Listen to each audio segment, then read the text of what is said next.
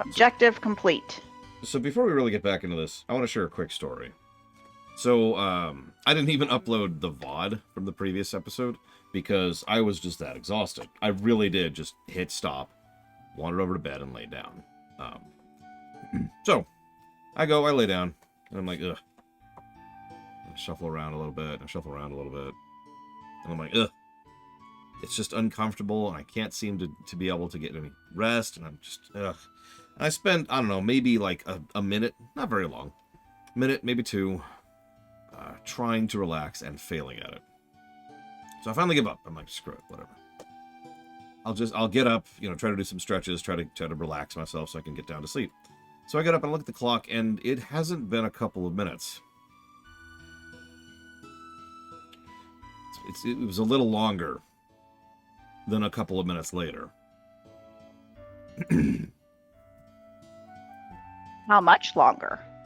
I mean, by a factor of, I don't know, about 100 or so. Give or take. So anyways, I apparently needed that. Moving on. Let's go ahead and play the video game now. Let's talk to people. What do we got? You really gonna be a Dragon Master? Gosh, if you come like Dyne, I'll be your bride. Dragon Masters are so hot. Oh yes, Alex, you'd make a charming, brainless bride. You have to become a Dragon Master. I want to marry one so bad. I'm sure there's a million girls who thinks like this. So I can get married to a million girls? That sounds like a lot of work. I don't think I want to do that. My, you're such young travelers. Here. Wait, you want to go to Maribia? Normally there's a ship that goes there, but it isn't sailing right now. No ship, no Maribia, no shining path of glory, no cash! Let's talk to someone at the docks, find out what's wrong. It's the only place where I can buy my horsehair toupees.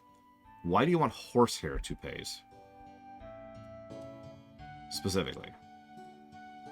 Sis, you know about horses. Why would you want horsehair toupees? I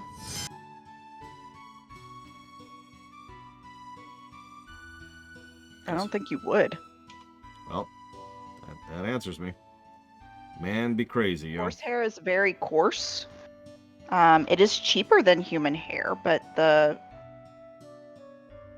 and they probably don't have synthetic in a video game. Yeah. Yeah, that's kind of what I was thinking. Because, like, I don't know. Maybe I'm weird. But I've had horsehair brushes, and those are coarse, irritating, and they get everywhere. Mm-hmm. You're all dressed up for an adventure. Will you take me with you, big guy? Sure thing, babe. Alex, I'm surprised at you. Is this how you intend to behave on our adventure? Don't even talk to me. Don't even think about bringing her along. I mean, that might have been the only one that was available. What kind of setting is this? That's a good question. I'm not sure.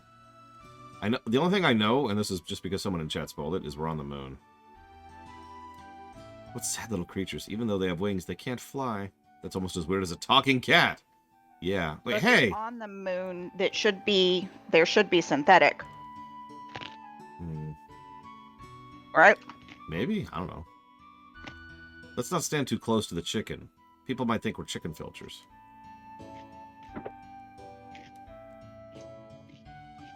I hate dogs. All they ever do is bark at me. Of course they do. Dogs and cats don't get along with each other. Wow, you are pushing it. Hello, Matt-skinned. Hello. My son keeps asking me to move across the sea to Meridia. Or Maribia, excuse me. What do you think of it? I think it's a great idea. There's nothing for kids to do out in the boonies. Really? I'm sure there's nice things about Maribia, but I like Saith. I was born here. I grew up here. I don't want to leave. It's a dumb reason to not move. You should move right now just because you're dumb. You want to go to Maribia, but my mom says it's too dangerous. She doesn't know anything. Your mom doesn't want you going because she's worried about you. And you shouldn't speak ill of the one who brought you into this world like that. I'm sorry. I won't do it to myself. I'll just mumble it to myself. If I grow up, can I please go to Maribia? No. No going to Maribia. Bad.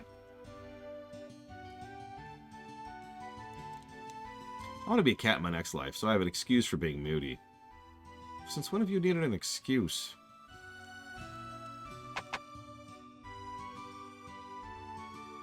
You know, people constantly talk about how awful cats are. So why do people love cats so much?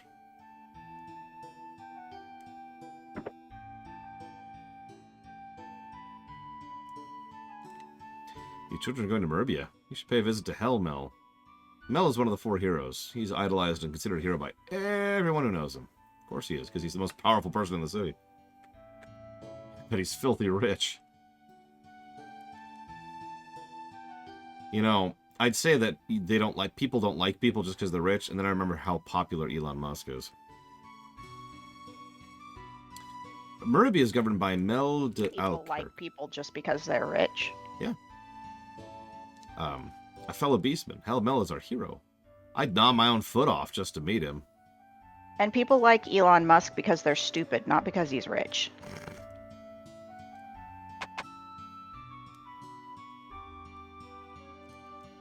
Beastmen and humans have lived together in relative harmony for years. It wasn't always this way. I guess I never thought about it before.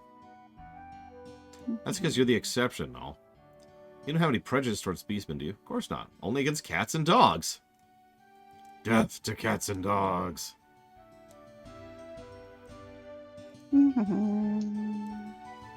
So, one of the weirdest things about how this game controls is if you're going up on a surface that eventually allows you to go around it, it automatically goes around it. Like, this is me holding up.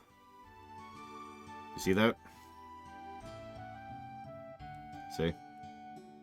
Wait, is this where I'm going? But if you can't go around it, you actually hold up against the surface. It's very strange.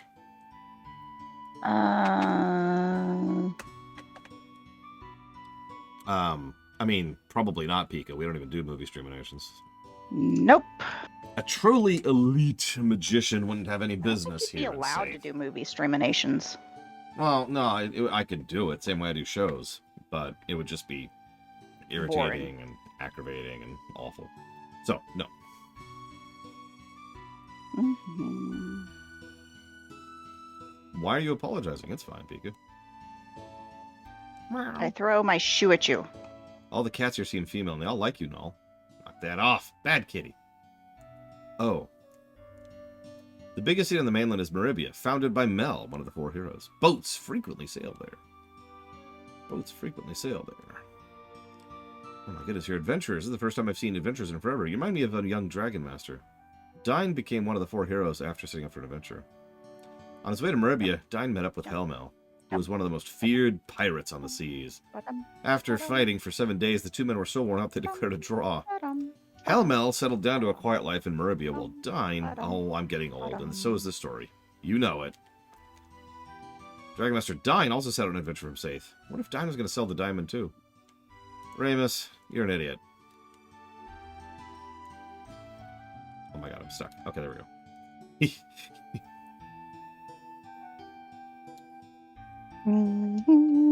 So what you're saying, Loke, is that streaminations are boring.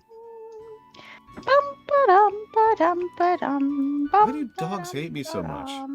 Everyone hates you, Null. Dogs just aren't afraid to tell you. You're cruising for a bruising. Yep. Fog is cool and gone, and she's going to the festival. You're practicing in Octarina.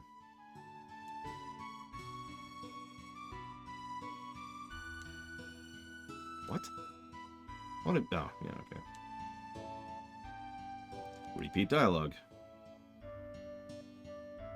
They have jewelers just for the rich in that city.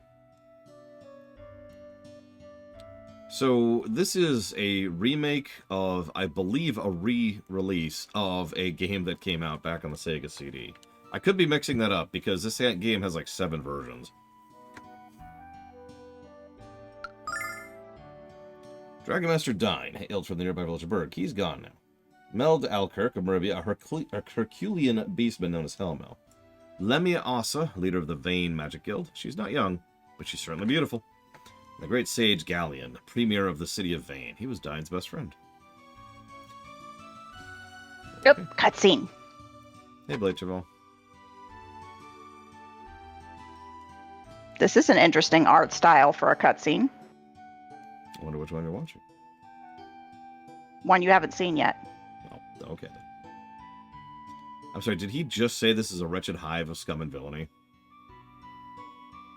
He did. He did. I know he did.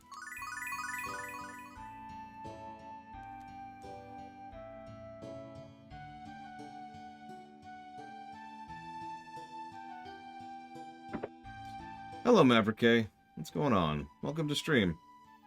We're playing a game I've never played before.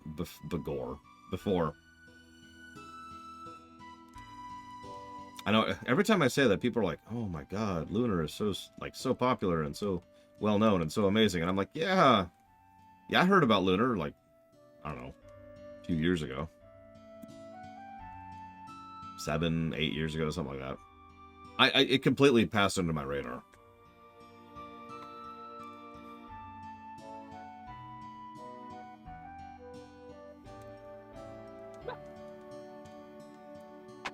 Hello again, Dakota. So many locked chests. What is this, Chrono Trigger? Congrats, Ross. Go-Go is either your best or worst party member, depending entirely on how you set them up. And you can set them up in any way.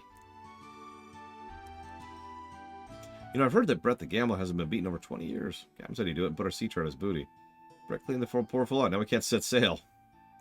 Oh. Boing, boing. Yeah, that's just...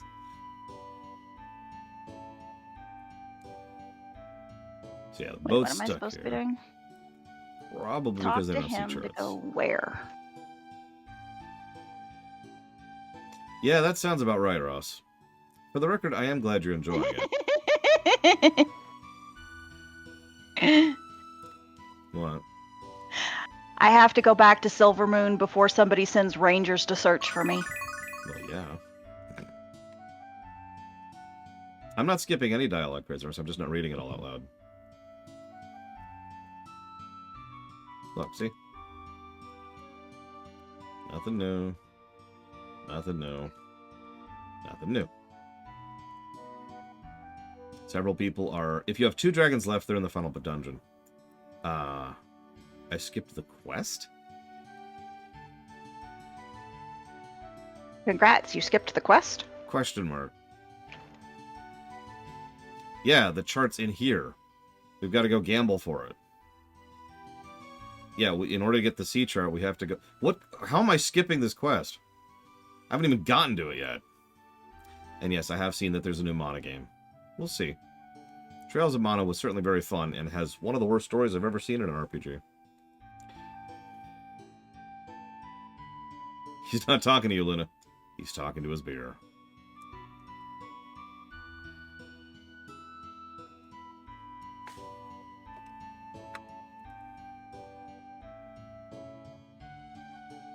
Yes, I want the sea chart.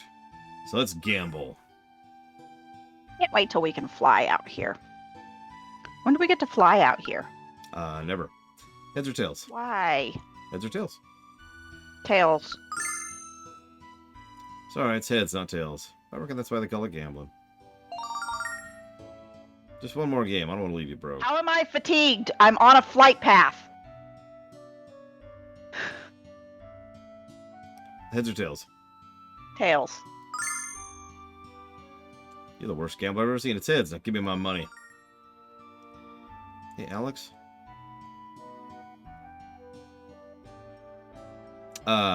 Probably Materia Keeper. It's not funded yet. So, some people still don't really realize this. I don't actually decide what I stream. You guys do. So, if you guys vote and donate... The dealer's choice. Which it never has. So, unless you guys vote for something with your wallets in order to show interest and raise priority, then streams don't happen. So, the question really is, Materia Keeper... Will you guys make me play FF7R2? Anyways, I feel like... Did I say hi to Maverick K? I'm sorry, I'm just... Hi! In case I didn't say hi, hi. If you have any thoughts, comments, questions, feel free to share. If you want to tell me how awful I am, that's cool too. I hear that every day of my life. You are more than welcome to. The coin he flips isn't the same as the coin he shows us. Brett is switching after the toss. You sure we just accuse the best gambler of this town of cheating? Come on, now. If anyone knows anything about money, it's me. One more time. Okay, one more time. Come on now. I don't want to win no more of your allowances. It just ain't right. We want to make things more interesting, Brett. We want to bet this. The diamond. Boing, You better be boing, sure about what you're doing. We didn't come all the way to Safe to lose the diamond on a coin flip. boing, boing. Oh my god, it's right, it's Billy Mitchelling, which is funny because he doubled down and then it was proven wrong again. That's, wow. Holy goddess Althena, I reckon that's the purtiest rock I've ever seen. You got yourself a bet, son. Ha! There, see? So Remus's plan would get to beat up Brett? Sheer genius. Put that coin down, boy. Why, Brett? So I don't notice it has two heads? Brett, you're nothing but a lying, cheating weasel. I knew the coin was fake when I heard it hit the table. A real coin makes a deeper clink. Oh dear, I've been caught by a child. I'm not giving you fake coin. I was caught by a child. If knew of this were to travel, I'd be ruined, you naughty, beastly boy. Hey, give me my money back. I see your accent was as fraudulent as your coins. Don't you know you can't con a con? Yeah, so give me the charts. I'm afraid I don't have it. Please don't shove me again. I bruise quite easily, and I'm a bleeder. What? You said we had to gamble for it. I said you had to gamble, but I never said I had the chart. Let's murder him. You ninny, dumb, poopy head.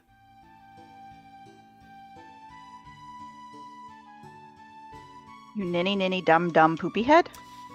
Well said. I traded the sea shirt to an old woman in the forest northwest of Saith. She gave me the fortune cane. Take it with you. Maybe she'll trade again for the cane or something else. Why'd you give us the cane? Well, I was hoping you brats, you darling children would keep our little secret. Sure. What are you kids doing here? My first new customers in hours and they're underage. I need something to bring in new patrons. Anything. So if you ever played a Dragon Quest game, I've got an idea.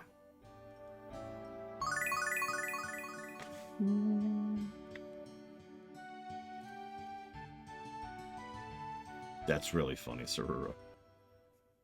That's right, we're gonna cheat.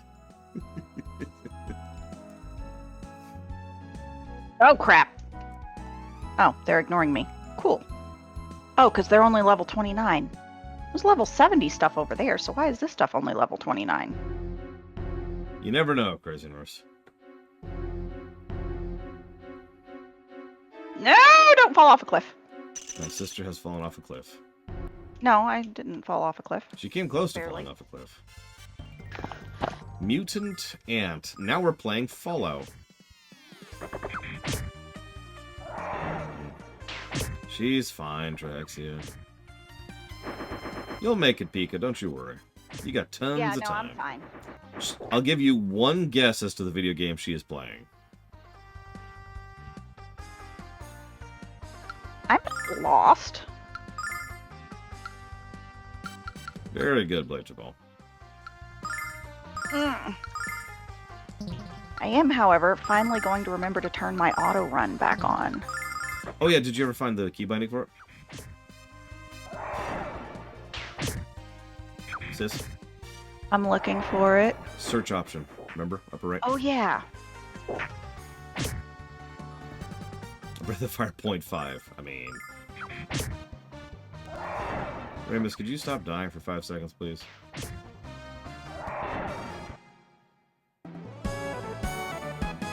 There we go. So that means Alex's inventory is full.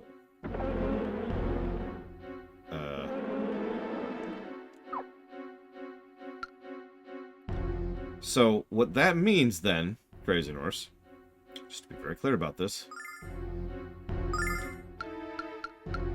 is I can hold 6 I found the items. other end of the dead scar. I just want to be very clear about this. That's what this means.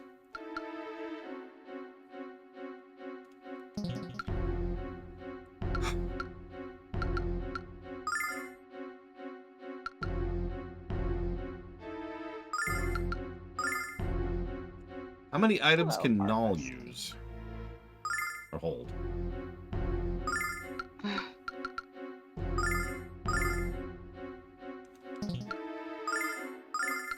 At least we can use items here from Null's inventory and not out of combat. So that's nice.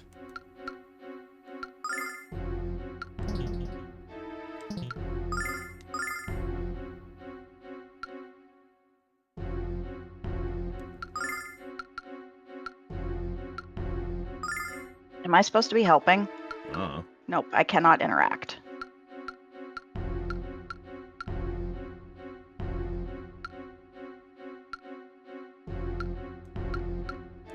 What's the standing versus crouching reference? Billy Mitchell is a cheater who cheated, and he's a cheater. You really don't need to know any more than that, to be perfectly honest. But if you feel like it, several people have made quite a thing of looking into the specific details of how much of a goddamn cheater he was. And he is. I'm confused. So she can use that, but nobody can use the ring, so we'll give it to Noel there.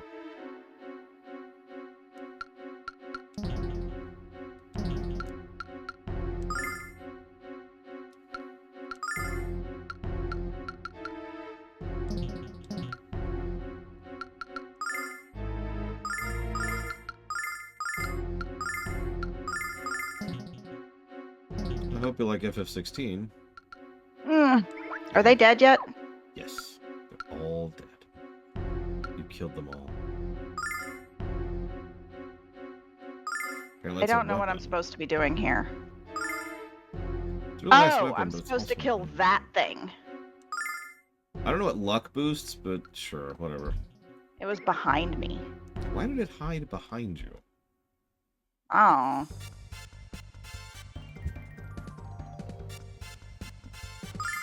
No, I didn't buy things kind of on purpose. More like I didn't feel like we were getting to another... Like, in JRPGs, usually you're not supposed to buy things at every town, right? You kind of leapfrog a little bit. In some games, you specifically hold off or whatever, but...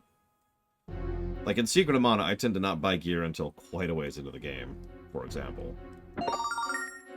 But in, say, FF6, I usually buy gear at very specific points. Like, I skip over Klingen, but I will buy stuff down at going G-Door. to need to go and find spells to smack with.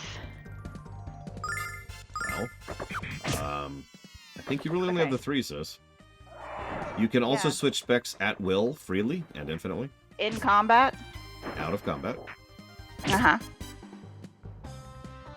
It's okay. I just opened my spell book and I'm now smacking him with things in my spell book. Literally clicking him from inside my spell book. I mean, if it works, I don't see any issues here. It is working. Slowly. Okay, he's dead. Now what? Oh, we knocked Arthas off his horse. Cool. You fighting Arthas? Nope. Okay.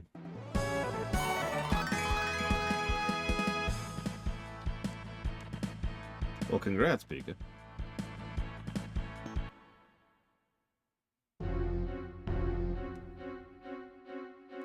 And yet, no one, especially not a YouTuber whose job it is reporting on things, should have to do with spurious lawsuits. But that is a thing that's been going on for several years now.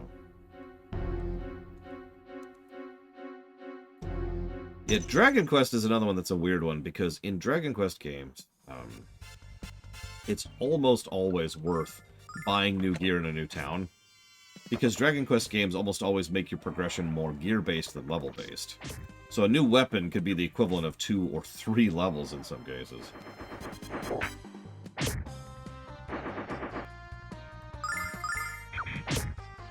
It depends on the Dragon Quest game, obviously. But like 4, 5, and 6...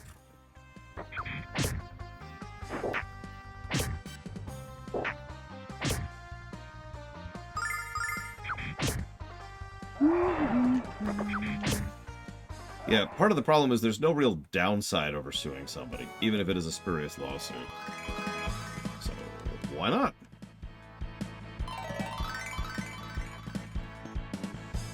I don't remember crafting in Dragon Quest XI, Yura. I'm sorry. I fell down the cliff. I fell down the cliff. Why did you fall down the cliff? Because I didn't hug the wall tight enough. Okay, that's valid. There was barely enough room for my Hawk Strider. All of these statements make perfect sense. And so I fell down the cliff. Ugh. The water is really low res out here. In Final Fantasy, gear is very variable. There's no standardization to how gear works in FF's games.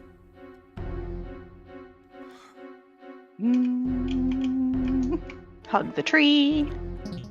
I mean, there is a very definite problem with the fact that both the police and the criminal justice system in general has no idea what online stuff is and hasn't for years. Now, they kind of know. I mean, that has slowly been changing, very slowly. But no, the real problem is there is no detriment for suing someone. So if you feel like going after someone, why not? Either if you are petty enough, or have the money to burn on it, or have the time to burn on it, or have nothing better to do with your time.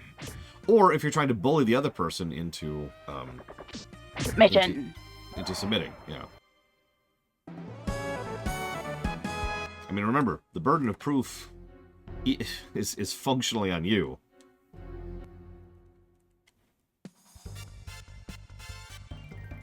But yeah, so like in FF1, for example, gear is extraordinarily important. In FF2, pretty much the same. In FF3, not so much.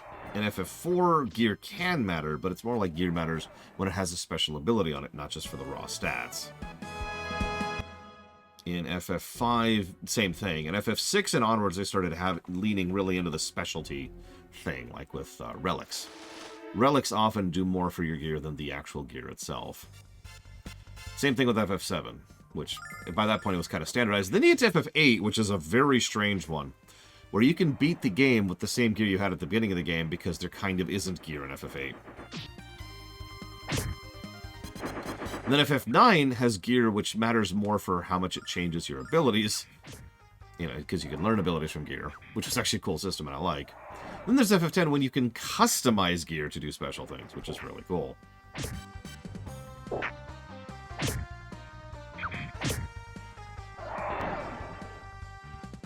FF10-2 basically doesn't have gear. All it has is the accessories.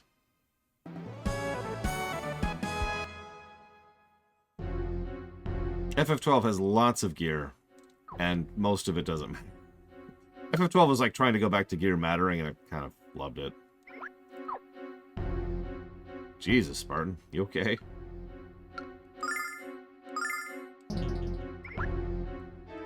Oh, absolutely, Sarura. Believe it or not, I actually like how 10-2 does it. I don't mind there not being much gear if that gear is extremely significant. Consecration hits things too? Yeah. I didn't know that. So, like, That's gonna make this much easier. If I'm playing an RPG where I only have 2 gear slots, but each gear slot really changes how I play, I'm with that. I would rather that than have an RPG where I have 12 gear slots and each one barely changes anything. My opinion. It's one of the reasons I tend to prefer WoW gear over FF14 gear, for example.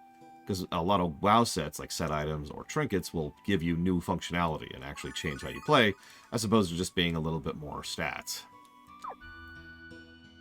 Now that's a preference thing, that's not a superior or inferior thing. Yeah, Diablo 3 was really good about that.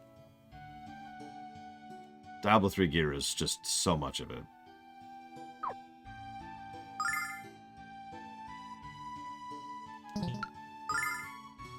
There's a universal macro you can make, which is just use trinket 1, use trinket 2, which I've had for about 10 years at this point. 2 guesses why. Oh. No, Yes, I'm getting my consecration.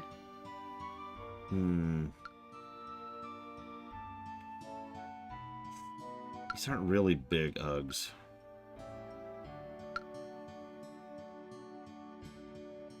Ow. No, it's a macro. You just... Yeah, she's a paladin.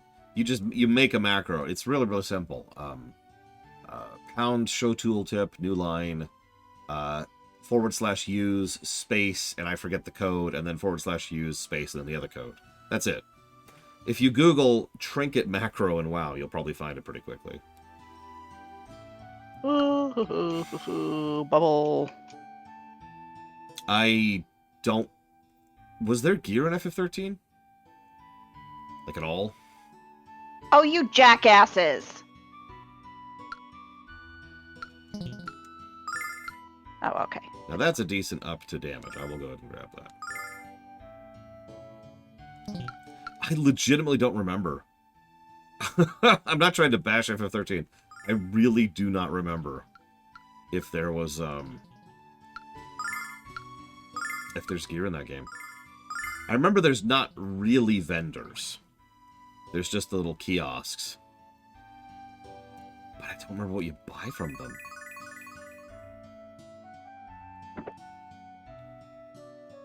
Yeah, I feel like there was an upgrade system. And you just upgrade your stuff. So like FF8, basically. And I don't remember FF15 like at all.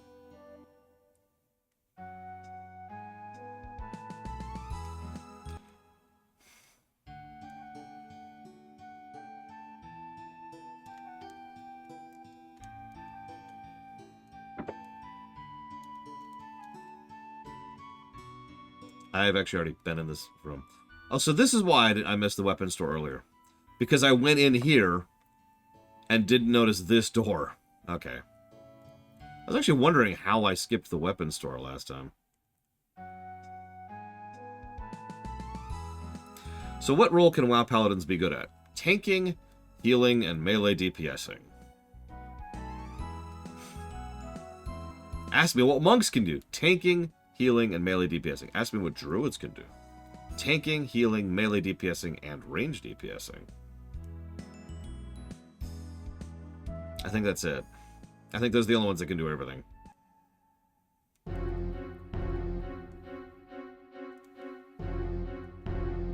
So it's sword and board for both healing and tanking, and big ol' two-hander for DPSing.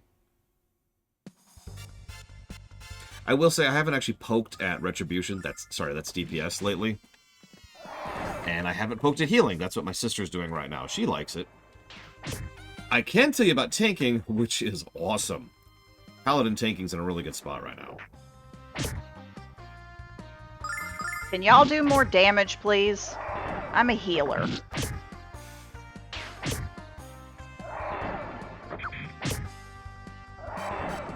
Yeah, I noticed that, prisoners. I don't know, Pika. If I'm being completely honest, I just washed my hands of it. Nobody's donated for it. I'm pretty sure I'm going to put it in the frozen pile pretty soon. And I'm just going to let it sit there. I mean, we all know the best tank class in the game. Demon Hunter. But that's also because Demon Hunters are the best class in the game.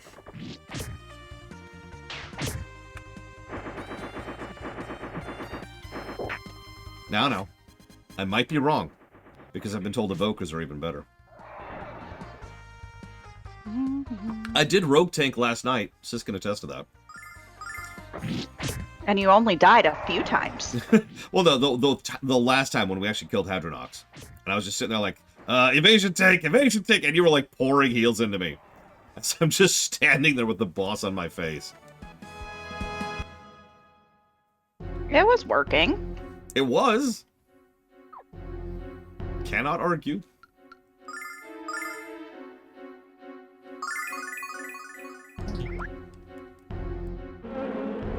Now, I'm going to be an idiot here, Europe. What do you mean by extra?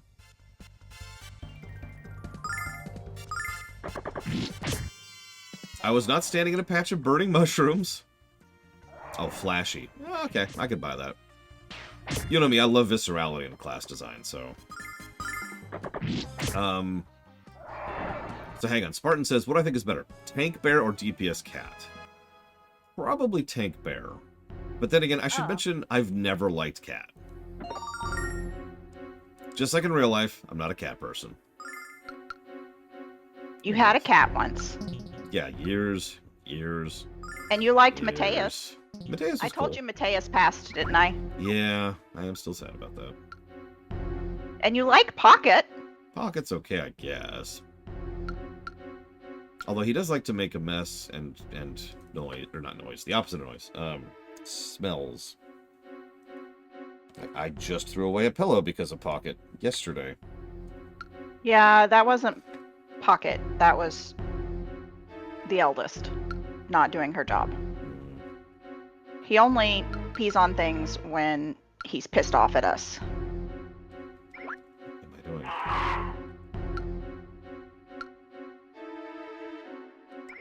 Oh, whatever.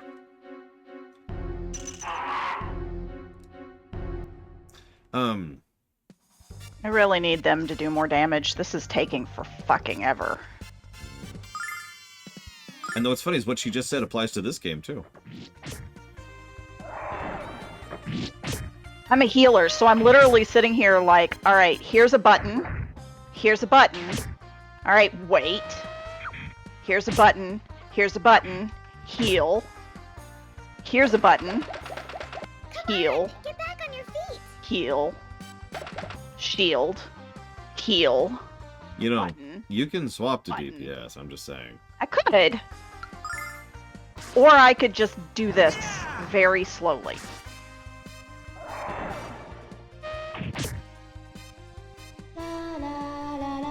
I'm just saying, this would be a much better thing if they had, like,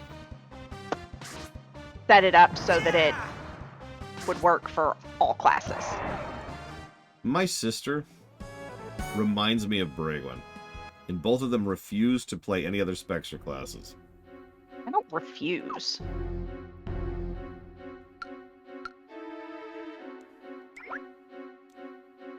That's not fair. Bragwin tried Evoker. And I believe liked it. I'm sorry, so I didn't finish answering you, Spartan. I've never liked Cat. Cat and Rogue have never been classes I like because I just dislike their core mechanics. I have not told him no. Having said that, I'm feared. Cats have been really, really good DPSs at multiple points in history, and probably are at this point. So, Did you know fear makes your window go away? I did, actually. I did not. I am feared again. So every time I get feared, I have to hit P again so that I can smack stuff.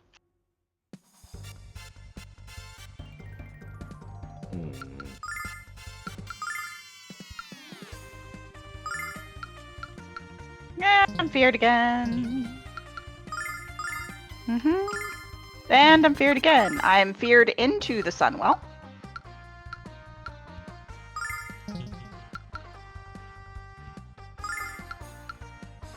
Would you hold still, you jackass? Never. So now to answer Ventress's question. My overall thoughts on Dragonflight. Huge thumbs up. It's Are you gonna do anything? probably going to rate the third highest of the expansions when we get to the review later this year. Almost I assuredly. have escorted you. Are you gonna do something? Nope. By the way, Legion and then Pandaria are probably going to be number 1 and number 2. Now, Dragonflight still makes mistakes. There are, I'd say, 2 major flaws of it. The first is the way You that... abandoned your sister in a place where she literally couldn't get out of? That's actually legitimately related to one of the flaws I was about to mention. So, Dragonflight is more like FF14. In many ways, actually. And I actually think it's for the worse. So, you have to unlock things in order to access things, but only some things. And so if you, for example, go to Valdrakken at, I don't know, level 10, which you can do, and you are on a character that's never done Dragonflight, then not only do you not have access to all the features there, you literally don't have access to the portal to Orgrimmar. It's not there. For no reason. And if you don't understand how strange that is, then you haven't played since, like, Wrath or BC, where you could get a portal to there as a brand new character, and set your hearth there, and then actually, you know, run around and have that as your central hearth part. Pandaria more than Kata. Yeah, that's what Yura was asking, is why do we like Pandaria more than Kata? Because Quality is my answer. yeah, the story had moments of... I like the story better. Moments of levity combined with the seriousness of things. as opposed to just everything is doom and gloom. Plus, just It makes sense, you know, the world was ending, but I mean, they call it Cataclysm for a reason. Plus, gameplay-wise, the quest design is noticeably improved from Cata to Pandaria.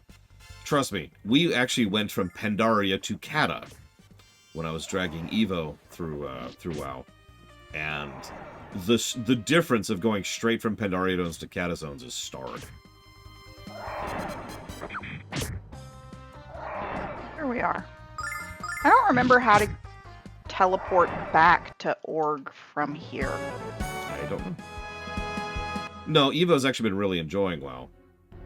It is FF14 I've been having to drag her through.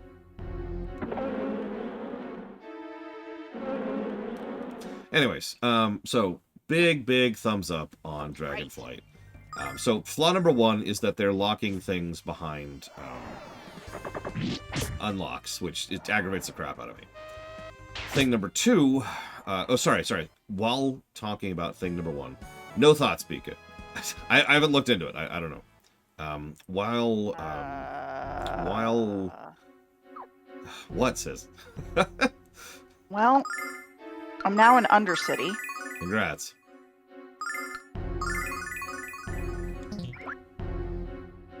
Can I get to Org from Undercity? Yeah. Go outside, go north a little bit to the flight towers, and use the portal on the flight tower. There's a portal on the flight tower? Yep, because there's not a Zeppelin anymore. Oh, that's cool. Nope, not going to Stranglethorn Vale. Why is there not a Zeppelin anymore? There's so many layers of the Undercity that it was just causing issues, so they got rid of it. Do it. I am a Blood Elf Paladin. Oop, what am I supposed to be doing? Deliver orders. Okay. To who? Boy. So, in Somebody. Legion, BFA, and Shadowlands, okay, let's rewind this sentence for a little bit. So WoW has always had an MSQ. MSQ stands for Main Story Quest or Main Scenario Quest, depending on who you're asking. It is the primary mandatory content of a game. So WoW has always had an MSQ, going all the way back to vanilla. fuck. The problem is, WoW has had issues over the years demonstrating that fact. In, I want to say Legion, actually. It might have been Warlords. Warlords or Legion. Yes it is, J. Palmer. You must be even further up. Hang on, I'm getting distracted by like 3 questions simultaneously, so let's go to my website really quick. Let's go to the reviews page, let's go all the way to the bottom, let's click Breath of Fire 3. It's right there, dude. I don't know what you're on about. So anyways, what the hell was I talking about? MSQ. So every WoW expansion has had an MSQ. No, Colbram. I don't differentiate, so I don't actually specifically have it written down. In Warlords or Legion, I forget which, there's a thing... Oh, did I set it to 2023?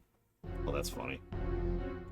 Okay, we're going to pause the game. Everyone hit the stream breaks, because I'm tired of this. So we're just going to hit the stream breaks. It's just the day of irritation in general, isn't it?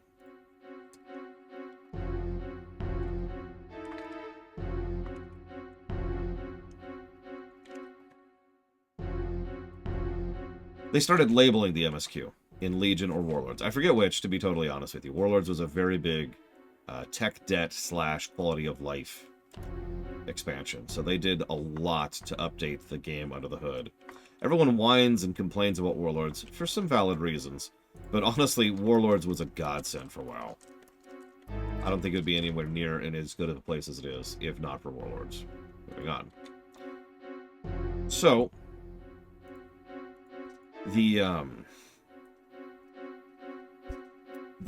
what they used to do is there's this thing where it's like, hey, you know, there's this extra, like you pull up your map, you pull up a quest log, and there's this extra section up there that's like, this is the main story quest. And even if you're tracking them on just your tracker on the screen, there's main story quests up here, and then there's side quests down here. So that's cool.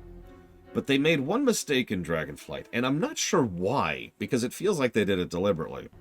They decided to do a thing where they allowed you to do the main story quests pretty much in any order, regardless of whether you did the previous ones or not. And all of them unlocked based on simply being 70.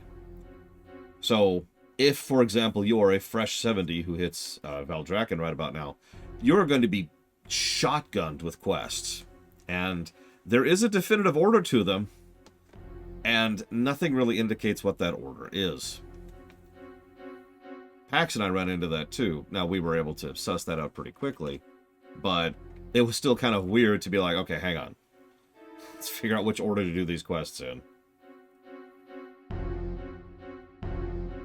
I would say Lufia 2, Trihexia.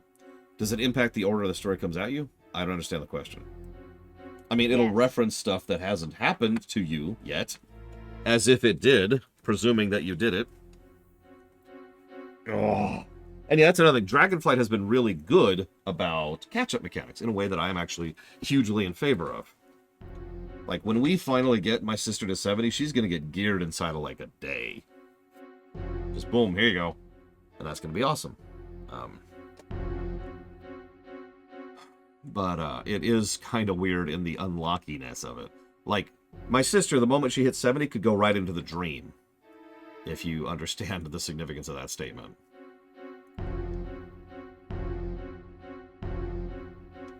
Okay. There. I fixed my templates. I fixed the website. So that's flaw number 1. And Dragonflight is going to get dinged for that when we get there. Flaw number 2... we'll use that. Flaw number 2 is that Dragonflight's MSQ...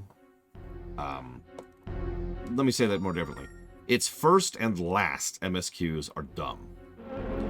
It's big, dumb, existential threat of the world stuff, and it's dumb. I don't have a better way to say it. Like, our enemies are the freaking Twilight Hammer 2.0. Except, it's more like the Kmart, we have Twilight's Hammer at home kind of Twilight's Hammer. Like, I actually rather liked what they did with the Twilight's Hammer. Especially in Kata. I don't even remember the name. Like, the elemental cultist jackasses of whatever they're called in Dragonflight are dumb. They're non-threatening. They're non-issue. And every time they're like, and they're going to destroy the entire world. I'm just sitting there going, are you sure? You realize we've been to space, right? That's a thing. I'm just saying, these people suck. Memes aside, I mean it. Like, they are such a non-issue. They are so low tier compared to us and compared to what we've dealt with. Here's the weird thing. You notice I mentioned only the first and last MSQs. The stuff in the middle is actually pretty legit. Because the stuff in the middle hammers things that are more interesting and more fleshed out and developed. For example, there's an entire arc, which I will not spoil in its entirety, where all you're doing is just helping the Blue Dragonflight. It's still important. It's still high stakes. It's still engaging. It's still fun as hell. And it's a lot more interesting than, hey, there's a big bad guy who's going to blow up the world over there. Go stop them. Which only happens a lot. Yeah. Twice just in this expansion. Yeah, the side stories in Dragonflight are legit. A lot of people reference the Citadel quest. Pandaria were legit, too. They were. You're absolutely right. Same with Legion, while we're on the subject. I didn't play Legion. Exactly. I don't think there were side stories in Kata. It might be more accurate to say that Kata was almost nothing but side stories. There's just random side stuff. Yeah. So if you hit refresh, Lamu, there might be a button that then pops up in your chat. And if that button is there, you can hit it, and that will allow it to log from my paperwork side of things. Oh, I like that about Cata too. It did make doing the Cataclysm lorecraft rather frustrating because I kind of had to do one per zone and cover each individual story arc in each zone, and God, that was exhausting. I mean, because it was the whole world was ending. Yeah. So everything was important. Cat had some great stuff, though. Like, no complaints there. Yeah, Duskwood story. The Badlands was a personal favorite. Oh, hey, we've actually advanced. What's this supposed to be? Some kind of booby trap? I can't imagine a creature dumb enough to stumble into this thing. Hey! Hey there! Get me out of this thing!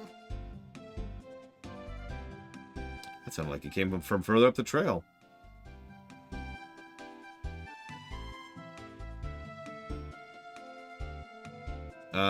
What exactly are you doing? Well, look, I'm doing, peasant. I order you to release me from this contraption immediately. He sounds pretty rude, Alex. What are we gonna do? I say we leave him here. He isn't hurt, and I'm sure he'll get out of this thing eventually. Well, I'm tempted to agree. I think we should help him. Lake didn't desert us when we needed his help. I guess you're right. Is that a comb? Oh my god, it's a comb. Can we murder this person? Yes. Let's do it. Murder death. Hey there, kiddies! My name is Nash. I'm a level 3 apprentice from the famous magic city Ice of Bear. Vane that floats around the Goddess Tower. The area around the Sea Hag's house The can be a thing little does tricky, give you really so cool be sure to looking watch your gear. step around here, okay? What does it says? The quest. Oh yeah, I know. I've seen it on PAX. What are you saying? You're the one who was trapped, pal, not us. And would it kill you to let thanks pass your lips? Who, me? I'm the 3rd rank of the Magic Guild and the best magician in my age group. I'm also the apprentice to the powerful Sage Galleon. How dare you say I was trapped when I was just, investigating how this silly device was made. This is why I hate leaving your city. You country folk don't have any manners. You've been yelling at us since we got you out of the trap, and we don't have any manners? No, you don't.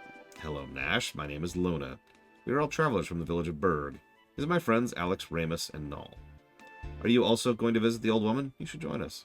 It would be much safer for us to travel together. Do we have to? I don't want him in my party. Go with you? Well, protecting beautiful women and simpletons is the duty of every guild member.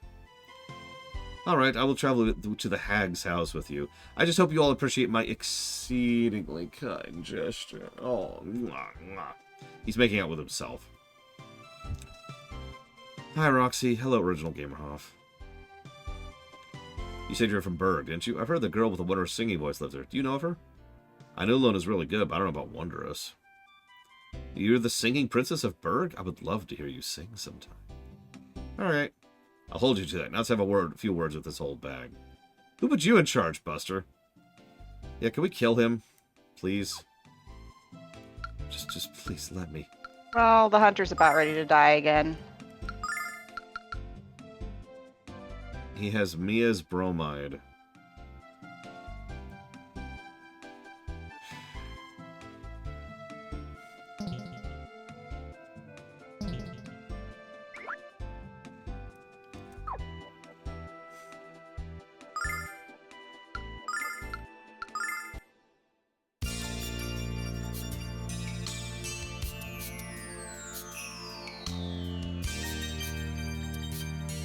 Okay.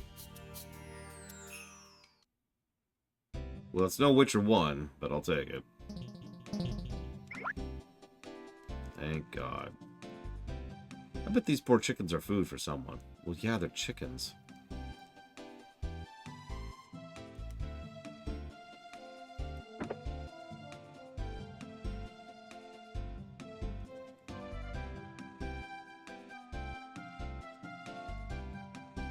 You're a little small for a watchdog, buddy.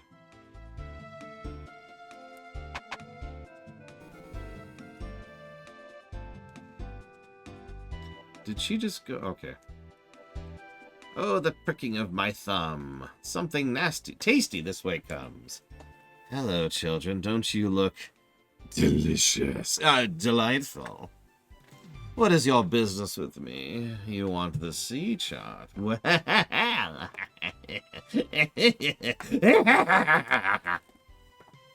tank is just not paying attention. I even said in chat, I'm going to go res the hunter. Give me a second. And he's just like, nah. I'm just going Listen. to pull. Waiting is for lesser people, okay? Thank you, Harkonnen. I do always appreciate those subs. Thank you. If you want to put that towards something in particular, up to 3 things, please let me know. And he's fighting the things that, like, give you a healing debuff Oh, that's pretty weird. and still smack like a bitch. And he's still pulling. Would you stop for a second? Jeez. Okay, so. Since I assume you won't part with your tasty little pet there, will you trade me the water cane? What? I was given this cane by Galleon when I left Vane. I'm not about to exchange it for the warty old hag for a crummy old map. We do need the sea chart. What do we do? The priest had been healing him. I can't keep up my mana. Please slow down and wait for the healer. Would you like me to ask him, Alex? Nash seems to be fond of me. No way, Luna. The only thing this egomaniac understands is tough talk.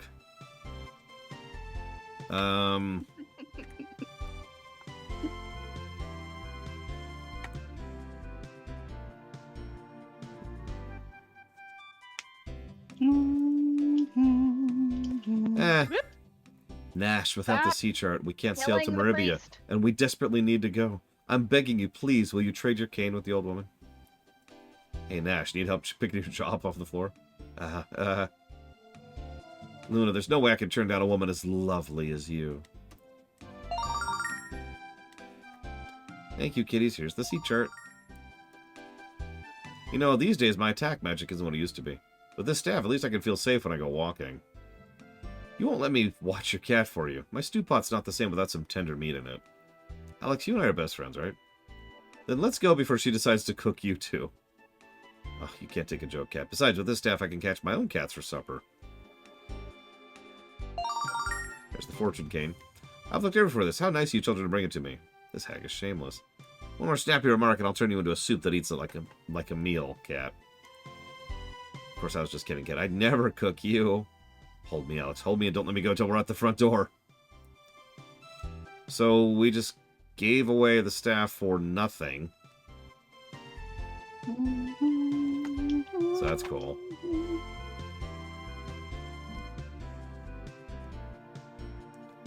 Get out of the way.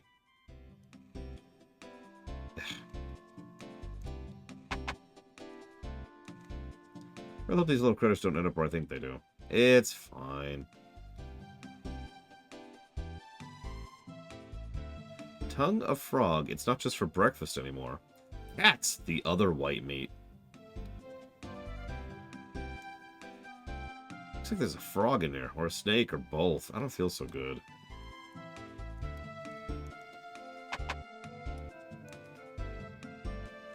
Oh, excuse me.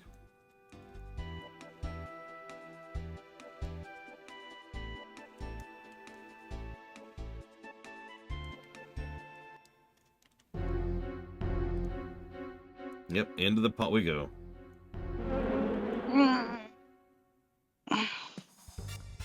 It's okay. First I'm going to go back in time, and then I'm going to power up this amulet, and then I'll be able to open up those chests.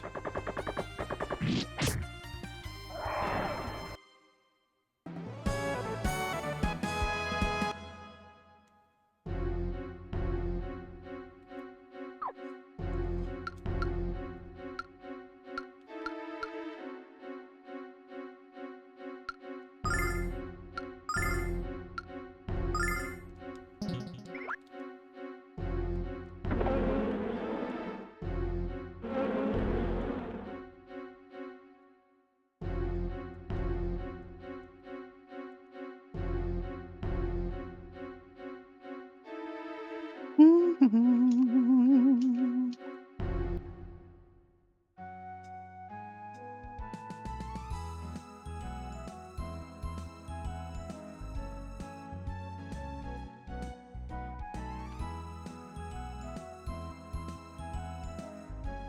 don't know what a spews is, but sure, why not?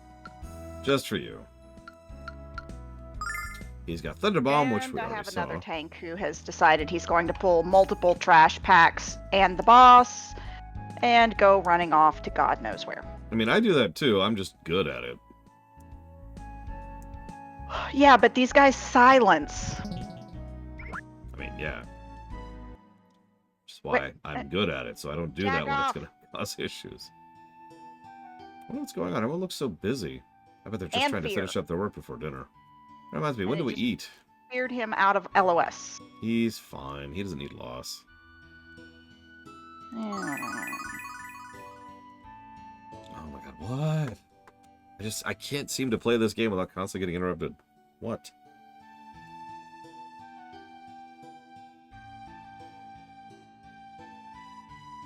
I am in charge of my body and still afraid. Congrats. It's the second time that's happened to me. I feel like that is a bug, but then again, maybe it's just because you're a paladin. I don't know.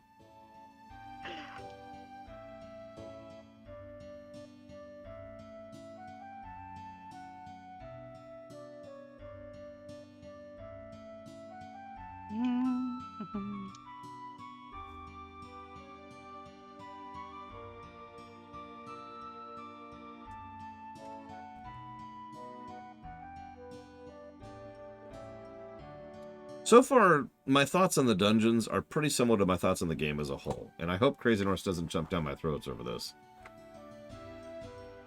It's inoffensive. Something I've talked about recently, more than once actually, is that there's nothing really wrong with something, but if it doesn't... Boring. Oh, no, it's not boring. That's a step down from this. It's just there. It's solid. It's like what BoF 1 should have been. I'm trying to think of a good other example. It's a net neutral? Well, it's still a net positive. It's just kind of there and decent. The localization is honestly one of the better parts, which is funny, considering what Sarura was complaining about earlier. Ah. Like, the combat's fine. Positioning thing would be more interesting if I had control over it, just like in FF10 too. Adventure time is vetoed. I have no interest in that. You can put it towards 3 things, Harkaden, if you'd like to. Plain isn't quite the right word either, because plain implies boring. Have you ever had something that's just averagely good? We even have a category for that with regards to the Bland. bland still feels like too negative. What did you Like, you get... You're too picky. You don't use words the way words are supposed to be used, so stop being so picky. No. Serviceable. That's actually a good word. I like that. We'll go with that. Yeah, it's pepperoni pizza. There we go. That's great. That's a great way to put it. Don't mistake me. Can it be cheese pizza? No, because there's pepperoni on it. It's a pepperoni pizza. Okay. It's not plain. It's not boring. It's not bland. It's just pepperoni pizza. Nothing wrong with it. Like, other than some irritations with the interface, I haven't really had a lot of complaints about it so far. Yeah, exactly, Sarura. That's a great way to put it. I'm not going to turn down pepperoni pizza. That's fine. But, like, you know, if I'm not going to seek it out, right? I'm curious where this is going to go. I should at least jot down some character thoughts.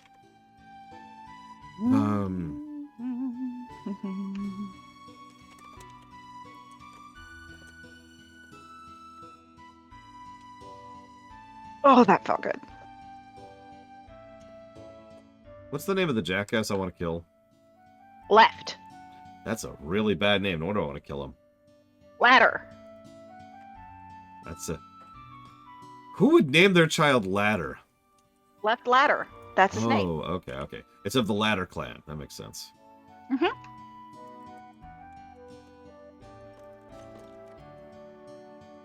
you going, dude? Why are you running that? Oh, because somebody had aggro. It was okay. It was their pet. It would have been fine.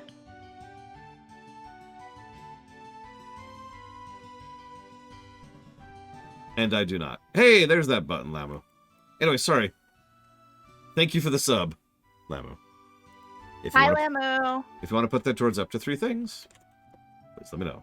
Jump, jump, jump. Let's see. So, Deus Ex, Human Revolution, Doom Block, and Zelda Block. Thank you again, Hakaria. What are you about to do? Oh yeah. Okay. So, just for you, dear brother, Uh-oh. I have put blinding light on my bar. I'm so sorry. Just for you. So what my sister doesn't know is I hate the blinding light spell, and I try not to use it in general. Oh god, somebody. Okay, good. They didn't actually. I fall just saved. Look, there. Saved. Boom. We're saved. We're good. We're fine. off. Yeah, I know. That's why I put it on my bar. It's because you hate me. I understand. Because Eva was flipping about accidentally clicking the runaway button. Oh. So I put it on my bar so that she wouldn't freak about clicking the runaway button. You brought The this. problem is that I keep forgetting what it is. And I'm like, what does this button do? Oh yeah. That's the button that makes me, be able to make stuff run away from me. You brought the sea chart. I'm grateful to the lot of you. But my ship is being devoured by a wretched beast from the hellish depths. Must have been all the fish sitting in my hold that attracted it. Alex, we have to help this guy. You're offering to slay the monster for me. Let's do it. We'll save. Is this it? Are we finally gonna reach the first boss? Jump. Jump. We are Jump. hours into Jump, this game now. Jump. Jump, jump. Jump, jump. Hours and 3 dungeons in. Jump. Jump, jump. Jump, jump. Jump, jump. Run Jump. all you can, Captain. Jump, jump. Captain, we tried to attack the monster, but it was no use. He just ate all our weapons. I let the deckhands retreat until we figure out what to do. What are we gonna do, Captain? Captain, the monster's eating right through the hull. Let's get out of here before it starts looking for dessert. Jump. Jump. Jump. It's a slime. Here you go. Run away! My crew's a blasted bunch of lily-livered scalawags. I think I'll let those scurvy dogs sail with me. You kids aren't afraid, though. And that's why I'm going to let you handle the monster on your own. Bye! This is what has everyone getting scared. It's a giant blue booger. Boss time! Different music, even. Ooh. It's almost like video games, can do that. They They can, have more than 3 songs. but they don't. Really? Stupid fucking little treant.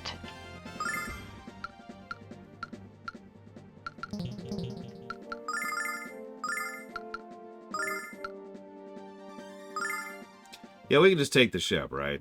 Nobody minds. Check this out.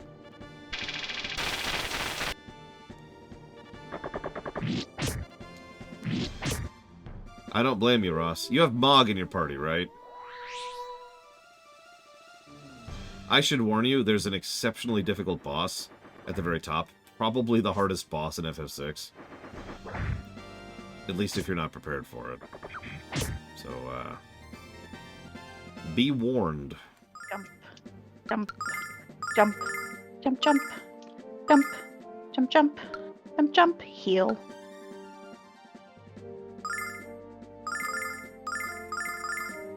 Check this out. By the way, brother, can I share my screen for a second? Sure. Because I need you to tell me how to get rid of something. When I'm in combat, this thing pops up underneath me, and it's annoying.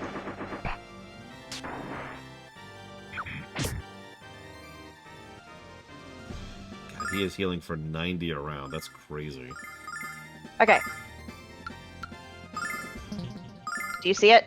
You haven't shared your screen yet. Oh, sorry.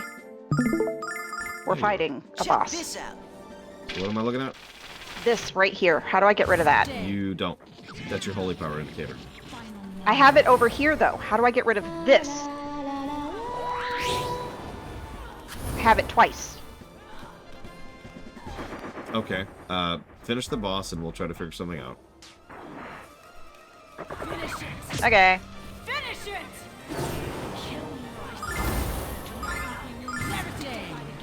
Enjoy your final moment. I finished the boss. Okay. Check this out. Binder. Now, go ahead and pull up your edit. Your edit HUD thing. Another thing they borrowed from FF14, by the way. So you can see it down there. Yes, but I can't click it. Click your health. It's right above it. It's right above it. I can't see it anymore. It's... Okay. Stop moving your mouse. Down. Stop. Up. Stop. Right there. Click that thing. That's my cast bar. Okay. Now what's the one right It's above not it? the same thing. That's my encounter bar. It's also not it.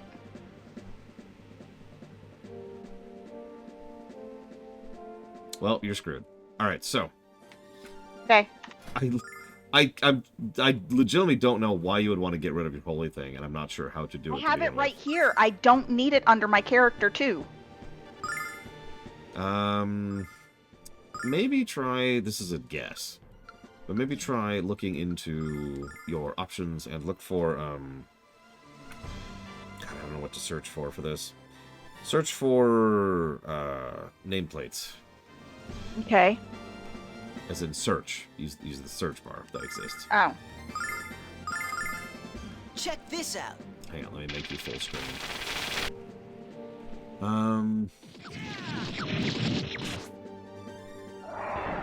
Scroll down a little bit, please. This is as far as it goes. Oh, that's all you got. Mm-hmm. Okay. Yeah, I don't know. I don't have that because I don't have the default UI. I apologize. So...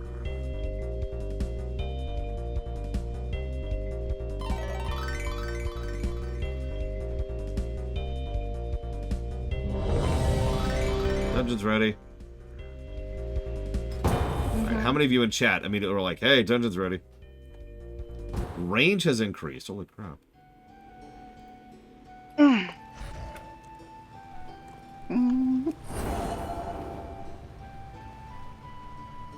Oh gosh, I missed. Congrats. It has been a long time since I've done that.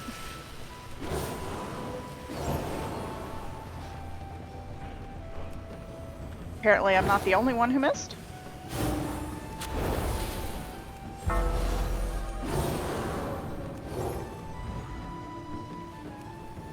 Hey, sis. Hmm. Type that into chat. I can't. Sure you I'm can. healing. Well, I'm gonna stop watching for a second. Or unless you're gonna do it right now, in which case... I'm gonna do it. Minions of the scale, heed my call. 1,000 fangs gonna rend your flesh. Don't mind us, we're just finding a snake boss.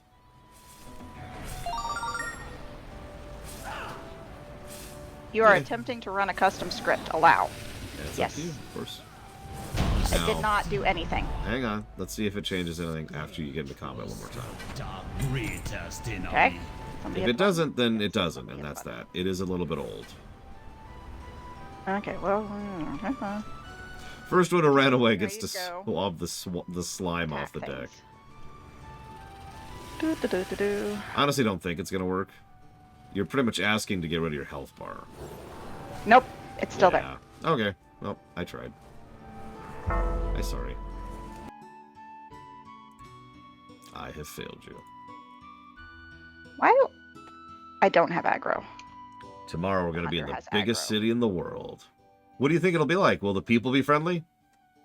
Speaking as someone who's been to cities before, no. You know what the best part of this? My dad wouldn't believe it if he saw it. Where are you going, Tank?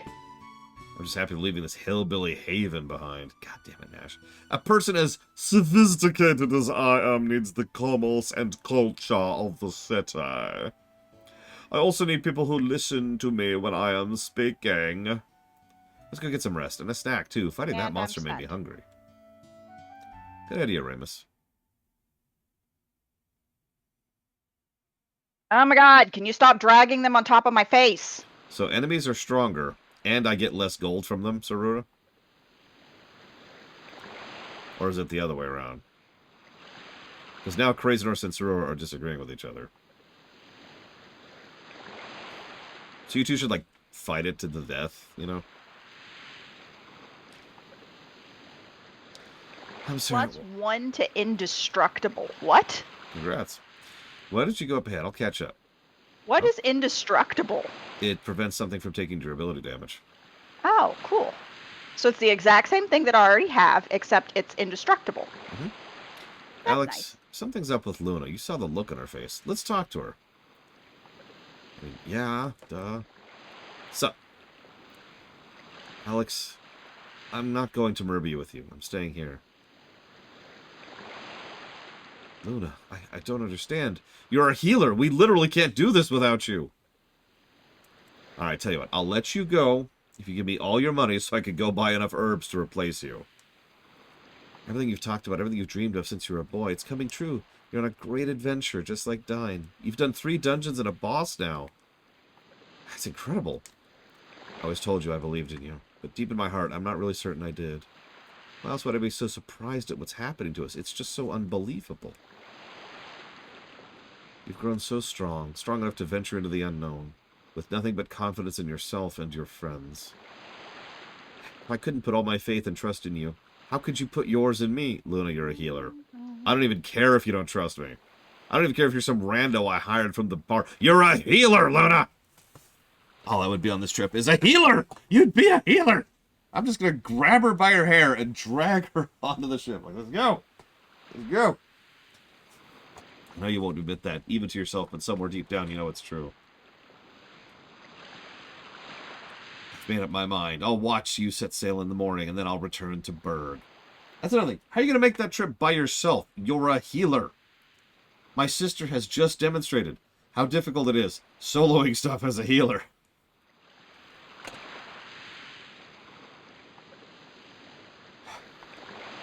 Whatever. Get out of my party, Luna. I don't want to see your ugly face. Get out of here. You're dumb.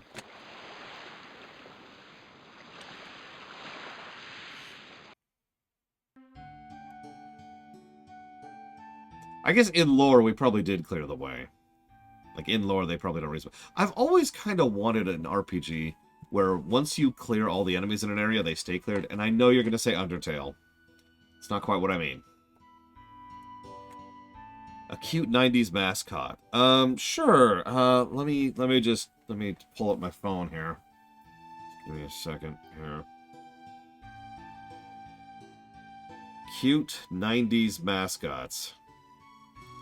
Alright, what do we got? Mickey Mouse. Okay, no.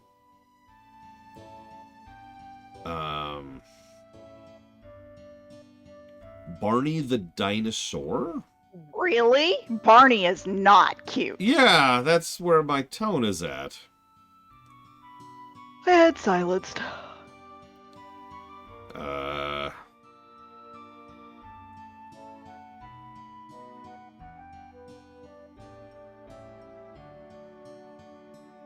Silenced. It's like, here's a button. Okay, now you're silenced. At that time, I got 2 buttons off.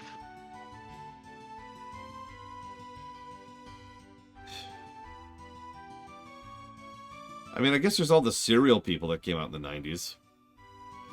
Toucan Sam, Captain Crunch, the frog guy I can't think of the name of, the Lucky Charms guy I can't think of the name of, the Golden Grams guy I can't think of the name of, the Honeybee, Tiger the something, Tony the Tiger I think. Yep, Tony the Tiger. The rabbit, the silly rabbit. Silly Rabbit is Trix. It's Trix, yeah, but I can't remember the name Yeah, of the but I rabbit. don't know the... Yeah. Count Chocula. I remember that one. That's memorable. The Keebler Elves.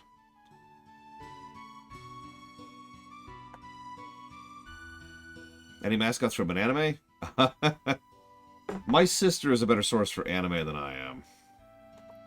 I don't like anime. Yes, Null, I'm worried about Alex's parents. I have to head back and let them know you two are doing fine. I'll miss you, Luna. Null, you have to take care of Alex for me, alright? No problem, Luna. If we get into trouble, I'll just talk him out of it. Or talk us out of it, excuse me. Take care of yourself, Alex. Don't do anything too dangerous. Don't sleep with your feet sticking out from under the covers. You'll catch cold. How about when I'm in the middle of a boss fight and need healing, Luna? What should I do then? Die. Apparently. Well, time to go die. Like, if this was Ramus... That's a broken link. Prisoners. If this was Ramus, I wouldn't mind. Because screw him. But, like, Luna is literally the linchpin of my group. Bounce, bounce, bounce. Remember to tell bounce, my dad I'm not bounce. coming back till I made my first $1,000,000. Farewell, Luna. I am confident we'll meet each other again. Bye, Luna. I hate that you're leaving the party here. I thought she was your healer. She is my healer, and she's leaving the party. Why? Because she's stupid. We'll go drag her by her hair. I would if the game let me. Alright. Yeah, Ramus... Figure it out. There's... Yeah, pretty much. There's actually a Luna, you have to come with us. What? Luna, all the exciting adventures in the world mean nothing if you're not with us. This isn't just my adventure, Luna. It's ours. Oh, Alex, but what if... There's no time to think about it. Hurry! Give me your hand. Come on! Oh, I hope I did the right thing. It's all so exciting. That was close. You almost Yeah. did it, Luna. Now, our real adventure can finally begin. I am almost level 69. Oops. And you'll be right here with us where you belong. Alex, I don't know about this. What's wrong, Luna? Your face is all red. I'm just trying to catch my breath, I am that's level all. 69. I knew you would come with us, Lunas. I had faith in you. Okay, so this is gonna sound harsh. That might be our first story negative this whole time. And that's really a shame, because that's probably for the best that she's joining the party. But we're reviewing the game that we're currently playing. And there's a scene like that, which I will give a negative to in FF4, which pisses me off for the exact same reason. Okay, I'm gonna leave the party, because I would just be a burden to you. Very next scene. Never mind, I'm here for the final boss fight. Wait, what? That's the thing in FF4, specifically. Is Luna coming back? Yeah, she's already back. She's already come back. But she was leaving. Yeah. See, what I would have probably How can done... be a paladin and not have an aura up? Good question, sis. How do you? I don't know, but this paladin doesn't have an aura up. Wow.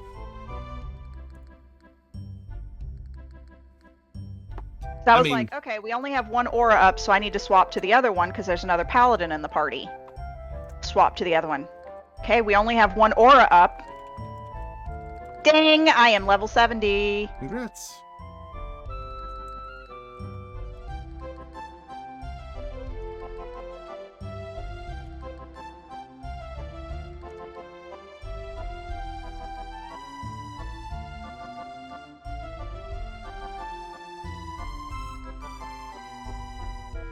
Yeah, I am sorry, but if it makes you feel any better, if she had stayed out of the party, that probably would be more than one negative.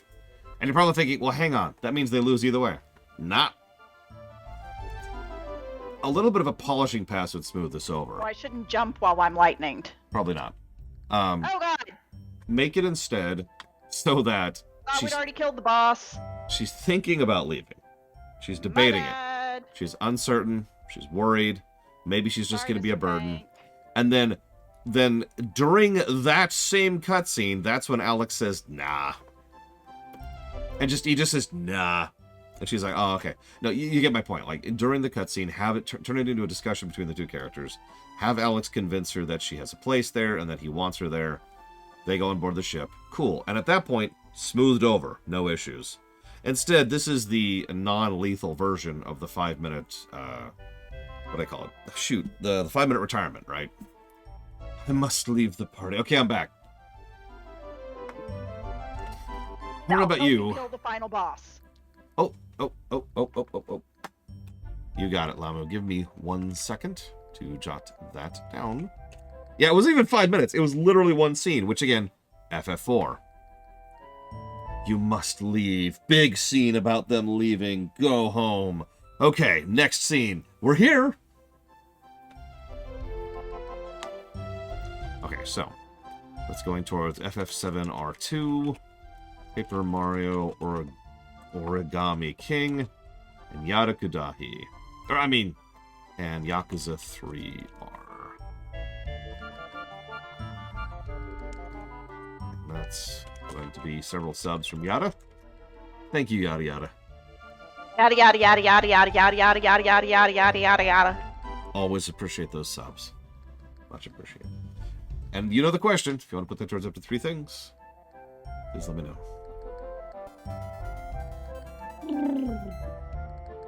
I hit 70. I heard. I even said grats. Oh. I don't think you heard me. I didn't. Because I accidentally then immediately pulled the boss because I thought we'd already killed him. I mean, yeah. Congrats. So I just happened to just stand with my back to him while he patted in. I don't see any issues here. Alex, I don't know about you, but I'm getting chilly out here. Want to head below? It really does, Blade Trouble. I mean, again, most JRPGs, most RPGs, most games start to fall apart at a certain point. Sunshine Syndrome is very real. It is the true rare exceptions that bypass in it. the party anymore. I hate to constantly bang on these two games, but one of the reasons FF6 and Chrono Trigger sit on a pedestal that few other games reach is because they don't fall into the same damn tropes that most other JRPGs fall into. Which is... The quality of the game dipping substantially at a certain point in the game. Mm. So we're going towards Jump. Jet Force Jump. Gemini, Jump, jump, the RPG Jump. block, jump, jump, jump, and jump. DBZ Jump. Kakarot.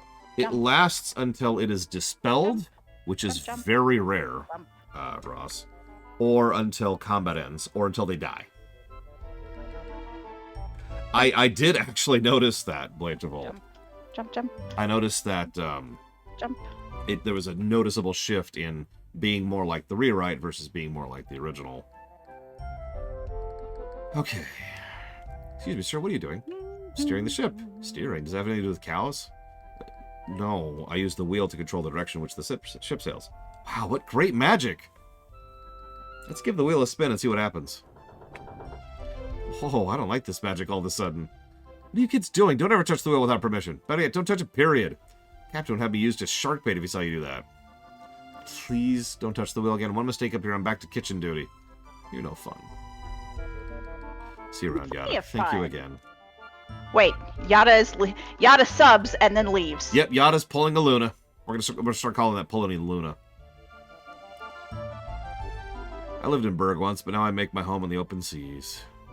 This is your first time on the ship, huh? How do you like it so far? I love it. Everything smells like fish. You love what we're having dinner for tonight, and every kind of fish you can think of. Alex, I'm starting to think we died and went to heaven. I'll be honest with you, eating fish every day gets old after a while. There are times when I would kill for a Maria burger. Alex, if the Dragon Master thing doesn't work out, you'd always be a sailor.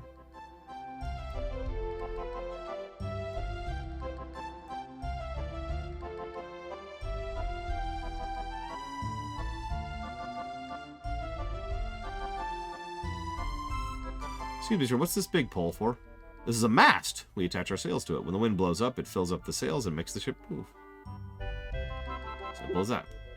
Seriously? Do you think I could see Maribia if I climbed up the mast? We're close enough to land, yeah. What if the captain says what's true? You kids will be getting an arrest for quite a while.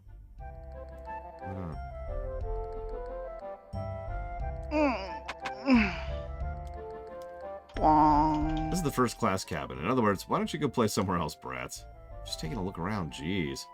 Alright, kids, have fun exploring, but keep the noise down or I'll drag you back to your quarters. Alex, wouldn't yelling at us for no reason qualify as making noise? Yes, we're finally heading to Maribia. One more day and I wouldn't have a job when I got there. Now I'm totally set. I hear the guys in Maribia are the cutest in the entire continent. Here's about the guys. Tell me about the fish! I guarantee it'll be filled with the coolest things I've ever seen. They're really hyping up this city, so it's either going to be a complete scumhole, or I don't know what the other options are. I've seen you kids walking all over the ship. Are you nervous? Because you shouldn't be. Despite the damage that monster did, you'll never find a stronger ship in the Hispaniola. It's not that. It's because that's the first time we've ever been on a ship. That was the captain's quarters. I don't know if he's asleep or not, but I wouldn't take any chances. Hey, Captain. Good to see you. Let me thank you again for yesterday. I'm still busting my crew's chops over the way they ran around like a bunch of girlies. I'm sorry I couldn't put you up in the first-class cabin, but I didn't have the room for you. And I couldn't bump any of me paying customers. After all the blooming repair costs, I needed the money. I've loved the sea since I was a wee lad. Me dear departed mum always said I'd be a sailor. I only wish she'd been around to see me plunk down the gold to buy this sweet vessel. But she's dead, because I killed her. Stab. Nervous. This is my first trip as a crewman on the Hispaniola. I've been put in charge of hoisting and lowering the sails. Do you know how important that is? I thought I'd be chief deck swabber or something. I'm not ready for this much responsibility. Don't be such a chicken, man. You don't want to end up blocking the plank, do you? I can't do it. I just can't do it. How am I going to tell the captain? Hey, the captain was telling me about you kids. You got the back to sea chart and killed the monster. I didn't think there were any brave kids left in the world. How old are we? So young, but so brave. We need more kids like you to set a good example for the slackers. No McFly in the history of this valley has ever amounted to anything. Why even bother? Almost done. Just have to change the bedsheet. I'm sorry, is this your room? Nope, we're in second class. It's our first time on a ship. We're heading to Maribia. Maribia? You children are much too young to be going to an awful place like that all by yourselves. Called it. You're just joking with me, aren't you? I bet your parents are on board. My child's about your age, and I don't let him walk on the other side of town by himself, much less wander off to another continent. Your parents are completely insane. Yes. Thank you. I'm heading for Mel's mansion as soon as we reach Maribia, but here's a really scary guy, and I doubt he has the time to meet with people just walk off on the street. We get to meet him. What am I going to ask him about? I'd love to hear his stories, but he's probably sick of talking about the old days. I hope not, because I want to hear him too. Should we go with this guy? Better than Nash. Master Mel has a daughter named Jessica. She is an absolute fox. I hear she's one of the strongest chicks in Maribia, so I've been working out. Would you like to feel my abs? No. If Master Mel takes a liking to you, he'll introduce you to his daughter. How can I make the old fart dig me? Maybe I impressed him with my ping-pong skills.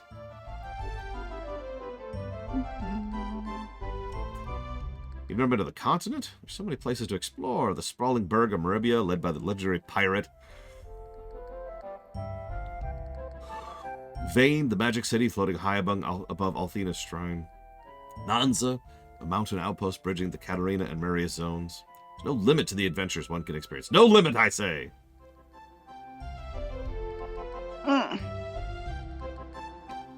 I thought I was going to be the next Dragon Master. Instead, I fell in love with the sea. I've been a sailor for 10 years now. Hope you find the adventure you're looking for. How you doing? I saw how you kids handle that monster. I believe you're mere children instead of trained soldiers. It's okay. We're the main characters.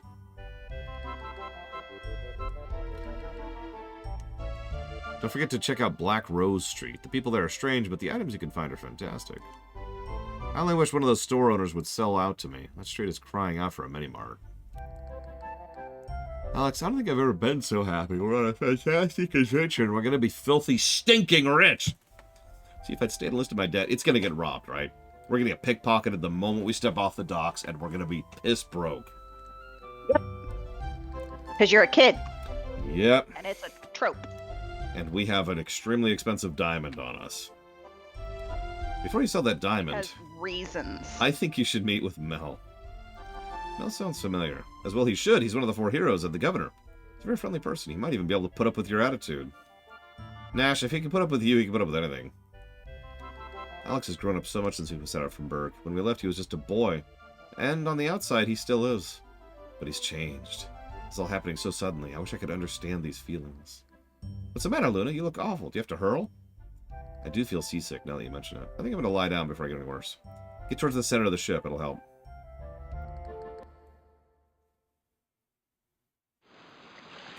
I wasn't expecting that to advance the plot, but sure, whatever.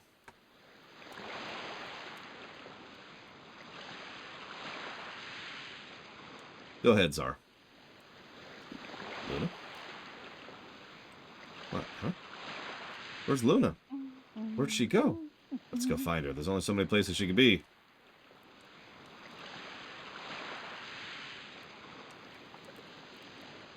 What are you doing awake? Feeling nervous? Can't say I'm surprised. If it makes you feel any better, I'm a bit nervous the first time I mention Marivia. You realize, of course, I'll strike you dead with thunder magic if you tell anyone. Sure. Excuse me, did you see a girl walk past her earlier? Ah, yes, the blue-haired lass with the peaceful peepers. She walked up to the deck a few minutes ago. Tank! Go! Stop waiting. Hey, sis, do you remember what team radio means? Nope. Okay, so I'll spare you the full explanation. Team radio means please be quiet for a minute. Okay. I'm not saying it yet. I'm just reminding you of what it means. So I'm pretty sure about to have a cutscene. Okay? Mm-hmm. Cool. Now don't let the tank die.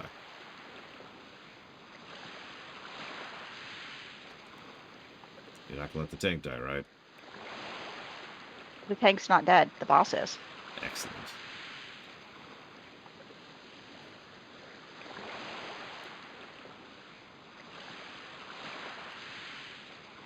He was a good tank. He was just slow. So the first RPG I ever played was Dragon Quest I and Final Fantasy I, pretty much at the same time, Czar. So by definition, Japanese. I was exposed to games such as Ultima and Wizardry, but, well, those games sucked, so they never really stuck with me. Final Fantasy and Dragon Quest, for as crude as they were a bit of a game changer for me. It was the first time I was like, oh my god, this is so cool. But if I'm being completely honest, the first time I actually really enjoyed an RPG was not until the 90s, with Final Fantasy IV.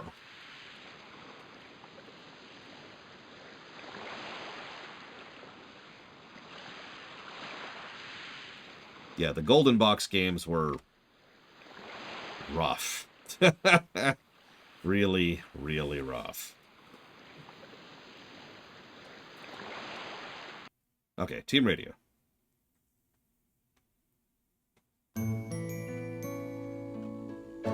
We're on the moon.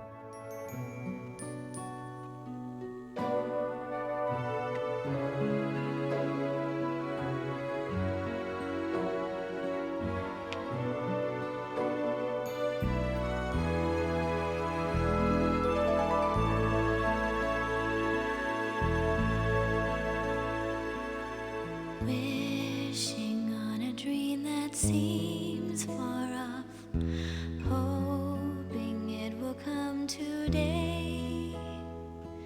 Into the starlit night, foolish dreamers turn their gaze, waiting on a shooting star. But what if that star is not to come? Will their dreams fade to nothing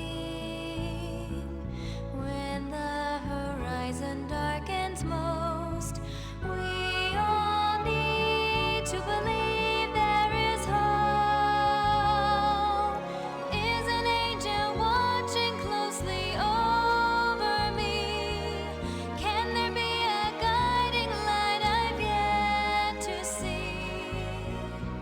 I know my heart should guide me, but there's a hole within my soul. What will fill this emptiness inside of me? Am I to be satisfied without knowing? I wish then for a chance to see now all I need is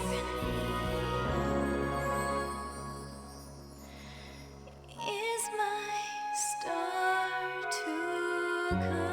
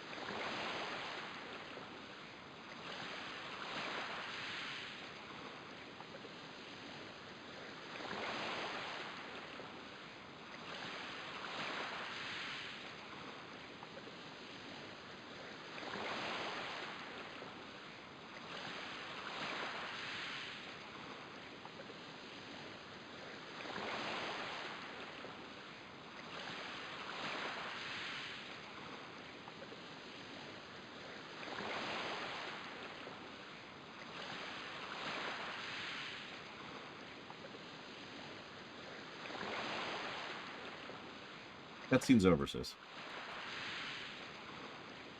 Okay. Hey, Luna, what do you... Shh.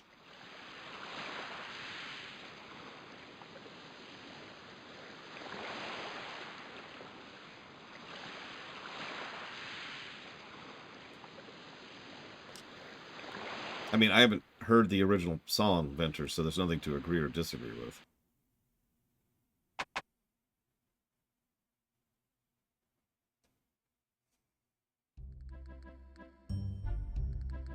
Ah, that was quick. Go ahead. Alex, no, how long are you two gonna sleep? Only a few miles from Maribia. It's time to wake up and get some sunshine. No sunshine.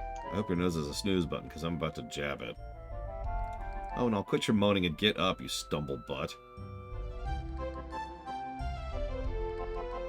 I wanna. Sure, I'm glad you woke me up, Luna. I was having a nightmare about a bunch of half-dressed servant girls hand-feeding me fish.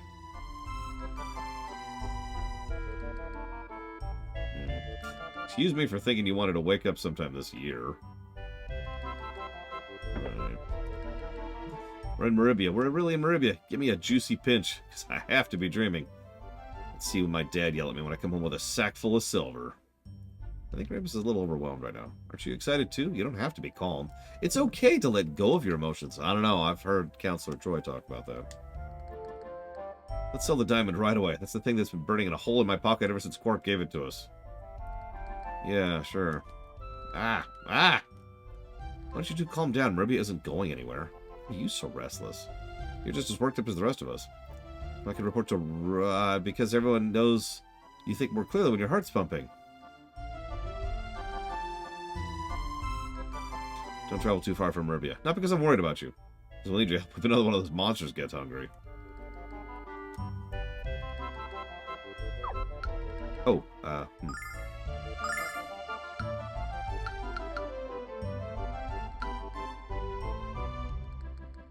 Soap is $1,000.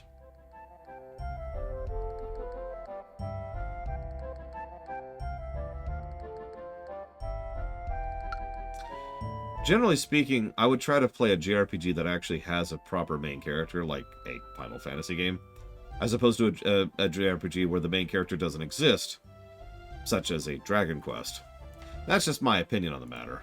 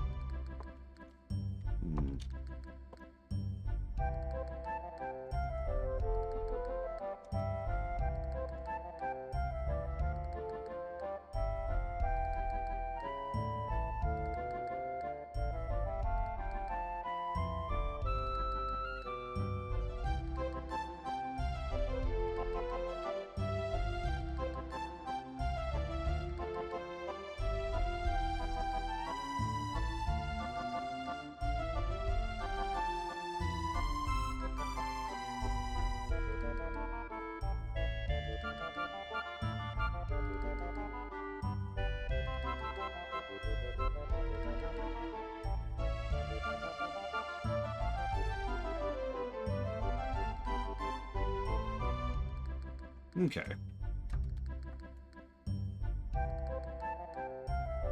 I mean, yeah, MMOs vary. Most MMOs don't have the main character being a character. The exceptions would be Tor and Guild Wars 2, I would say. Alright, so, I give up. No soap. I wouldn't buy it if I was playing this normally, without Googling it.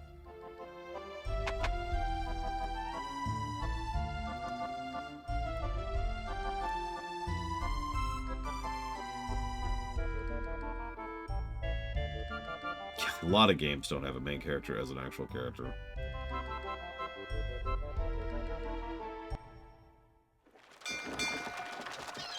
Look, Alex! Look at all the ships! And the huge town! Maribia is even more splendid than I imagined! that's terrifying. If you only have access to Steam, I can recommend the Steam version of Final Fantasy IV, or the Pixel Remaster, but probably just the Steam version of Final Fantasy IV. See if that gels with you. It's about as seminal as it gets when it comes to JRPGs and Final Fantasies. If that doesn't catch you, nothing's going to. And that's fine. It's been fun, but I have some business to attend to. I'll be in Maribia for a while. If you don't want to find me, I'm usually speaking to my fellow mages on Black Rose Beat. Bye. Speaking of bye, I've been requested to go get the children, so... Bye. Bye. Bye, stream. They might say bye at some point, but they didn't. Because they're pure evil!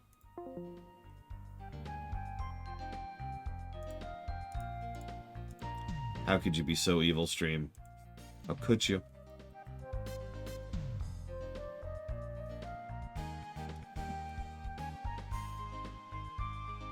I'll take indoors over outhouse any day. Yeah, ditto, by the way. Also, there's apparently monsters in the sewers, which means we'll have a sewer level later.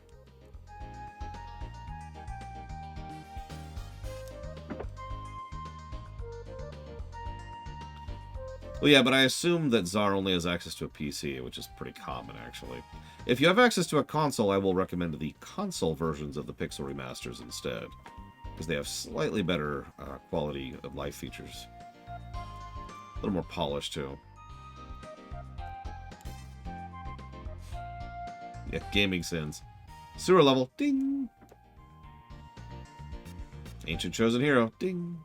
Killing God with friendship, ding!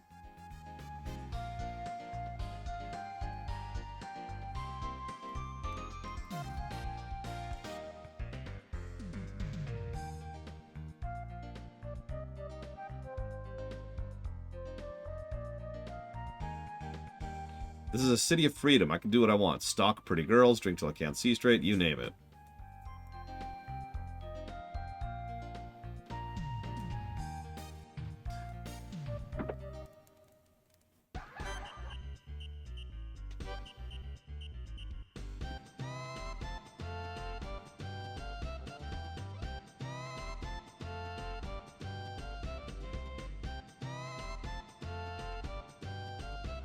Yeah, mixing chocolate peanut butter I can understand, but technology and sorcery sounds like a bad idea.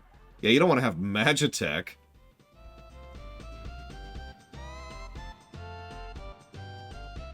I'm sure you'll be our most popular hostess. I mean, just look at you. You're very kind, but I'm not here for a job. Sorry to hear that. You seem like a nice girl. I'm sure you'd make a small fortune in tips. The job is easy and the money's fantastic. What a handsome young man. Sit down. Let me tell you about the special items on the menu. We're not hungry for what you're serving.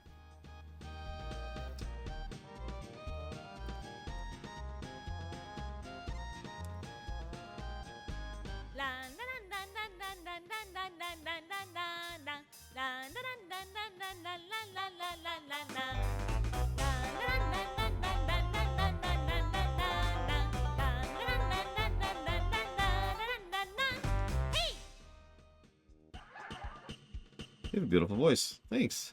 I'm grateful to the goddess Althena for blessing me with the gift of song.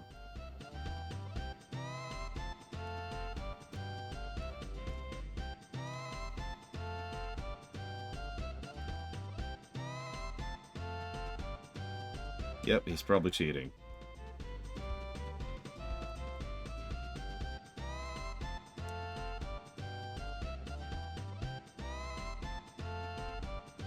Apparently, Master Mel protects every man's right to be drunk and sexist.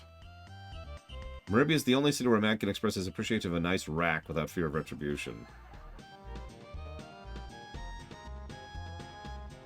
The boobs are great and all, but really?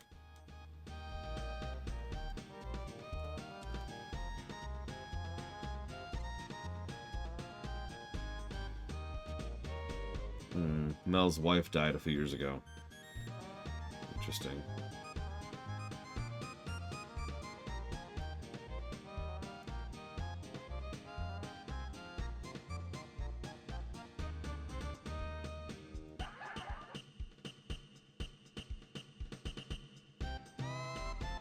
So there's also a Robin Hood wannabe down south named Kyle. Yeah, what are you queuing for, Brigman? And more importantly, why didn't you ask people for help for queuing? Because I don't want to be a bother. Okay, so hang on. Take that voice. Take it. Take it. Throw it out the window. Okay, any questions? Doesn't matter which window. We're good. You know, we're tolerant of all kinds of window throwing. Yes, dear sister? Package. Oh, is this the one that I accidentally opened your package thinking it was? Ugh.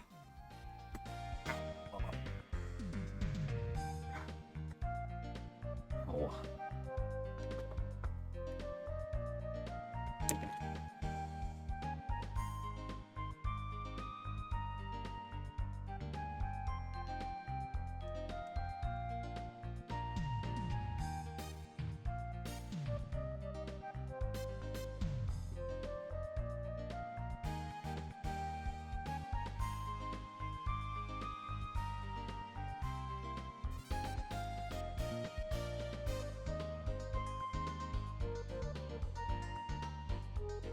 It's really raining out. Ugh. I think it's quite wet. That's okay. We here at Lore Walkers, tolerant of the occasional raid, or rain, rather. Raiding too. Doing right. Oh wow, these are bigger than I thought. Those are cold too. So, I got something else for the show. Not sure exactly where I'm going to put them yet. Give you a bit of a sneak preview.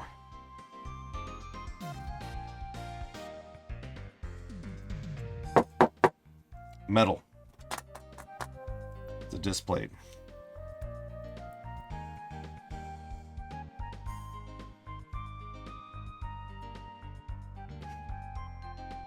The best part, I think, we'll find out in a second. Find out in a second. Yep. I will now have a place to put my purlers as well. I was thinking about like right here. Move back a bit. I don't know, I'll have to think about specifics. It's kind of a whole mounting thing, so for now,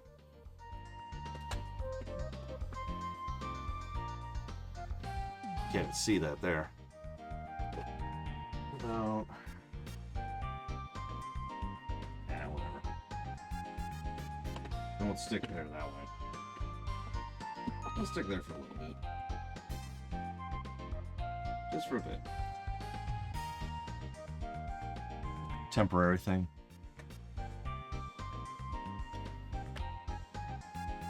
Eventually.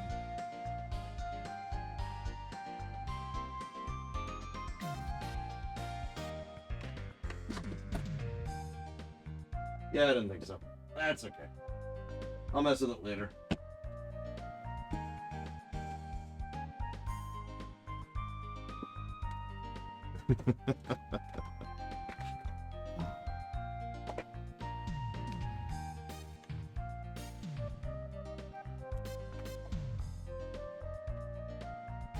We're playing the Four Heroes, but we don't have a galleon.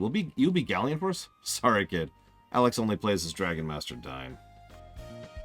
I am Lemia Osa, leader of the Magic Guilds. Cower before me. Peasants.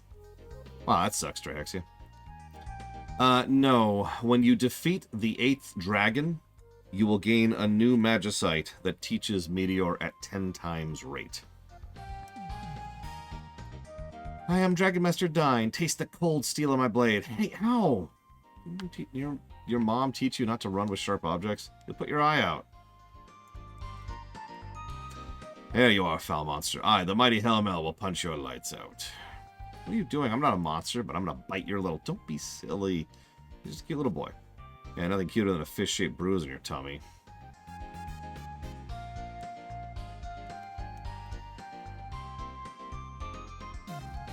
A large ship from Merbia signed a contract with the city of Vane to transport their magicians.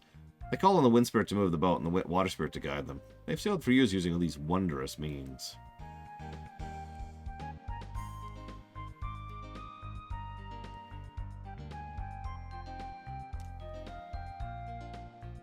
Yeah, 9 Final Fantasy games are pretty dark.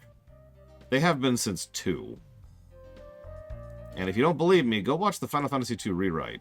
In fact, just go watch the Final Fantasy 2 rewrite. Just do it. Just go do it right now. I won't feel bad about you leaving me to go watch that.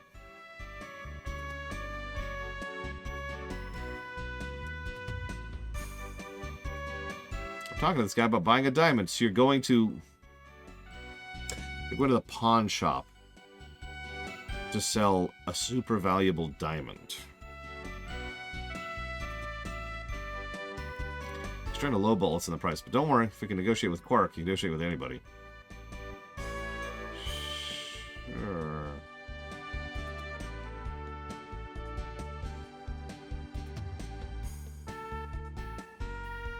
Luna, you look pale again. You okay? I'm fine, just nervous about how much we'll get for the diamond.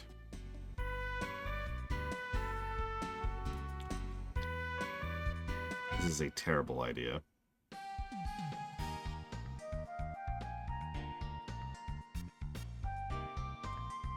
Yeah, I always talk about quality of life changes in the Pixel Remaster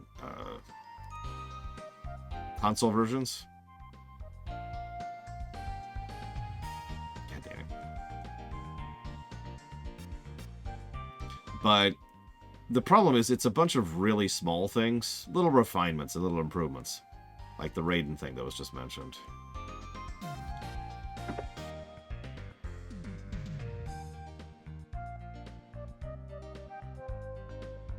Oh, I have no idea, Zekdev. Like, I have no context. I know nothing. Listen, Japan is just obsessed with this age range. I don't know why. I really don't.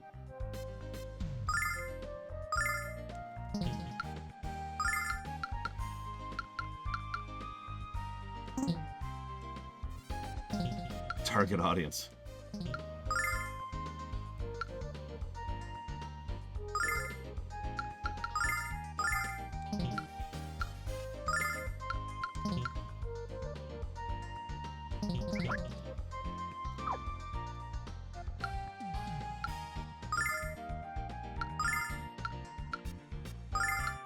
No.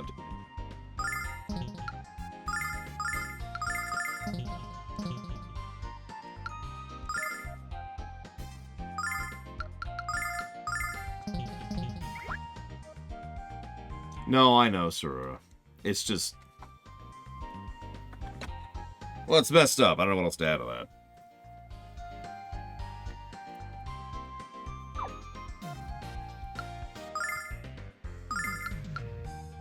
Yeah, unfortunately, I have played enough Japanese games and researched enough Japanese works to know about them.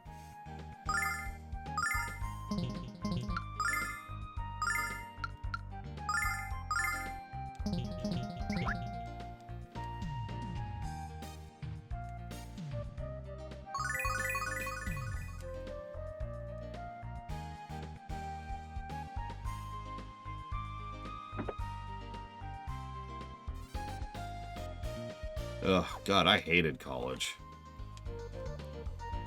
Did anybody out there actually have a good college experience?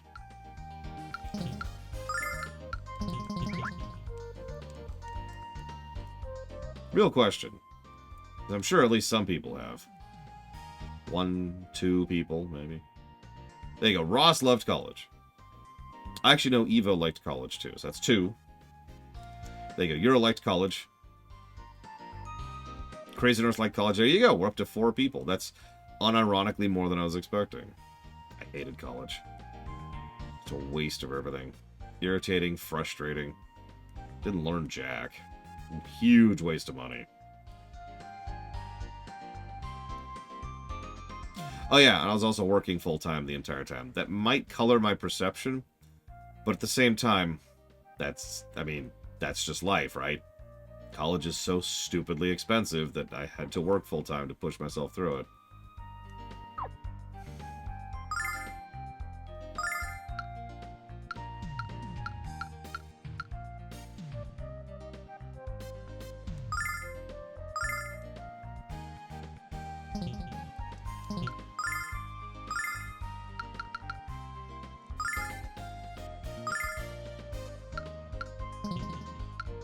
I wouldn't say college is a scam, but I do think college is wrong.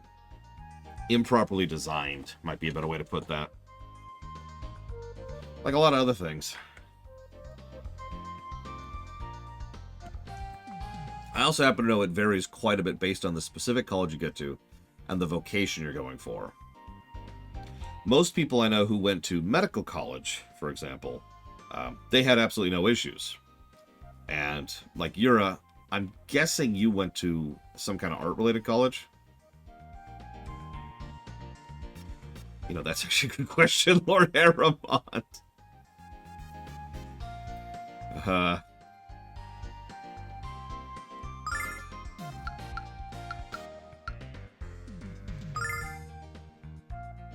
Media design. So the reason I ask is because several other people I know who enjoyed college also went there for art stuff. You know, graphics designer kind of a thing.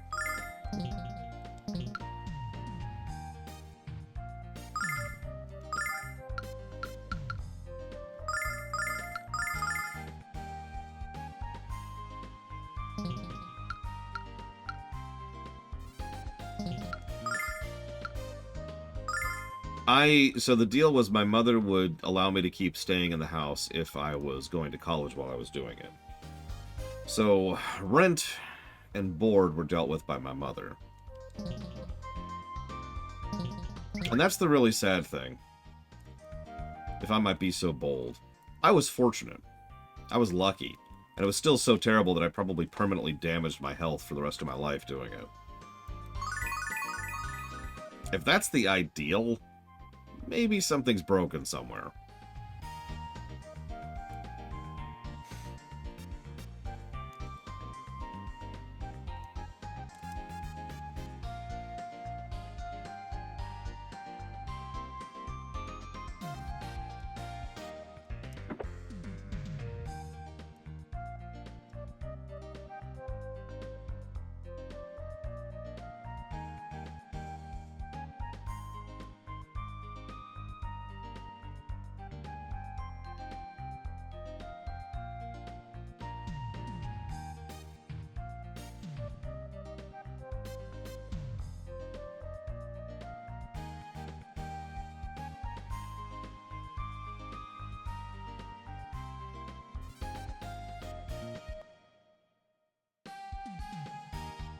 No. You misunderstand me. I'm not saying living with your parents is sad.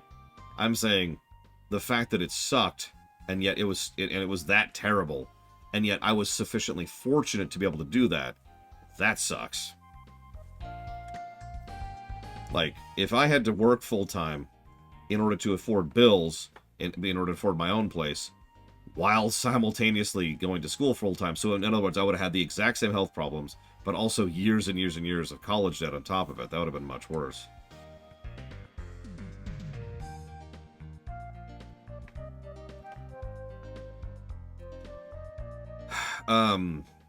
Unless you have an economizer, which in that version of the game would be called, oh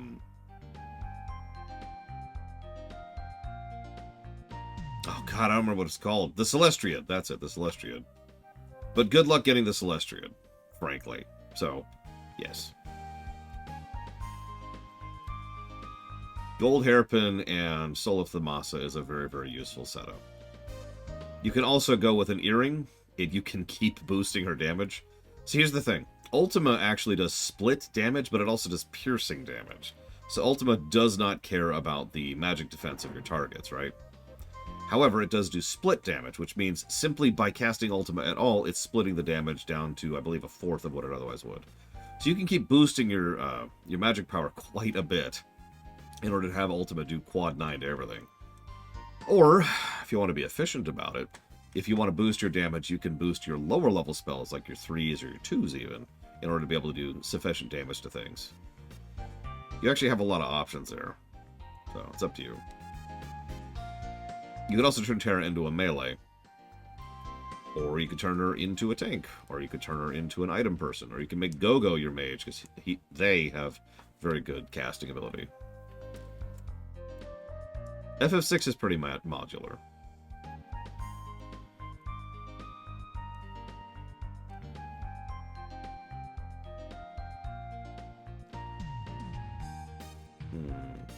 Sounds like Mel's daughter is,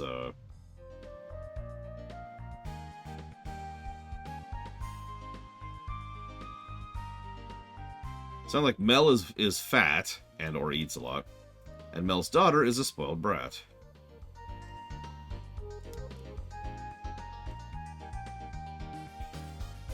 She may not act like a lady, but boys still swarm to Jessica like flies to honey. Oh, if I had to live with my mother, I would be dead. I would have absolutely killed myself by now.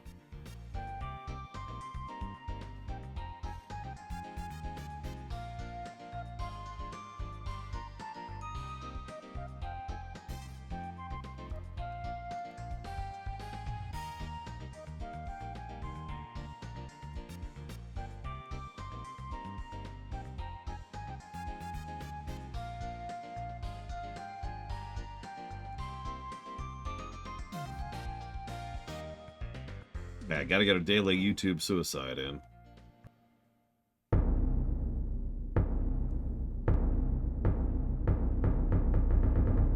I'm Meldial Kirk, governor of Maribia. Since you're new here, I'll warn ya. If you dare to make any sort of trouble in my town, I'll pop your tiny little heads off your twiggy little necks and mount them on me trophy wall.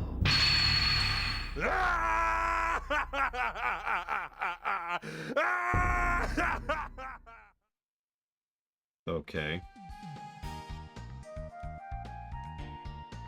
Scared the heck out of me. I thought my heart was gonna pop. Don't be scared. I'm just fooling with you. What brings you to see me? Alex is gonna become the next Dragon Master, Master Mel. So he came all the way to pay his respects to one of the 4 heroes. I see. We have a future Dragon Master in our midst. That's rich. I like a lad with ambition. There aren't enough of you around anymore. So, Alex, let's find out how serious you are. You're gonna be smushed like a grape. Then we'll have some wine.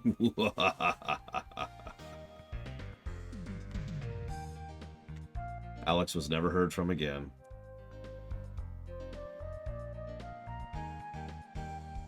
If you see a weakness in my defense, take advantage of it. Don't go easy on me, because I won't go easy on you.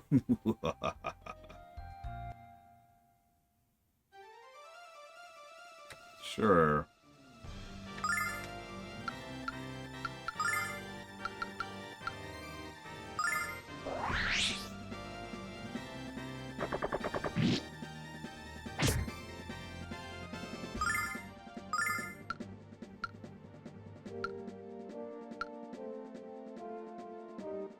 What do these mean? What is 1E? Oh, no, that means single target. That means enemy Z? So, Z-axis, maybe? That's only self. Okay. I know this is an AoE, but, like, enemy zone. So it's just an AoE. Got it. Okay, whatever.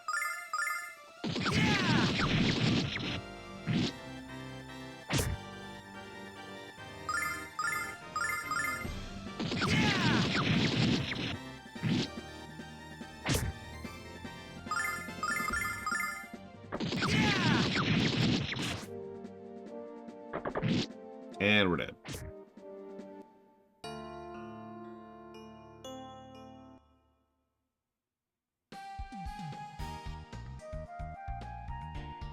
Not bad. You need more training, but you have plenty of potential. Ooh, Ebbett's Rock. Save before you go, Ross. Potential. Alex already met with Quark and passed the first dragon trial. Quark, well done, lad. You might be able to be the next Dragon Master after all. But I'll still be able to kick your scurvy hide.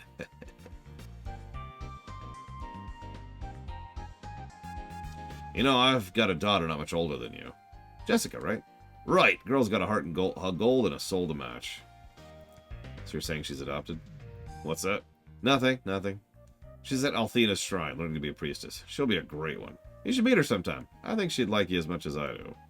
You have to grow up before I let you marry her. I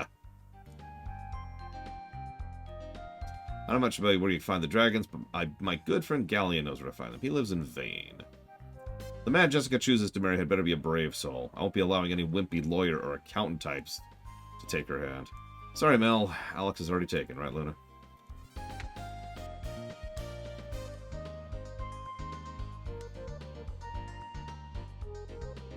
A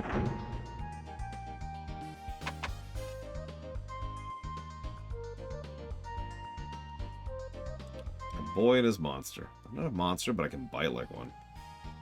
I don't care what you are, just keep the noise down or I'll have to put you down. I will murder you without hesitation.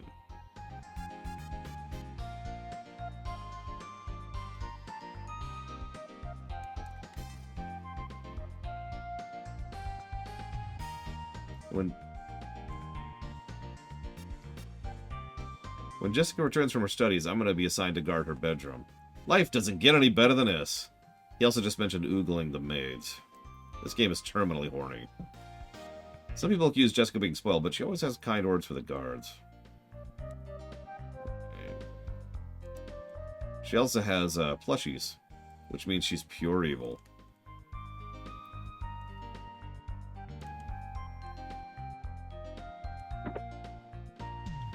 40-something Sovcom? I don't remember now. This door is locked tighter than a tenement in its building in South Central.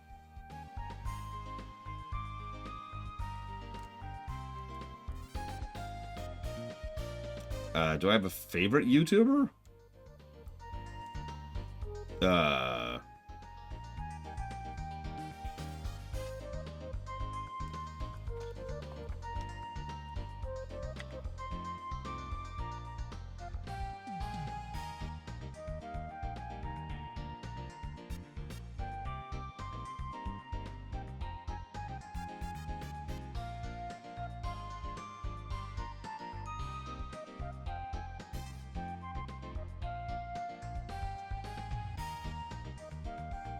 I don't know, Jaden Animations comes to mind immediately.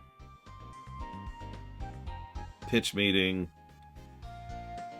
I've been enjoying Second Wind so far. But then again, I always liked Yahtzee, so that's whatever.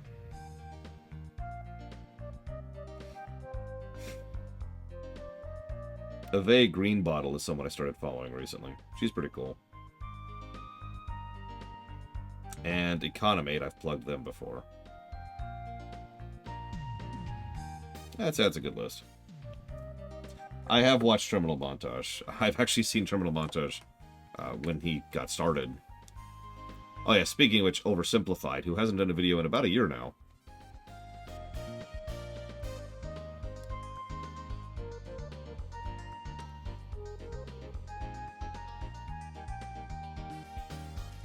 If I become a soldier, I'll fulfill my dream. Being a soldier? No. Sneaking into Jessica de Alkirk's room and rummaging around through her underwear drawer.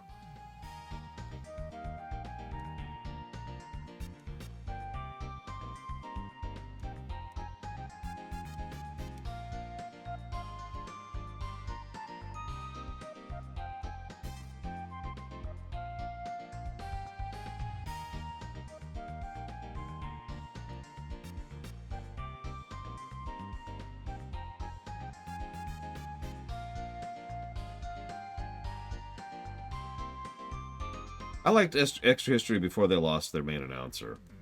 Don't mistake me, the new guy is actually quite good. But the writing is noticeably different between then and now. I do actually still like Extra History, though. I think I still subscribe to them.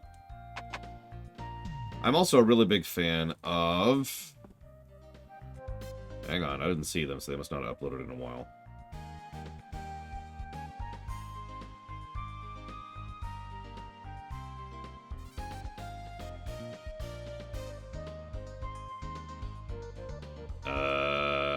Hang on.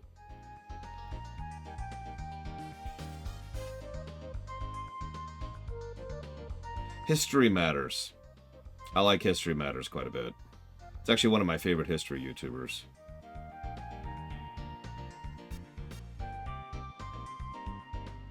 I also forgot to mention Mandalore Gaming, Alzabo HD, and Gamer Techno, and Char I5.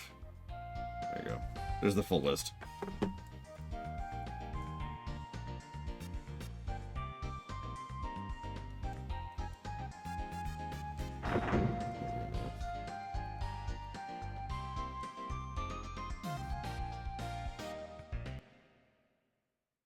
I've never heard of Never Know Best. Sorry, Star Wars.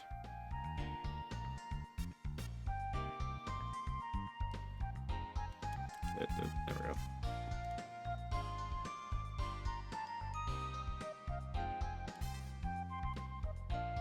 I had to stop watching Seth. He crossed a line for me a few times, and it grossed me out to the point where I just couldn't deal with that.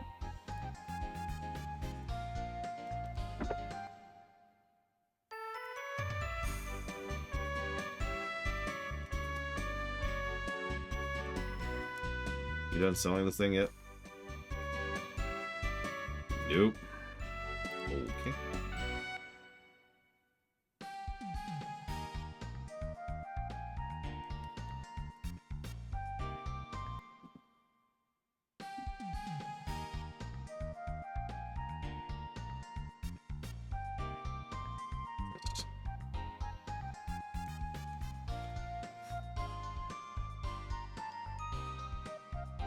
So, this is like Vane City, except without the attitude, the elitist attitude, and without the altitude. Get it?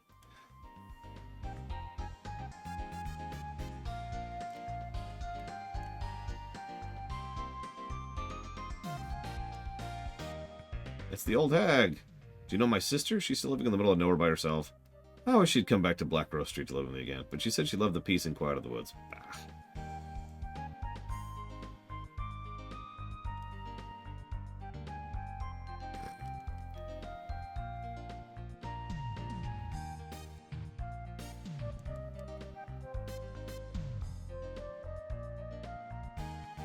They really keep overplaying the fact that Alex can't use magic and that it's so embarrassing that he can't.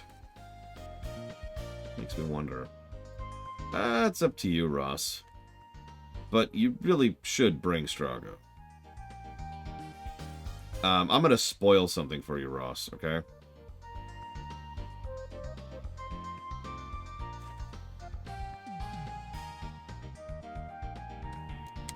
The boss of Ebbett's Rock has a spell called Grand Train, which is a lore skill for Strago. You want it. It is one of the best spells in the entire game.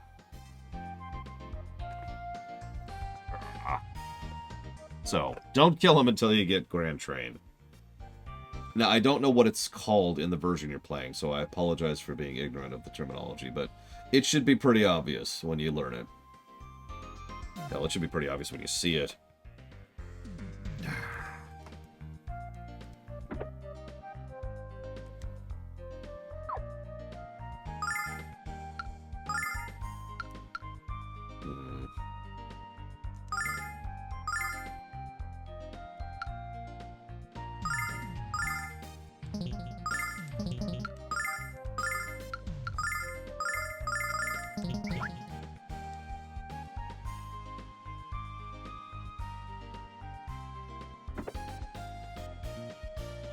Yeah, just make sure Strago's alive when it happens and at the end of the battle.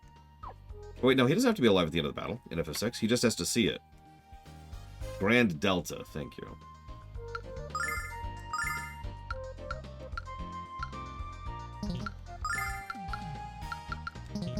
Either way, get spell. That's the summary.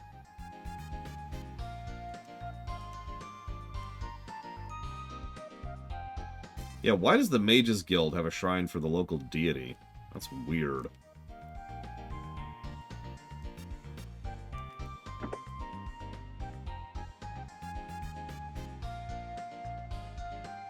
This is the ultimate tragedy of all tragedies. He can't find his magic wig. I refuse to set foot outside this house until I once again have a natural-looking head of fake hair. There's no such thing as aging gracefully, children. I refuse to let this cruel world see me as I am. I will tear this house apart until I find that wig!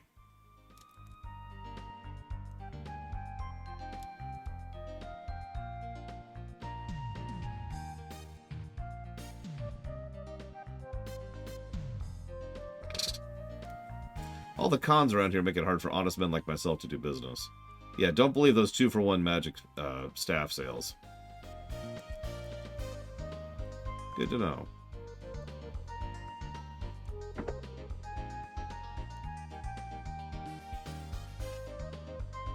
Magic toothbrush. Scrubs your teeth while you sleep and leaves them bright, not just white. Can I get it, Alex? It sounds like it'd be kind of fun. No, are you too lazy to clean your own teeth now? No brush for you. I knew she'd say no. It'll be your fault when I contact gingivitis. Of course, you have such wonderful dental hygiene. There's no need for my toothbrush. The next is a legendary magic plate. Any meal you can think of, no matter how luxurious, will instantly appear for your delectable dining pleasure. This wonderful item has never been so affordable. You cannot afford not to buy it. I've never heard a better sales pitch. Where's the money pouch? I don't think we should buy it, Alex. If food keeps appearing on the plate, how are we ever going to wash it? You don't have to wash it. You just keep eating all the food. How unfortunate. I would think active children would need to consume vast quantities of food. Surely you will acquire the next spectacular item. I call it the magic duster. Simply wave it at any object and watch the dirt particles fly away. Isn't that a duster? Luna, we're on an adventure. When are you going to have time to clean?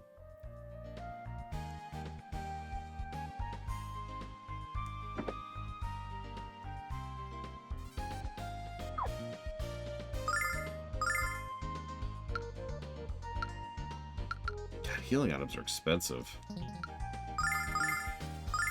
I'll buy a couple. Literally two.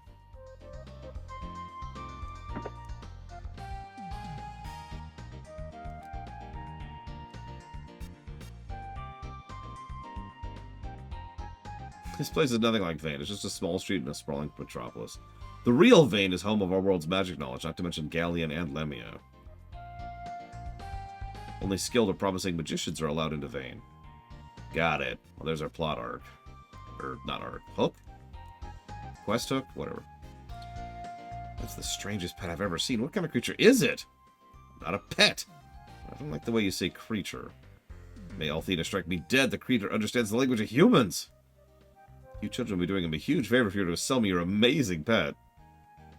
Alright, time to check the batteries in your hearing aid, old man. I am not anyone's pet. I don't know. How much do you give me for him?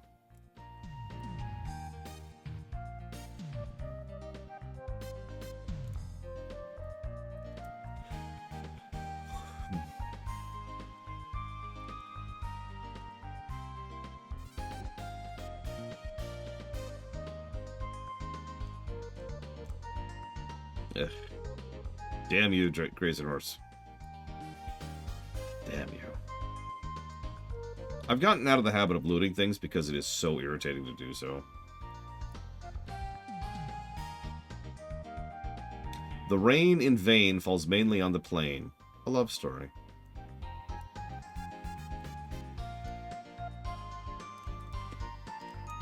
That's a good point. All would make it a good emergency rations.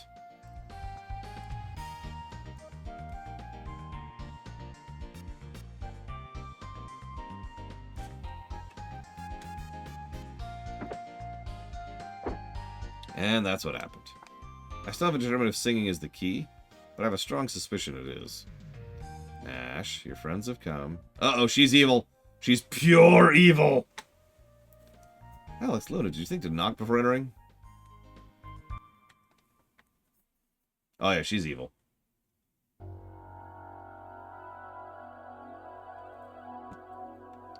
I am the evil one. My name is Evil E. McEvilson. Seem to have guests, but I welcome those pursuing knowledge, as always. For you see, I am a student of knowledge, past, present, and future. I can foretell many things in the future. So, let's see your future. That's why you came to me today, isn't it?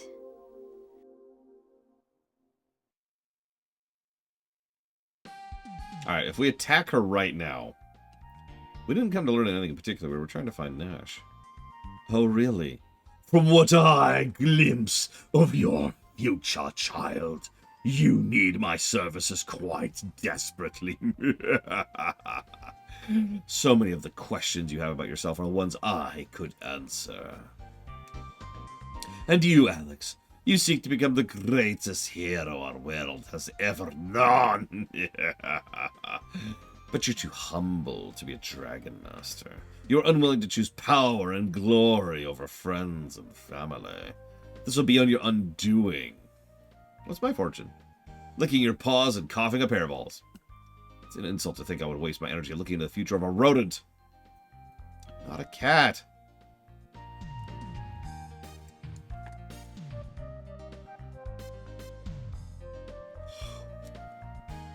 Alex, Luna, have you finished? Having lived in the desolation of Calder Isle, you two must be completely overwhelmed. Sure, you'll adjust in time, but if you don't, I'll be that much more amused. What were you asking the fortune teller about? Hoping she might know a spell to cure bad hair days? In fact, I asked her... it's none of your business anyway. Oh, I know what it is. You asked her if you could see if there's a woman in your future.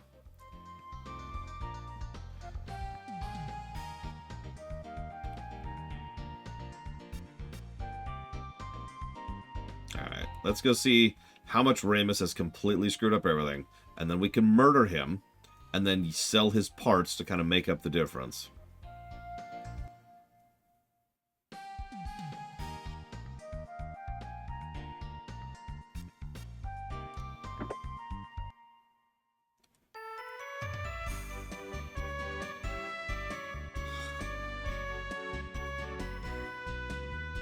This is a Dragon Diamond freshly minted from Quark's Mighty Keister. He doesn't just give these to anyone, you know.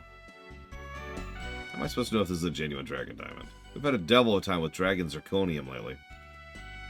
It seems like we've got a fool in here every day now claiming to have a genuine Dragon Diamond. I'll admit this is the most beautiful gemstone I've ever seen. Listen, I'm not denying this is a wonderful diamond, though it has an unusual smell. But how do you expect me to believe it's a Dragon Diamond?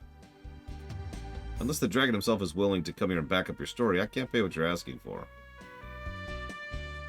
Hey Alex, did you meet with Mel? I'm still negotiating, but I might have to sell for a lot less than it's worth.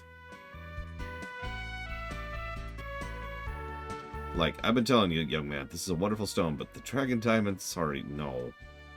No one even knows where to find dragons anymore, much less how to get diamonds from them. It's easy. You give them a little bit of fiber, you know, some carrots maybe. Get some, like, Wheaties, you know. Alright, how much will you give us for it? 20,000. Sure. No. Not gonna find a store that can offer half as much as that. I'm the richest jeweler in Maribia. Clearly not if you only got 20 grand on you.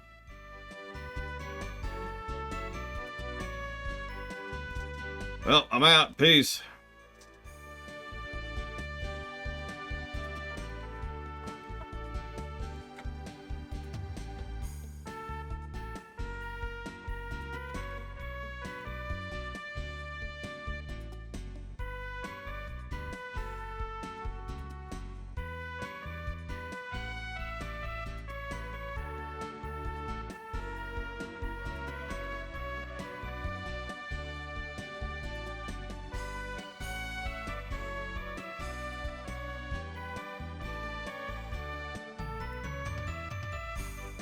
I mean, it doesn't help anything, Timbertaft, but yeah. As I mentioned earlier, her actually leaving would probably be even worse from what I understand. So make of that what you will.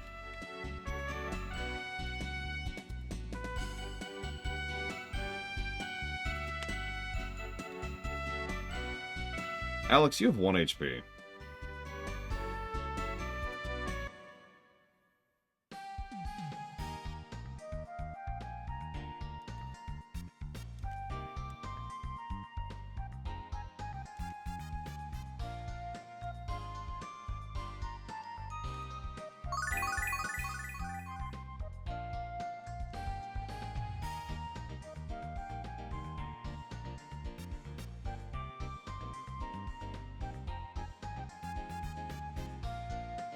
Yep. Bandits are there, especially foolish young daughters. Got it.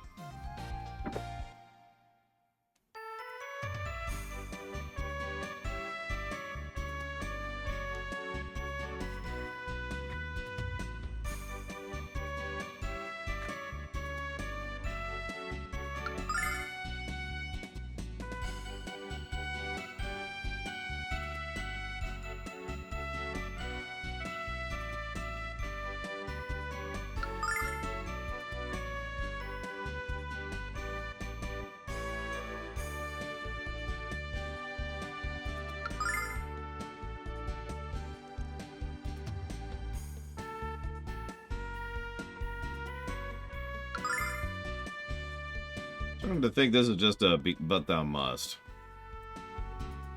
Fine, there you go. Hand over the diamond so I can put it in my safe. Are you going to...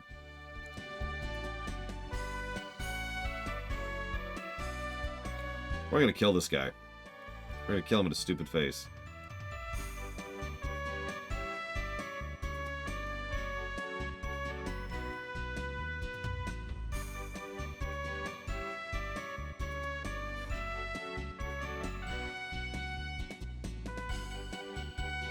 Yep, Dross is gone, and so is the diamond.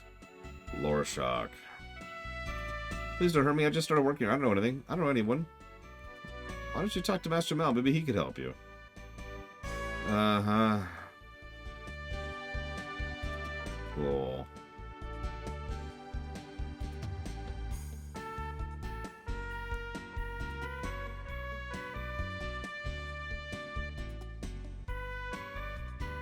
I had a sewage worker alibi ready, but he was so happy with his giant jewel he didn't even notice me. This day has been so weird I just had to tell somebody about it.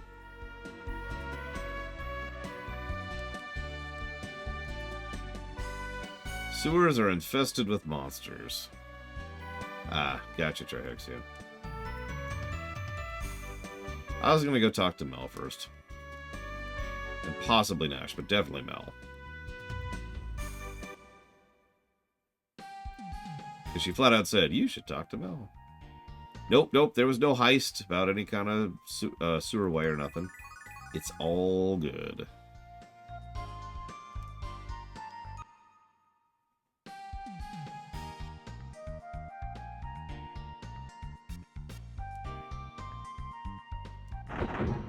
Mel, can we talk? I tried to sell our diamond to a man named Dross, but he stole it. If I've said it once, I've said it 100 times, that Dross is a crook. But it's your fault, too. You can't just hand over a valuable jewel like that. Yeah, duh. So trying to go adventures, I think I'll let you solve this one on your own. Test your strength, but trust your heart. Thanks. Cool. Well, you're useless. Moving on.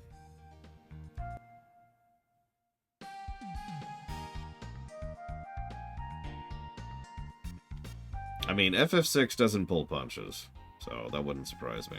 I assume you've done the Phoenix Cave by now, Ross.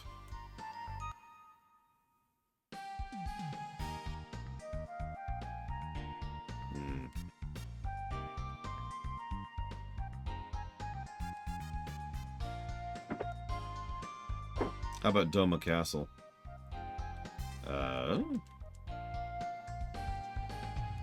Yeah, he gave up on Mario Odyssey so quickly because it's just the worst game in the universe. He had to go back to some garbage like FF6. Alright. Sewer level. Let's do it.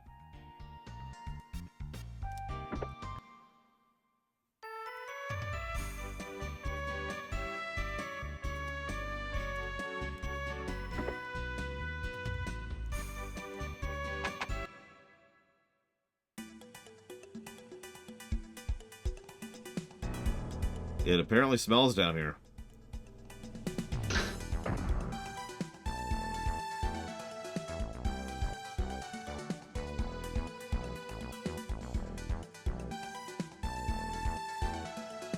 The biggest single thing I like about Odyssey more than 3D World? Power-ups. The hat. If I had to pick one thing, that would be it.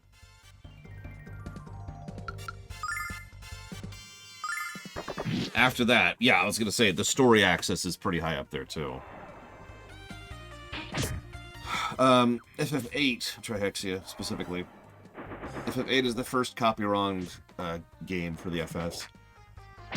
Oh, excuse me.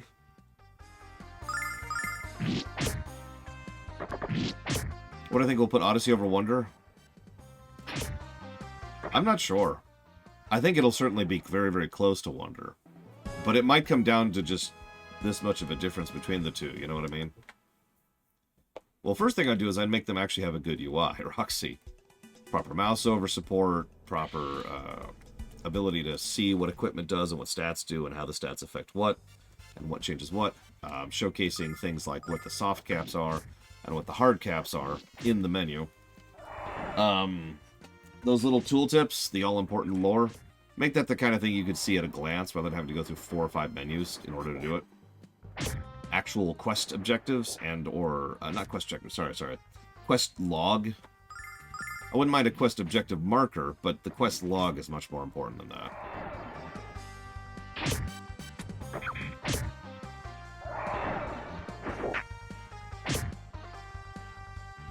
Ow. A thing I watch because it's comfort food.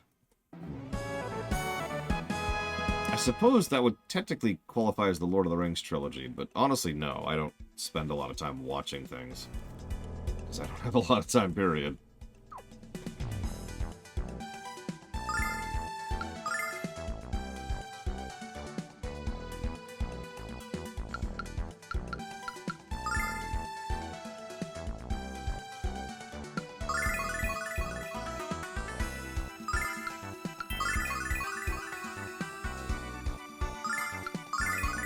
I mean, Square has been kind of...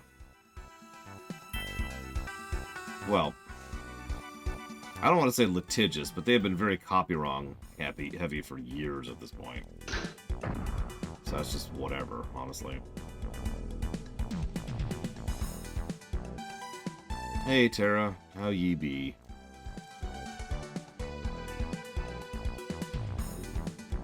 Well, the score on the screen is accurate at the moment.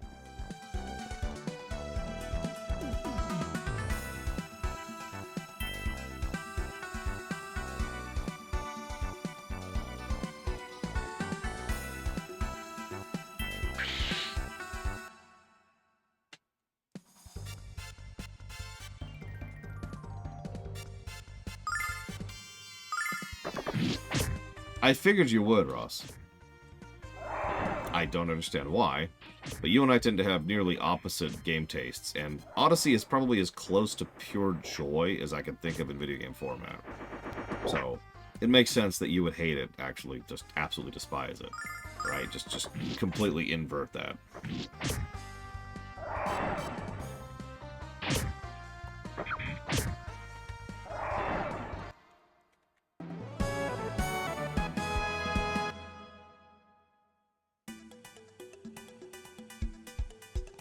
I'm so sorry, Sarura. Are you okay? Do you need a minute? We're here for you.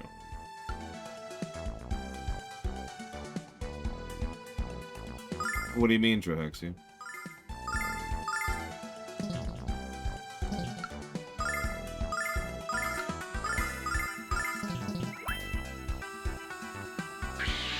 Yeah, there's some games I like covering just for the historical significance. Honestly, like the Breath of Fires we just went through. Hell, we covered Phantasy Star 1. Although that was a weirdly not bad game.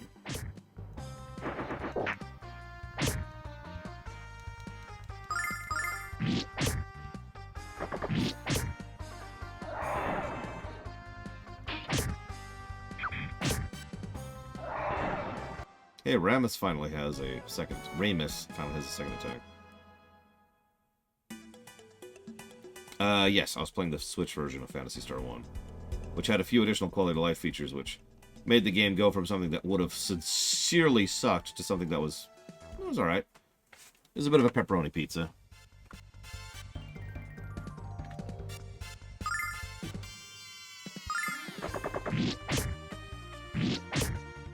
No, it's okay, Ross. I'm gonna be honest, I don't understand, but it's okay.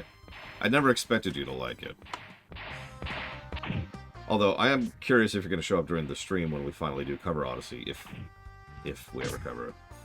Yeah, exactly. Pokemon Red is a very good example of, we're doing this because of historical reasons, not because of the fact that it's gonna be a good game. Yeah!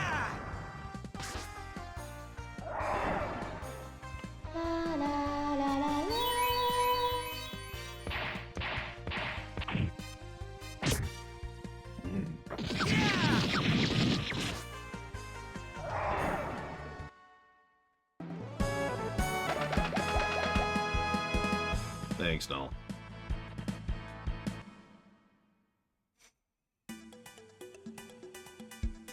I would say Gen 3 is when Pokemon started becoming good games. From a gameplay axis, most specifically.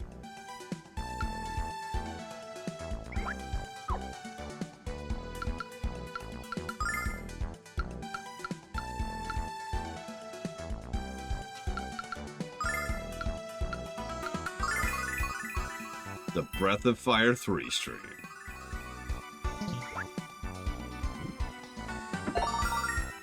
The worst stream I've ever done.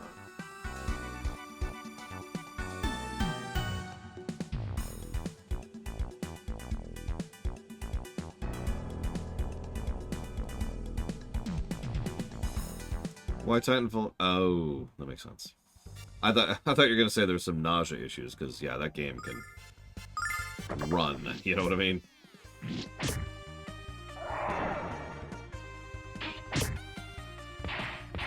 I mean, what's funny is I don't have any particular bias towards Gen 3. I didn't get into Gen 3 for a while, because I kind of bowed out of Pokemon for a bit there. I came back with Gen 4. But I stand by my statement. Gen 3 is probably when they started actually thinking, okay, hold up. Let's start working on game design.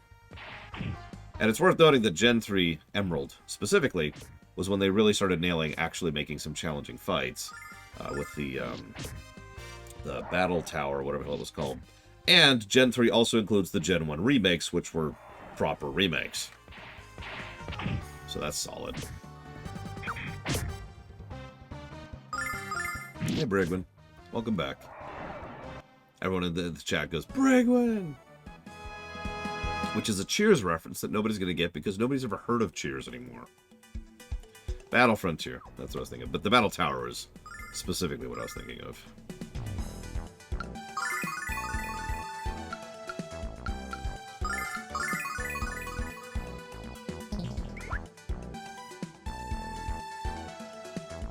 For the record, I actually have not played Pearl or Diamond. I only played Platinum. My experience with the Pokemon games has been kind of weird. Like, I played Red or Blue. I don't remember which. It doesn't matter because I hated it. Then I played Yellow, and I was like, okay, this still kind of sucks, but whatever. Then I played Silver. And Silver caught me. I think I've said that story. Silver was like, yes. Because Silver was actually a video game. And then like I said, I bowed out for a while just because of RL issues. And that led me to Platinum, which was the first one I played for Gen 4. After Platinum is when I picked up the Gen 3 remake of Gen 1.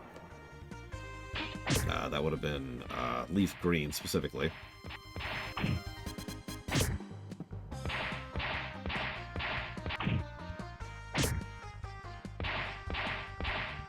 Then Black and White 1. Then I lost my copy of Black and White 2. So I went ahead and picked up Soul Silver and pushed through that. Didn't like it as much as Fire Red or Leaf Green. We'll talk more about why when we get there. Then I skipped over X and Y pretty much on accident. And jumped right up to Gen 7, Sun and Moon. Sun and Moon was also, I believe, the first Pokemon game we ever streamed. So that's how more modern that is at this point. I was actually pretty impressed with Sun and Moon. But what's funny is a lot of the quality of life features I liked in Sun and Moon were actually introduced in X and Y. Then later we streamed X and Y, and yeah, it wasn't quite as good as Sun and Moon for me. But if you think me liking Sun and Moon is an unusual Pokemon take, wait until you hear this. I really unironically love Sword and Shield.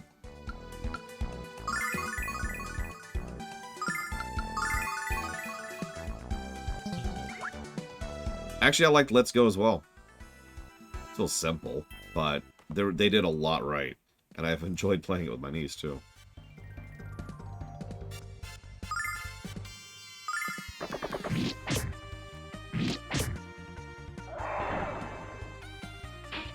I mean, everybody hated Sword and Shield, both when it came out and afterwards. I still hear it get crapped on, but no, I love Sword and Shield. It is probably... You remember we talk about core gameplay versus gameplay presentation? Sword and Shield, of the ones I've played, has the best gameplay presentation by a mile. Like, it is really smooth playing Sword and Shield. There's lots of quality of life features, lots of good shortcutting options, great info in game. I'm gonna die. Let's do this. Just they do a lot right. They do so much right. There's a reason Sword and Shield is rated so highly, because it's actually a current review.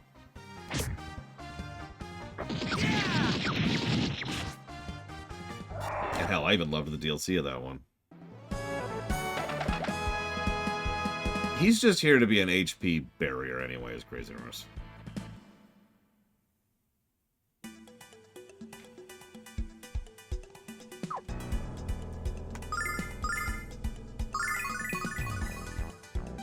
Yeah, Violet, well, we'll see.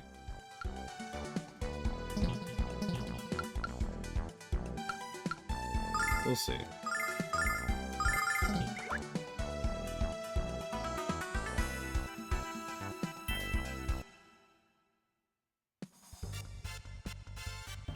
It's really funny you say that, Darker, because one of my favorite aspects about Sword and Shield is the story that isn't the MSQ.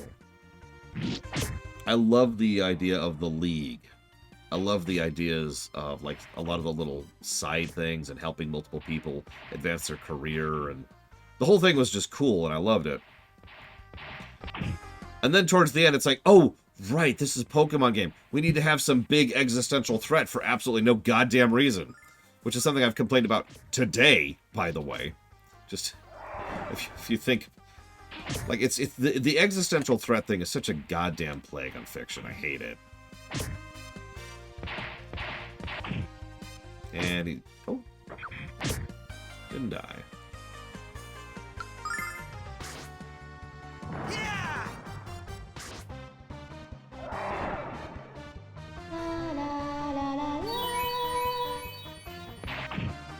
I agree. Team Skull is awesome. And I actually unironically liked Team Yell. Probably my two favorite teams in Pokemon. Now, you're probably thinking, so you just don't like existential stories. No, I do. Really. In fact, two of my favorite games of all time, Final Fantasy VI and Chrono Trigger, are definitely existential stories. Like, Lavos is a planet ender on a terrifying level. And what Kefka was doing and just the escalation in FF6 is brilliant. But the thing is, and I mean this with sincerity, I feel like it's harder to do an existential threat story well. It's relatively easier to make a down-to-earth, low-tier story because most people can just call upon their own real-life experiences on that. And it's easier to make something relatable when it's something that is, in fact, baked in relatable. By contrast, making something that's the end of the world actually well-written, that takes work. Yeah, exactly. Chain of Command isn't existential. In fact, the moment that, if you remember, small spoilers, if you remember, they kidnap him, and the first thing, the opening, the cold open of Chain of Command 2 is them interrogating Picard and getting nothing out of it. So, that's it. There you go. There was your big threat, gone in the cold open. A lot of people don't even catch that. Then, they spend the entire rest of the episode on no stakes. On no nothing. It's just Gul Madrid, or whatever his name is, satisfying his own sick, twisted need to hurt other people for what he went through, right? It's a brilliant episode, and it's extremely small scale. It's one guy, one other guy, and that pretty much is it.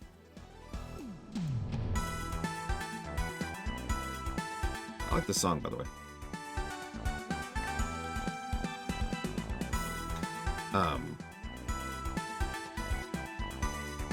To go back to WoW for a second, Blizzard games in general have this exact same problem. StarCraft 2, Diablo 3, and WoW all have great stories. Some of the best stories in world building I've ever seen, in all sincerity. But the ridiculous majority of that is over here. It's the side stuff. The stuff a lot of people don't even do or even care about or know is there.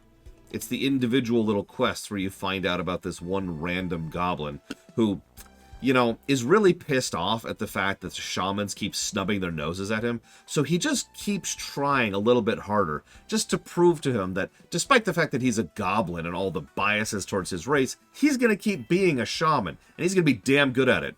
That's not a made-up example, by the way. That's a real one. There's hundreds of beautiful, amazing side stories in WoW. But WoW usually doesn't get the big existential stuff right.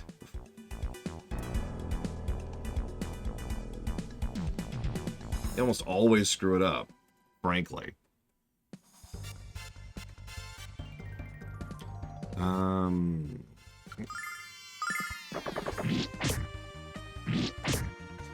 Cataclysm era. It was actually several quests across several zones. The proto-tracks are dumb. Moving on. They're so mad about the Titans that they're going to go ahead and sign up with the Elementals. Because that's a better idea. One of them actually signs up with the Void. That's an even better idea. God, these things hurt.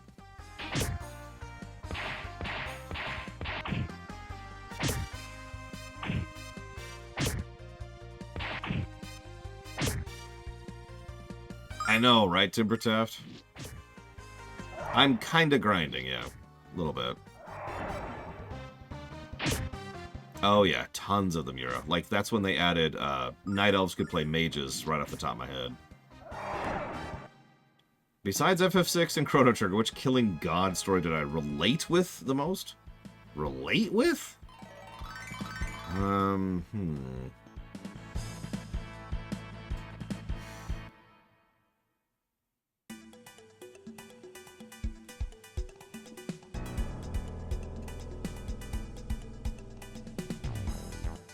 Probably Lufia too. Off the top of my head. Which one, Scott Kibber?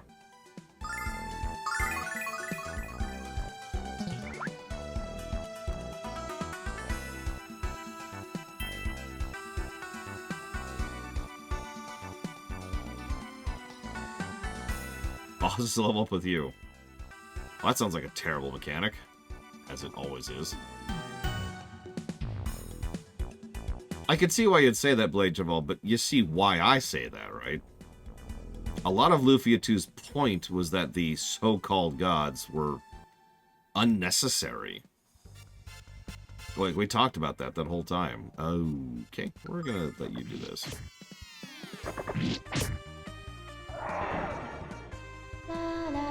It's a shame we never really got a follow-through with Eric, because I feel like that would actually, you know, add some interesting stuff to that.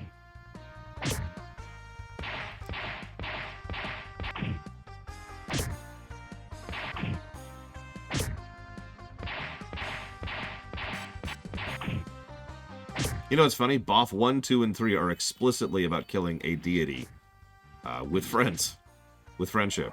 You cannot defeat any of the final bosses in all 3 games without having friends there. Because you need Agni for 1, you need Anfini for 2, and you need to even start the fight in 3.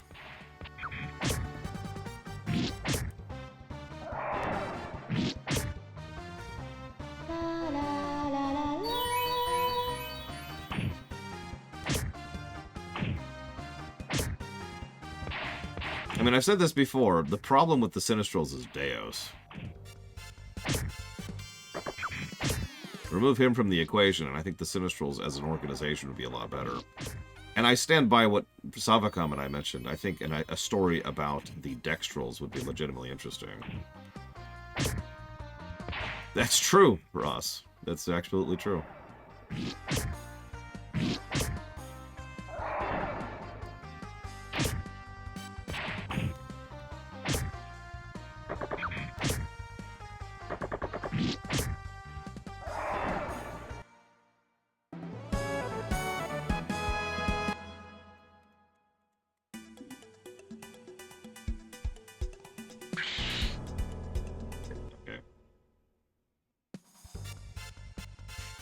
I mean, that's a damn good episode, Ross, in fairness. Screw it. At this point, it's whatever.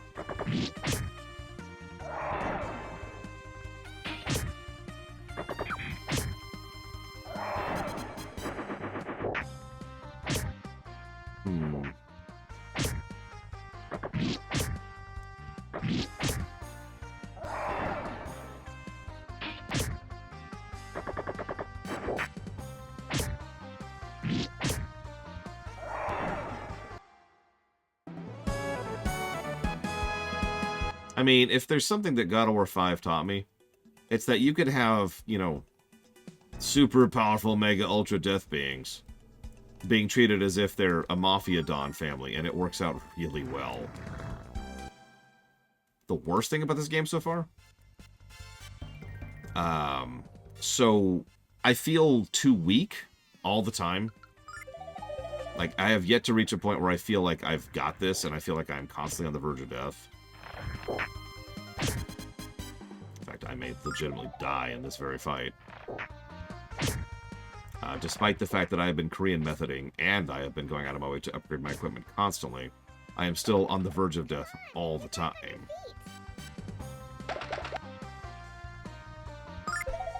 God damn it. And... we made it. Oh, Jesus Christ. That was actually really close.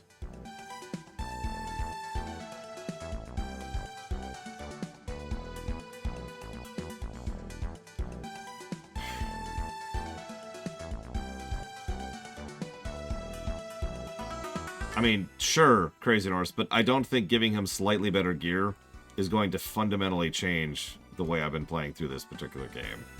Because I've been having this problem the entire game, not just here.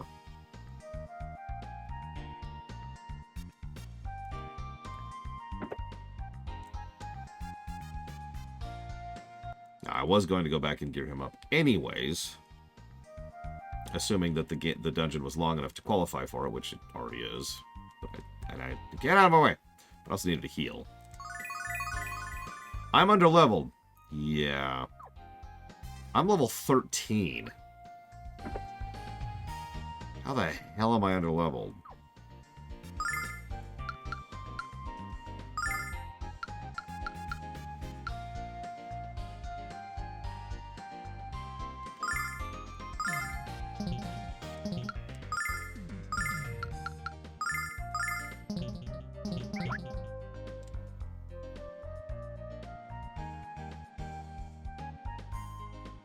I mean, I get it. It's just, that sounds like our first definitive negative. And like I said, it's the thing I dislike about the game the most so far, so I suppose that tracks.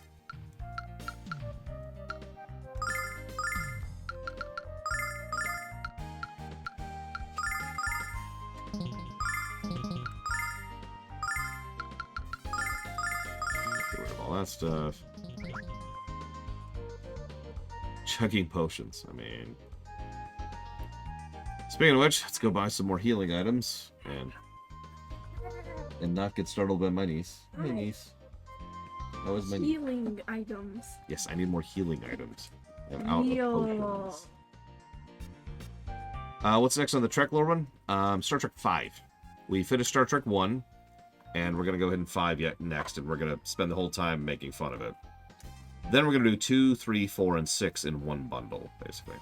Have I ever not given a JRPG a grind or encounter negative? The Mini-Zan Adventures 5000 didn't get that negative. Oop. Born. Want to see something really cool?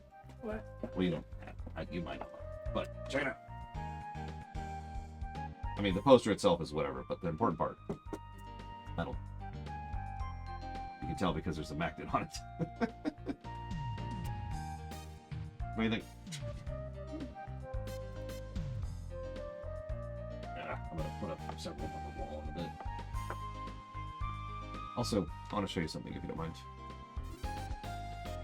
I'm not gonna pick it up because it's really delicate. You see that? It was a gift from someone. Yeah, do you like the detailing of it? So, these are egg cartons to make the stone walls. The door actually opens.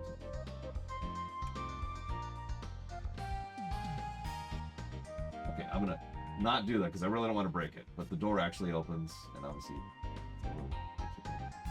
there's some green stuff because the vines grow into the bricks, you know. It's really cool. Oh. I was also sent this by the same person. Hmm. This is Ampharos, if you don't recognize it. Oh. Nice. I will relay.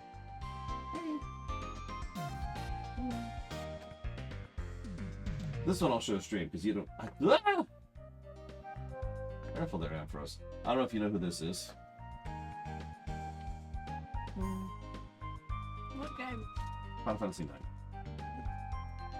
I'm pretty sure you haven't played. Reasonably certain. Hang on a second. Strange. There we go. Ahem. So this is a Christmas gift. Because I voiced him. Pretty much is the reasoning there.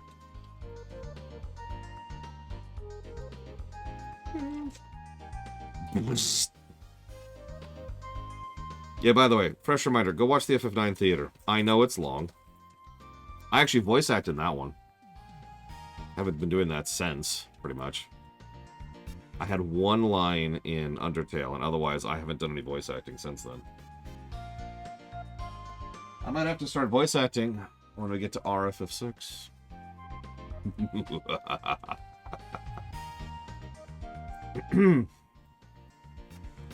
Items. Where's the item shop? I need to buy potions.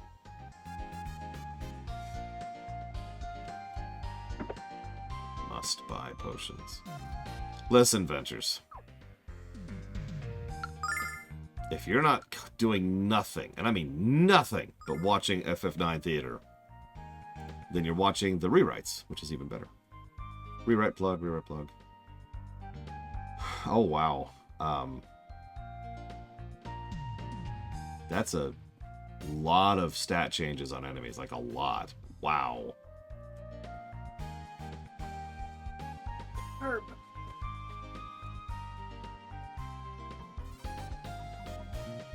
Holy crap.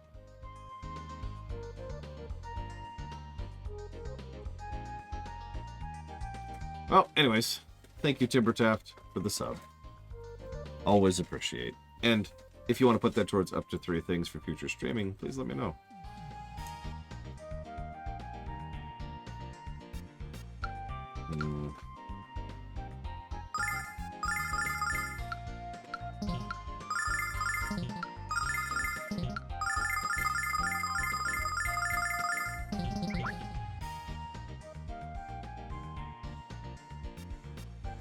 I will admit I'm not a huge fan of Star Trek 3, but I do agree hating it is far too harsh of a word. I'm just kind of meh on Star Trek 3. Having said that, I haven't reviewed it yet. We'll get there.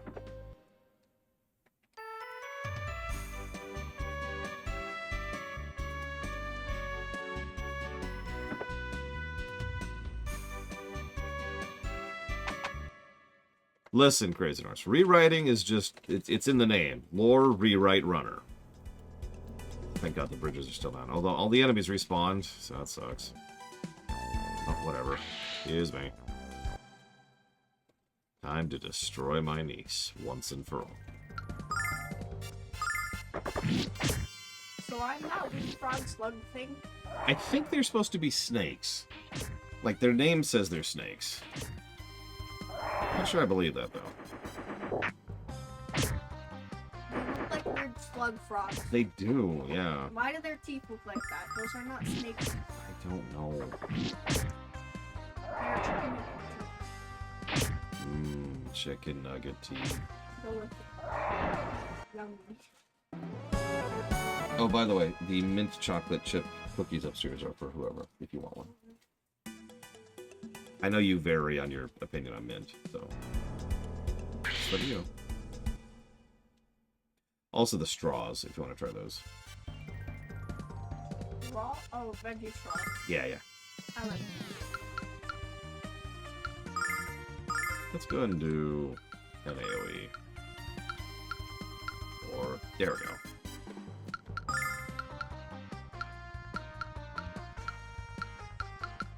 buff didn't cost so much mana. Oh well.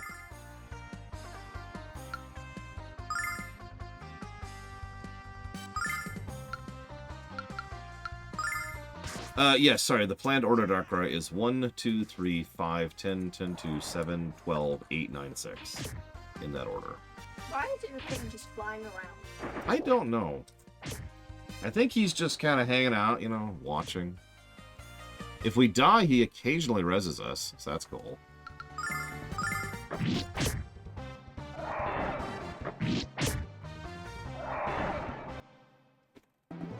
You dropping stuff on my floor. Well, I was picking up a glitter that was already on the floor. Oh, yeah. Someone sent me a package with glitter on it, so now I am infested. There's no coming back from the glitter.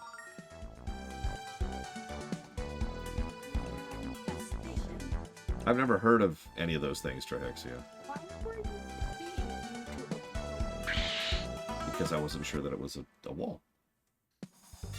Now remember, you can pick 3 things, Timbertaft, and it's not split up. So, like, if you pick 3 things and you donate $2, then all 3 things get $2. Yeah, exactly. I got craft herpes.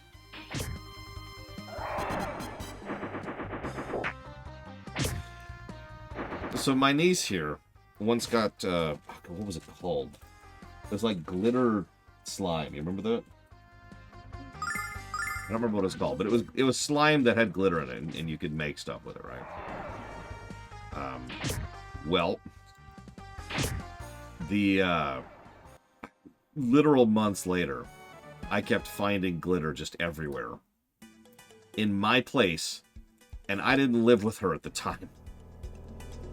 It spread that far and that hard because it's glitter.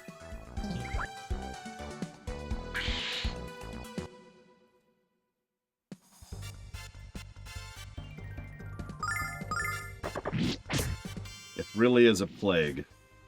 I wonder if Alex will ever get to the point where he can triple strike. I mean, we saw that one dude, like, doing triple strikes.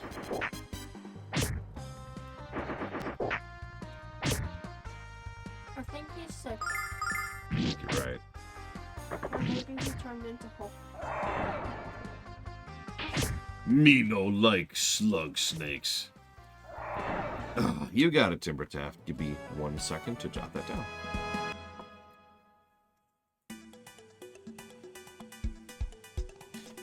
Yeah, sorry, I never finished answering you, Blade Travel. I don't think any JRPG that is a current review has not gotten a negative for encounters. Because I don't think the Pokemon Let's Go review is current. Oh, no. Sword and Shield. Sword and Shield actually got a positive for that. If you can believe it. So, Kingdom Hearts block, Alan Wake block, and Xenosaga. You got it. Thank you again, Timbertaft. I do always appreciate.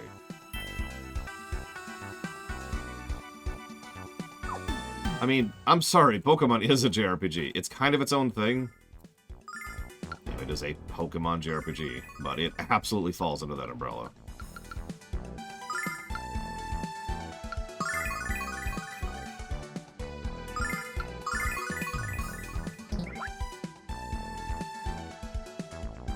Okay, so now, this one I think it was? Don't run into the fish. Trying. Nope, it was back. Okay. Okay, fish. Nevertheless, you're absolutely right. Like, Why even... are there 5 fish? You only ran into 1 fish. Why did they have feet? I don't know, I was just looking at those too. Do they use their feet?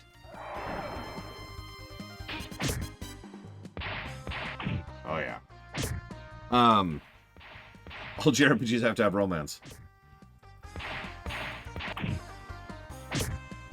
I'm trying to think of one that has no romance at all. Other than, like, ones that have no character, like FF1. Or 3. 2. Or most of the Saga games. Anyways.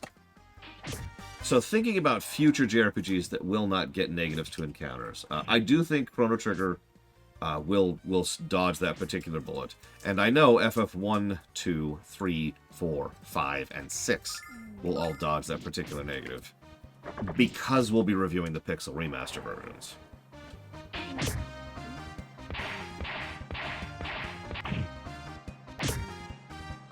Having said that, FF5 totally has romance. It has everybody in Ferris. Is that your third one now? No. Is it your fourth one? Yes. Okay. They're very good. It was not that one. Yep, here we go. Oh, I already hit this one. How do I get over there? By being eaten. Frickin' Bade. I mean, Nina crushes on Ryu pretty hard in 3. Which is funny, because it's Nina and Ryu in 1, Nina and Ryu in 3, and Ryu and Kat in 2. Also, 2 had Tigga and Claris in, honestly, an extremely messed up and really good scene.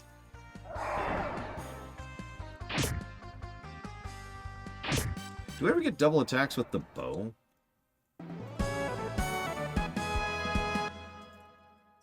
So, FF1 through 6, Chrono Trigger. Will any other JRPG not get an encounter negative? Pokemon Let's Go. We covered that.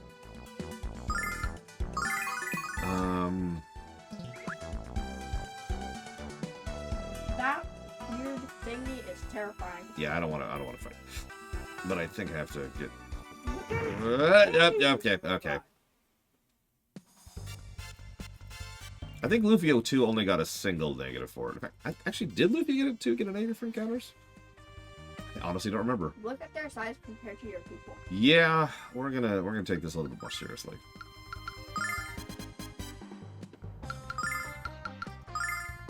Nope.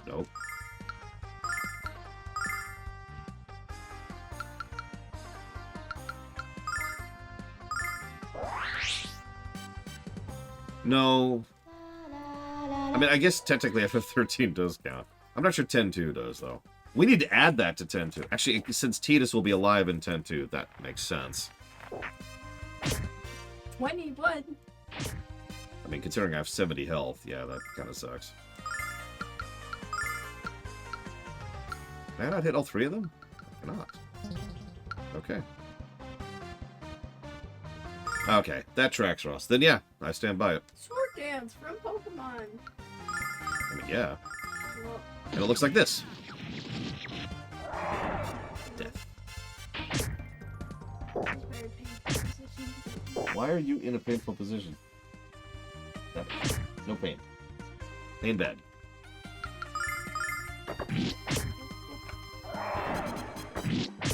I mean, yes, Savicon, but it's not on camera. Unless you count. Brother. So I suppose you have a point. Yuna does have someone lusting after her.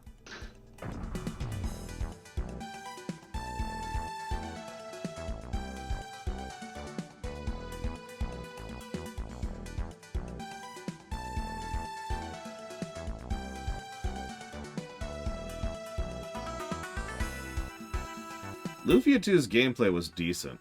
Not great, if I'm being honest, but it was decent. So I stand by that. Let's go into a regular attack round, see what happens. Attack their front. I mean, Pain's the only one who's an actual character in 10-2. So I'm with you on that. Honestly, if we weren't doing hard mode with regard to the rewrites, we would totally just merge Pain and Lulu. And just make that, you know, one character. That's true! Kimari is actually a character in 10-2 as well. He's not the only one. Like, an inordinate quantity of those side characters gained personality and presence in 10-2. It's something not a lot of people talk about, probably because everyone bashes 10-2. Because 10-2 kind of sucks. The prettiest FF? 6, no question. I can say that immediately, not just because of the sheer density and the the level of depth to the brickwork, but I also very much enjoy just the style of it. Yes, that hurt a little bit. Ugliest FF? Assuming we're not counting the NES versions. What's up? Oh my gosh! I'll save you. I'm not gonna actually drop that one. Actually, no. I did it earlier on accident. I have a bruise on my hand from it. But I'll drop this one on you.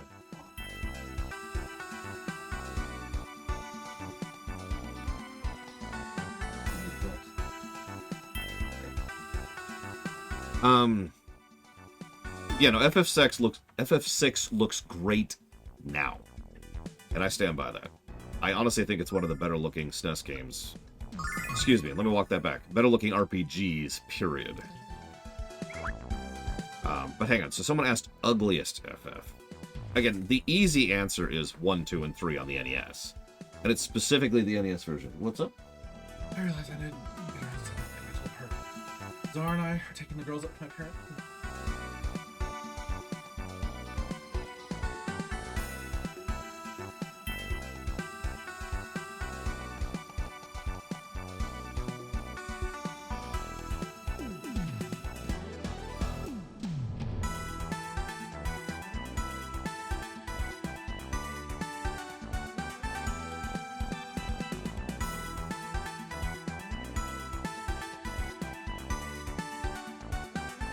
Because, yeah, I don't like the aesthetics of the FFs on the NES. I'm sorry. I unironically think FF7 looks good. In fact, I think FF7 looks better than FF8 in most accounts. I know I'm kind of weird on that, but I explained this the last time we streamed FF7. A lot of that boils down to the animations. A lot of thought was put into the blocking, the storyboarding, the animation, who talks to what, where, and how the scenes are framed, right? They did a good job and used what they had. Oh god! That was an eyeball with a mouth. It looks like we have to fight it, too. Yeah, no, exactly, Saruru. Exactly. Down there. It looks like a surprise.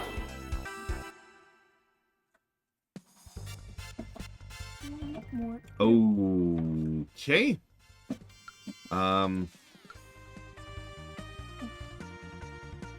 Yeah, FF8, I think FF9's move back towards more stylized thing worked a lot better.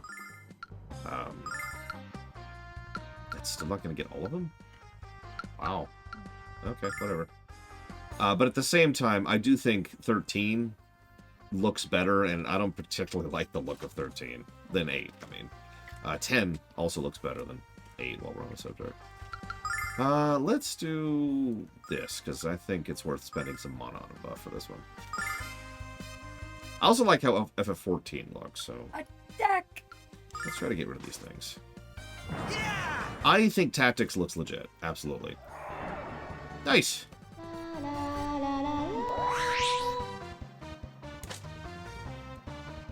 I mean, yeah, FF9 looks legit to this very day. I should show... Let's see what she thinks of FF9. Let me just, like, pull up a thing. No, it's not an eyeball. It's one of those, like, thingies that was gone extinct. Oh, it is an Ammonite? Yeah, that. Let's see what you think of this. I don't know, like, what do you think of the visuals of this? I know this is just a random scene, but what do you think? What? It died. It died? There, okay. What do you think? I mean, it What looks the cool, hell? I guess. You don't have to like it. I'm just curious of your opinion of the aesthetics. It looks fine. Is that a grandma? Is what? Is that Ho-Oh? Is that a grandma? I think no. That's Amaranth. He's definitely not a grandma, or is he? Wait, there was. What? There's a Ho-Oh. There is, yeah. Why is there a Ho-Oh? Because we're beating him up. There's a giant plant monster too. Great. That's not a Ho-Oh. Okay, fine. Ho-Oh. How's that? Oh, that's blurry. Sweet. That's a very pixelated. Yeah, that's a little better one. Great. The monsters in these games are very interesting. A lot of weird ones, aren't there? Okay, so... Oh, Ramus is dead. Whew.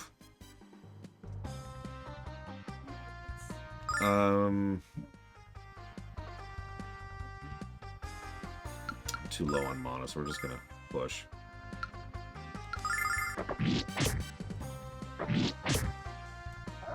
Other than 6, do I think any FF looks better than Chrono Trigger?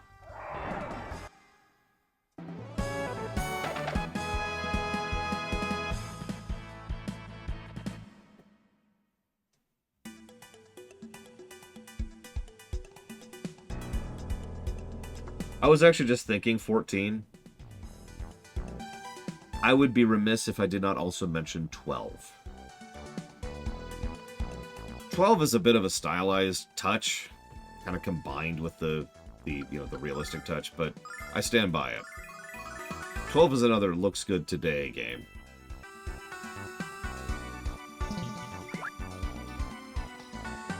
I wouldn't put 12 over 6. I wouldn't put 14 over 6. But I think they could at least match Chrono Trigger, maybe. I'd have to think about that and actually be looking at them. Jesus, this dungeon. I'm just getting my ass handed to me. Hey, Korgoth. I haven't really seen FF16, but yeah, I'm sure it's pretty enough. I have to admit... Okay, so... you can tell I'm an old, bitter man here. There's a lot of games that look realistic, for lack of a better way to put it, that don't look good to me. I've talked about this before, because to me, art design and design direction are more important than simple fidelity, right? We've talked this to death. And I've noticed that a bunch of games tend to lean a little bit too much on trying to make things look realistic, rather than trying to design their own style. Rather than talk about FF16, which I am worried will have that problem, but obviously I haven't played it, so I don't know yet, I'll talk about an FF that absolutely has that problem. 13. 13 didn't really have much of a style to it. It didn't really know what it was. Ramus just gained no stats from leveling. FF13 honestly looks kind of bad, in my opinion. Like, if we're not going to go with FF1, 2, or 3 as the worst looking, I'd probably pick 13. And a lot of it is because 13 is just vanilla to me. Like, again, it's back to what I was just talking about. It has no real style of its own. It's generico land. It's kind of like, and I'm sure you've seen this, you know how there's 5,000 anime games out there that use the exact same engine and look nearly identical to each other? I don't really get into that particular style, or lack thereof, almost entirely, because there is no real style or presence thereof. Now, that's just opinion, obviously. That's just me being me. That's just my niece. Oh, down here? Yes. Okay, good. That means I can tell you about that.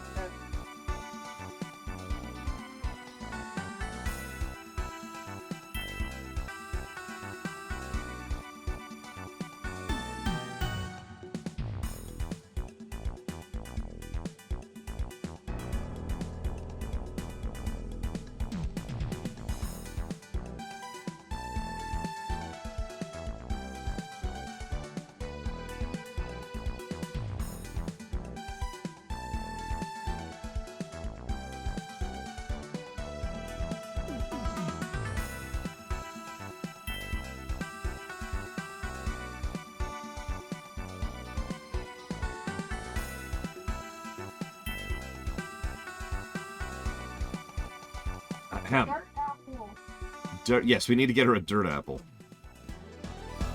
12 was absolutely stylized. No question. 12, honestly, was a great approach to style. Because 12's style is Tactics' style, except dialed up, right? Like, if you ever wondered what a modern graphics look of Tactics would look like, you've seen it, because 12 is that.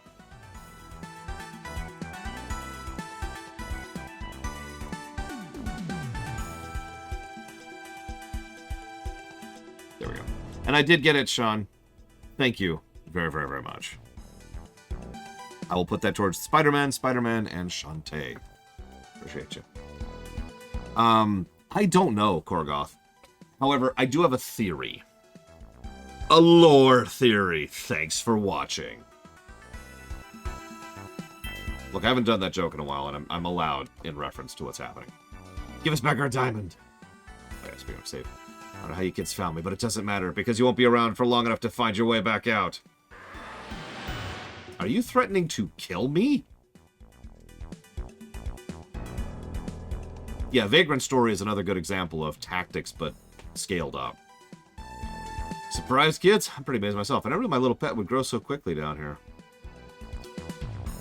Or that he'd come in so handy for getting rid of annoyances like you. Now I'm going to murder you.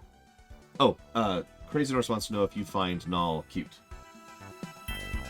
I mean, granted, he's doing the angry cat thing right now, but... Question mark? She says, no, he's the ugliest thing in the known universe. No, I shrugged. She shrugs. Which is very common. I do actually have a theory, and I will go ahead and share it. So, the PS3... Devil May Cry 4 kind of has the exact same problem. In fact, a lot of PS3 games have the exact same problem.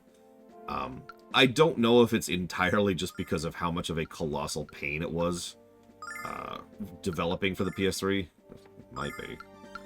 But the fact of the matter is, the PS3 was such a pain to develop for that I believe at least part of the reason that so many games just kind of don't really have a style on the PS3 kind of has something to do with that, right? Like, they were like, all right, we've got all these amazing graphics, and it's super high def. It's future. It's the future of visual fidelity. And then they just pushed that. They just pushed the limits of, you know, how high of a resolution of textures they could get. And don't mistake me, there's some pretty PS3 games.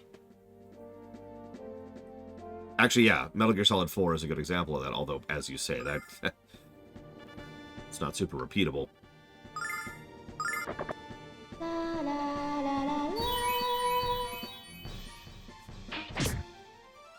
What? Did my heavy hitter just hit for 10? After being buffed twice?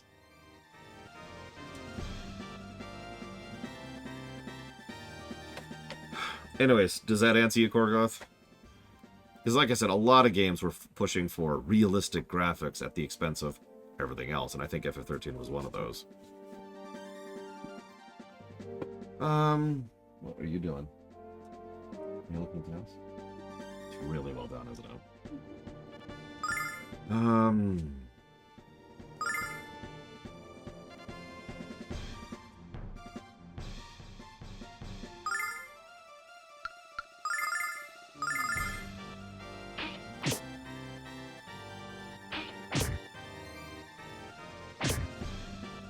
Okay. Yep. You know, one of the things I disliked most about FF10-2 was that positioning actually really matters in that game. Alex is buffed, Crazy Norse. But you have no control over your positioning in 10-2.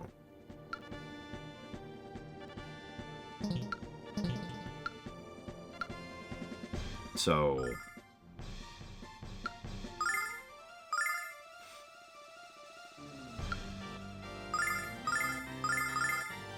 like, if you had control... one of my hypothetical game design documents for one of the rewrites is to have FF10-2's combat system, except you actually have control over your positioning. And yeah, Chrono Trigger had a similar issue. No, I like FF14's graphics. I just think WoW's more. FF14 still is a good-looking game, I would say. Can you reach from here?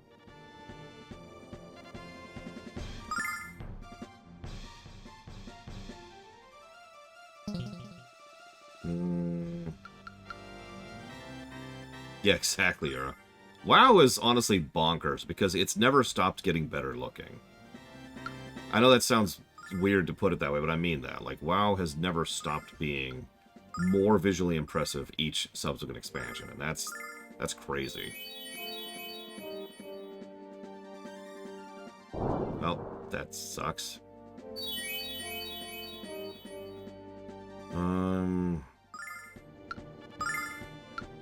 Well, he is super buffed, so let's go ahead and use some of those.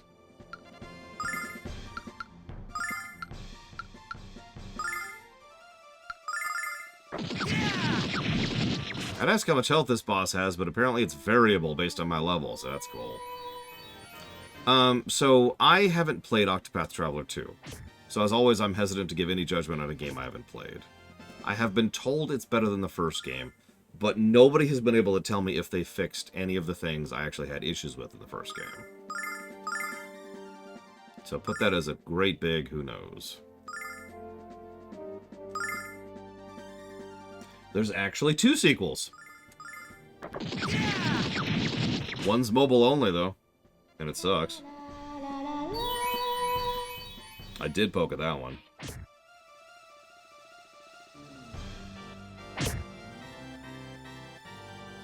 Yeah, the weird, not really grinding problem. Problem number 1.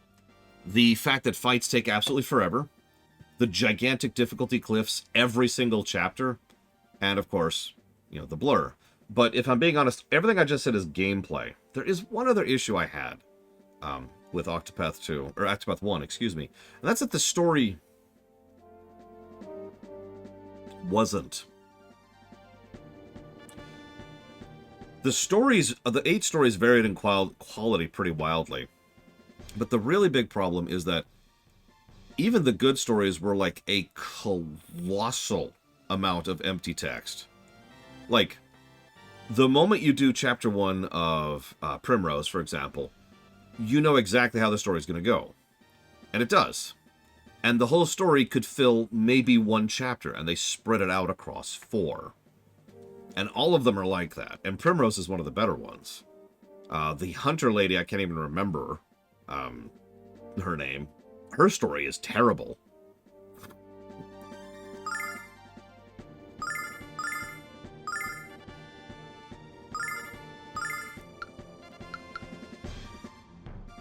So again, I have not heard if any of my issues with the game have been improved.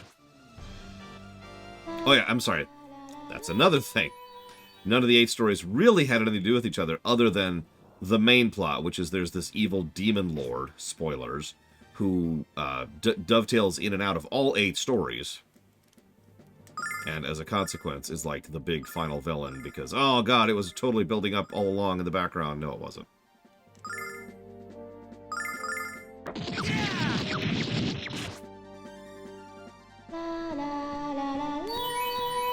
I don't think Octopath Traveler 2 is vetoed, no. But nobody's really showed any interest in it, so I'm not holding my breath on that.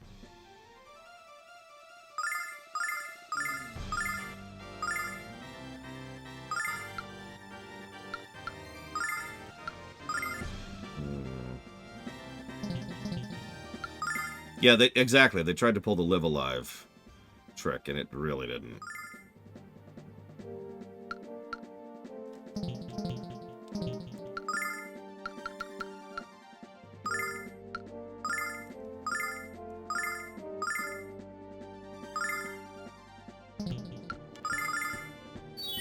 Probably, Roxy.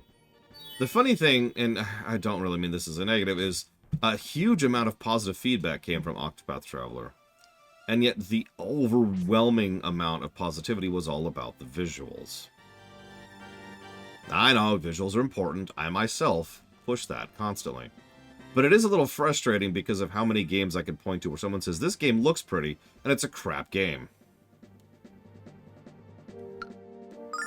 Spoilers, that's a big list. If I might be bold for a second, I think the main thing... Yeah, Okami effect, exactly. I think the main thing was that people had never really seen that kind of 2D HD thing yet. And so it was new. It was interesting. And so people were like, ooh. And they wanted that, right? Now, we have seen other games do that same concept, but better since then, including the recent Star Ocean 2 remake. And triangle strategy would be another good example of that. So that's cool. So I'm with that. But again, Octopath sucked. Oh yeah, Live Alive also did the same graphics approach. Forgot about that one.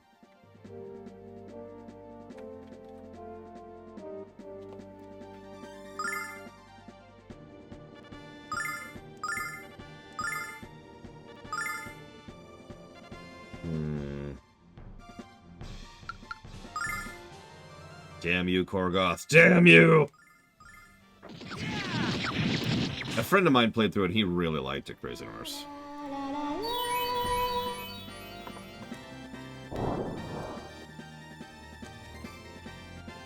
Thank you, Korgoth. I do appreciate you.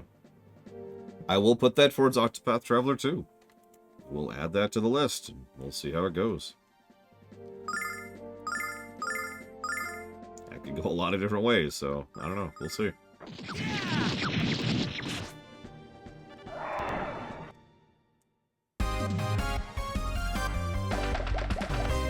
Get up, Ramus.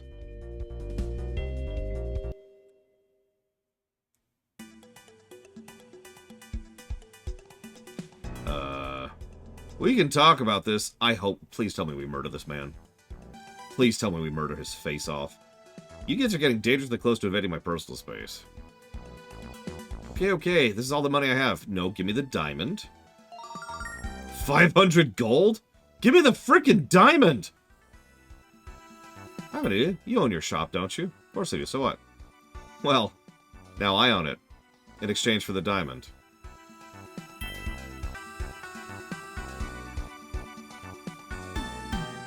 That's not a terrible deal. I mean, having a decent location in an already set up shop with shelves and workers and all that. Yeah, no, exactly. It's better than 20k thing. Yeah, no, like, I think I would go for that if I was playing D&D, right? Guess I'll be leaving with the diamond now. What do you mean? I sold the diamond to the shop. Since I own the shop, I own the diamond. If you don't agree with my logic, we can keep you down here until you realize how much sense it makes. Remus, I know you never heard these words before, so I'll be gentle. You the man. That's true, Crazy Nurse. That's true. You got a problem with it. We will kill you! But, because I think everyone deserves a second chance, I'll give you a job. But if I ever catch you trying to scam someone again, you are so fired. I am adding Ramus to the story positive category.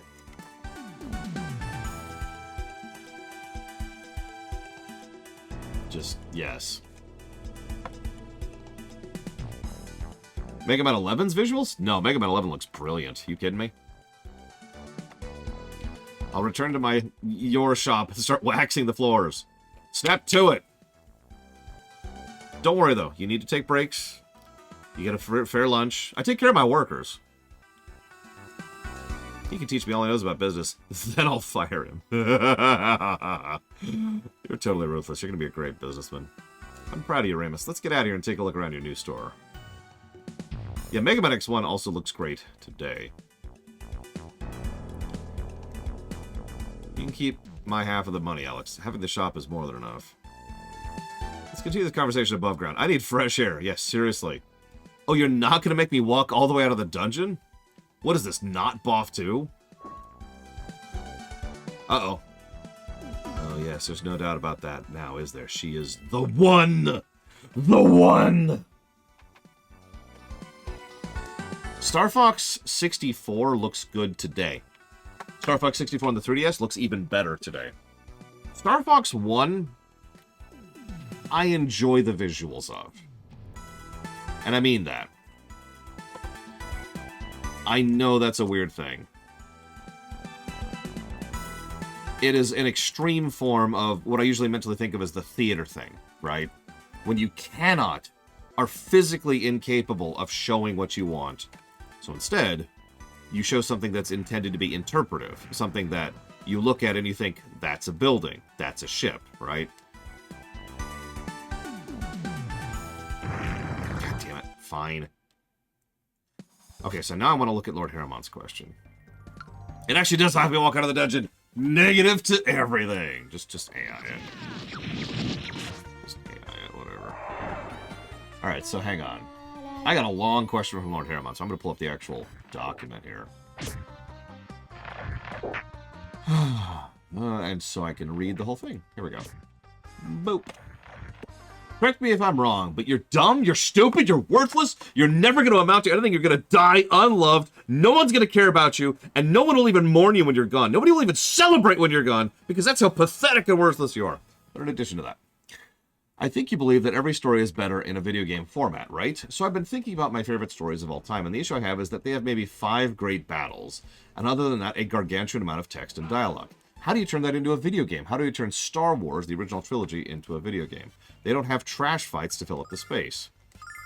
Now, that's absolutely true.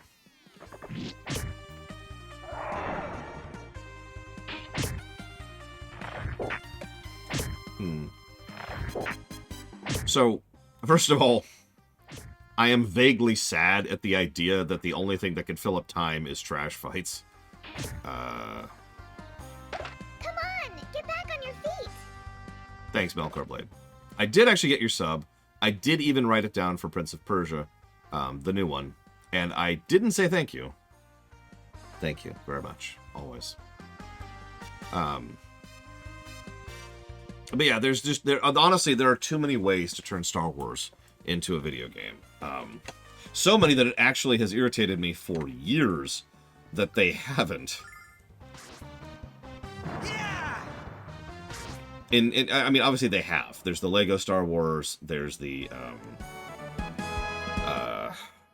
SNES game and the NES game and all sorts of fun stuff like that. But what I really mean is, like, there's genres that Star Wars could delve into, and it basically never has. Yeah, exactly. You could make a Star Wars game based on the original trilogy in virtually any genre.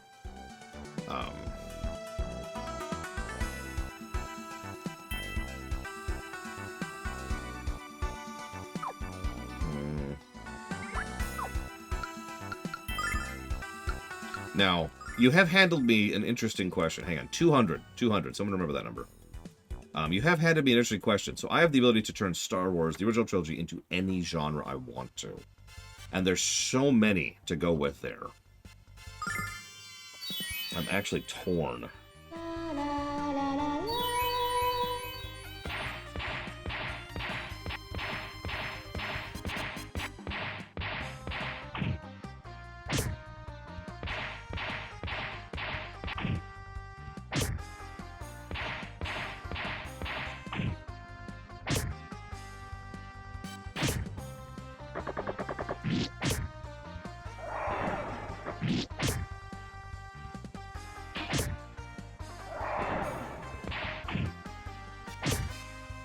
I mean, I'm with it, Melkor Blade. I don't know if you remember when I covered it for the Not E3 last year. It was one of the very few games that caught my attention.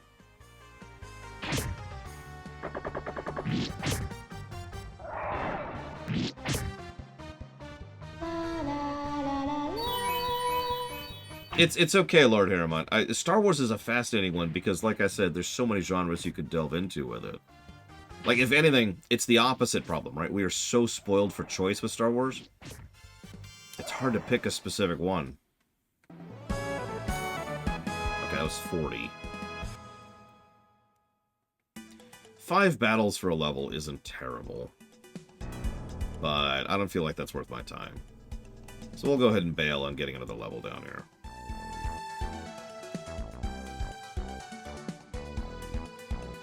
I mean, it's funny you say that, Blade Tavol. See, I was trying to think of a Star Wars genre specifically to follow the main plot, the MSQ of, like, A New Hope is what I keep focusing on.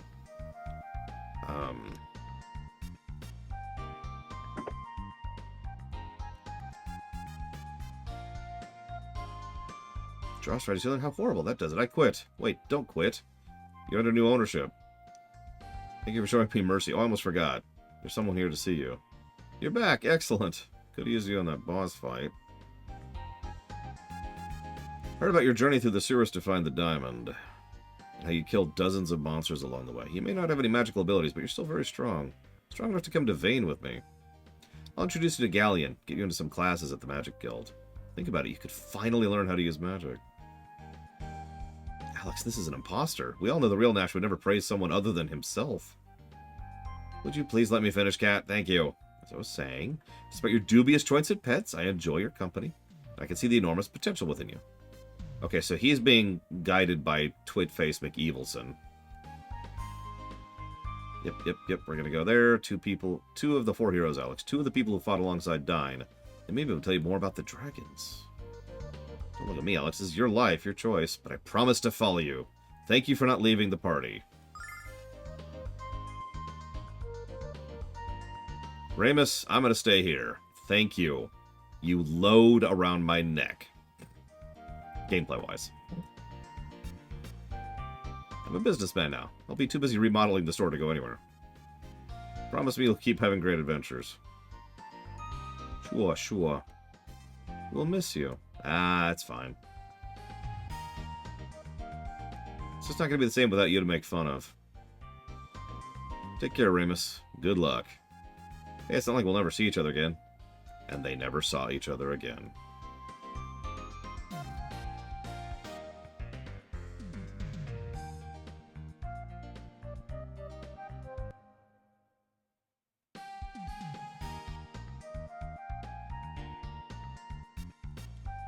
Leave town without talking to anybody. You got it. Damn it, Korgoth. That's a good question. Do we lose all his gear? Probably. Yep. Cool.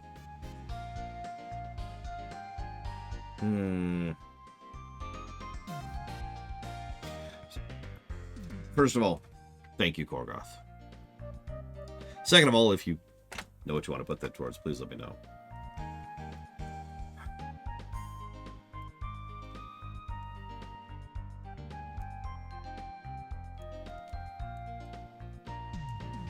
Oh no, I deliberately didn't pull his gear out to see if it would dump the gear on us. I mean, FF7 did that.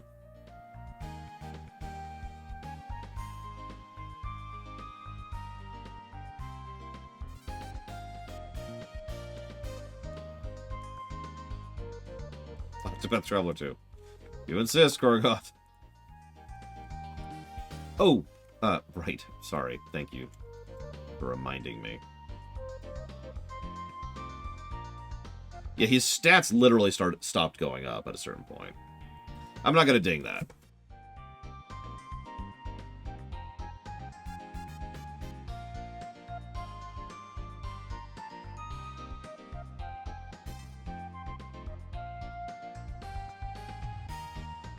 So the game, if I had like a holodeck and could just make the perfect game I want to, regardless of how well I think it would sell or how much I think other people would like it, I think my intended ideal game for the original trilogy would be extremely boring, okay?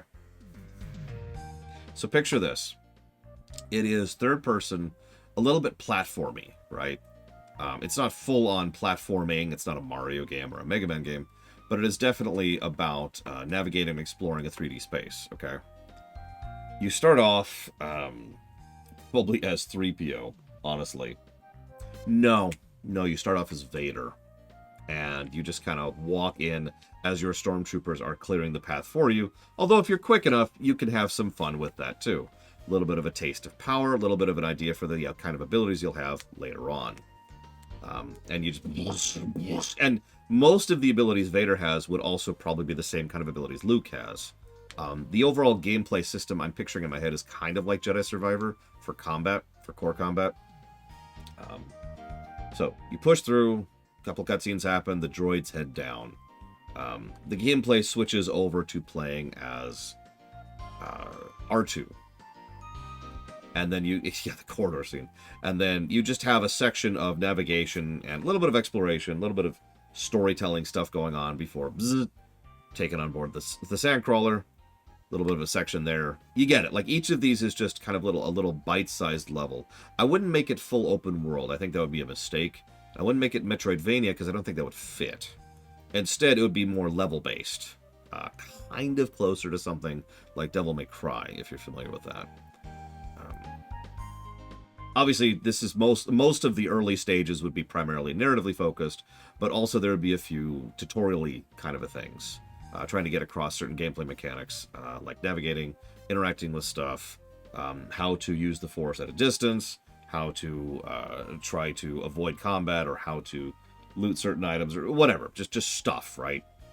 All of that culminating in what is functionally the major level of the first movie, which would, of course, be the Death Star.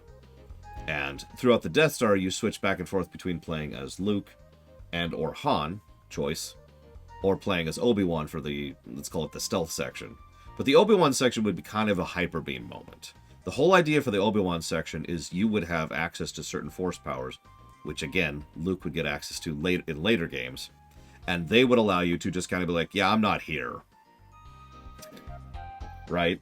Like, I say forced stealth sequence, but imagine stealth sequence when you have a freaking cloaking suit, effectively. So Obi-Wan just kind of breezes through his section until he meets Vader. And Vader just beats the snot. He's just bam, bam, bam. He's a wall. You can't push through him. That leads to the obvious. You escape. Have a turret section with the TIE fighters. Gotta have a turret section with the TIE fighters. But what I actually like the idea of more is maybe expanding on the TIE fighter battle and actually making it so you're playing as the Millennium Falcon, not just someone piloting a turret on it. I know that's a little bit different than the actual scene, but it would be a perfect way to tutorialize how to do space combat, which would come up at the Battle of Yavin, and of course, several other times in future games. Space combat sequence, Battle of Yavin, dive in, Death Star Trunch Run, victory. What do you think? I know, it's really boring, but I would enjoy the crap out of that, personally.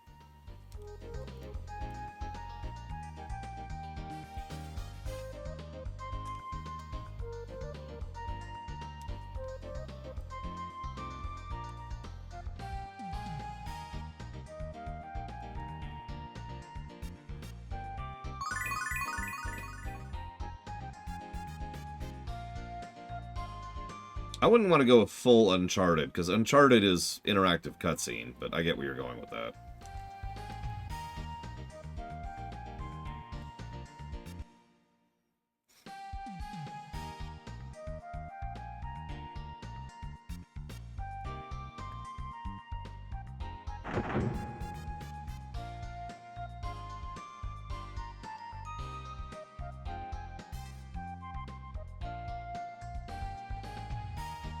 Where the hell's Jessica? I never did find her. I guess she's off probably trying to deal with the, what was his name? The Kyle issue.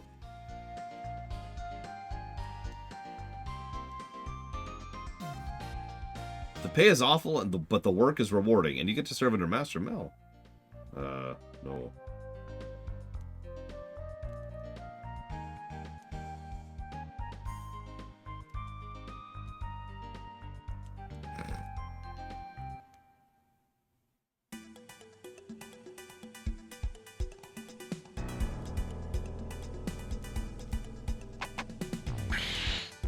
Yeah, but I never figured out where the shrine was, so I gave up on that immediately.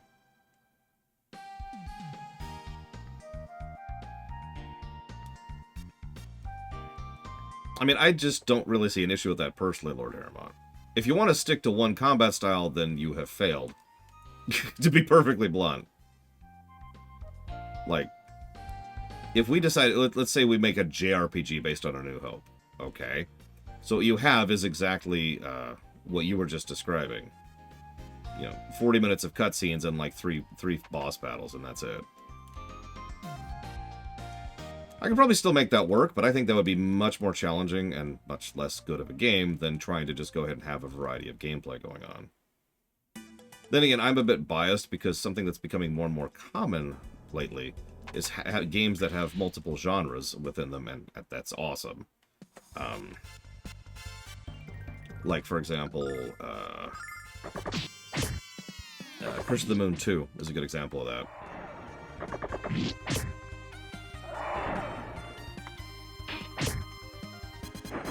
actually another game we played recently, and I'm trying to remember what it was that pulled a similar trick. Arguably Mario Odyssey, while we're on the subject. Do you not have a staff on? I've never even heard of that, Korgoth. So I'm gonna go with no. Thank you again for the bits. Please stop giving me money. And I suppose you know the question. Is that still going towards, Octopath?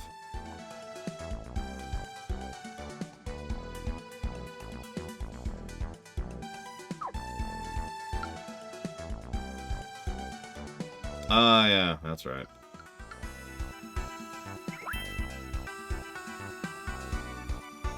Octopath it is. Oh my god! Why am I down here? Why are you trying to get me killed, Crazy Norse? Honestly, just run. Or don't. Okay. AI. Just AI. Just AI. Just AI. Thank you. Okay. Okay. Yep. Okay.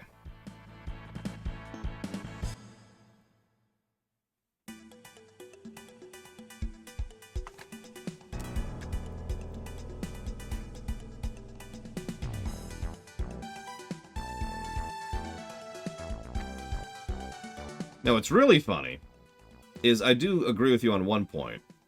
I don't think the solution to make a Star Wars video game is just to add tons and tons of trash fights. I can say that because I have played the NES game and the SNES game, and let me tell you, those games just... I don't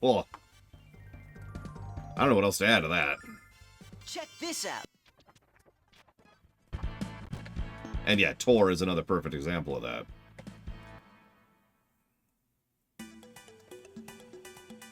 My god, Tor just didn't know when to quit. The trash.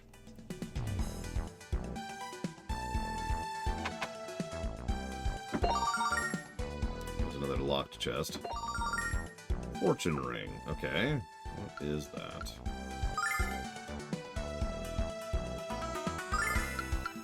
Increased luck. Okay. Sure. Why not? Oh, it's very simple, Korgoth. See, my opinion on those games is... Any questions?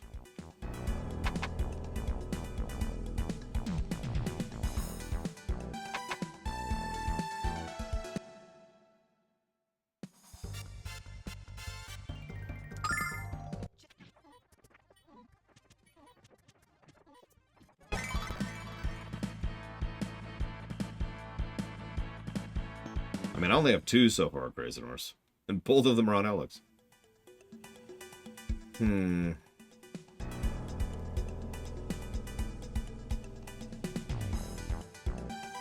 now you got me thinking about, like, some of my favorite movies, story-wise.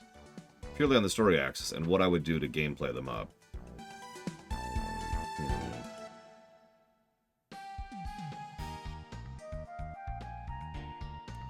For example, something like, say, Lord of the Rings is honestly kind of easy.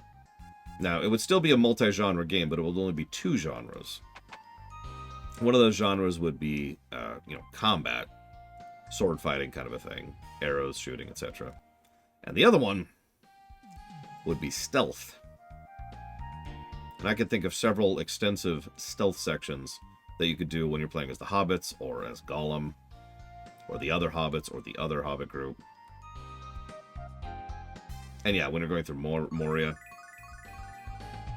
And then, of course, there's your more combat-focused sequences where you're playing as Aragorn, or Gimli, or Legolas. Stuff like that.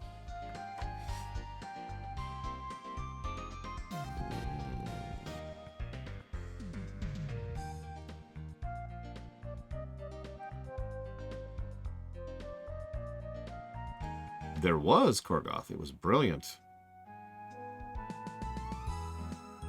To reach the city of Vane, we have to use the Spring of Transmission. We just follow this path to the south until we reach it. To the big smile. You'll understand soon enough. Just keep your eyes on the sky. Okay. Yeah, make the Nazgul essentially supposed to lose fights that you, like, endure or avoid. I mean, that sounds like Starfleet to me, so I don't see the issue here. I'm letting my niece order dinner, so I'm not sure what dinner is going to be. So I am at her whim. So we'll see how that goes. I just hang on. I've got a voice in my ear telling me to go back into town.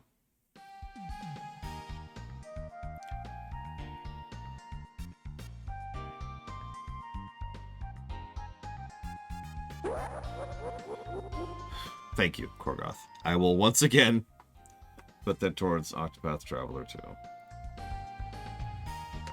Sorry, I was just remembering this one time. My niece, it was when Uber Eats like first started being a thing. And so back then the car tracker, if you even know what that is. What am I doing here, Crazy Horse? Just tell me what to do at this point, because I'm done here. I'm done. Let's go.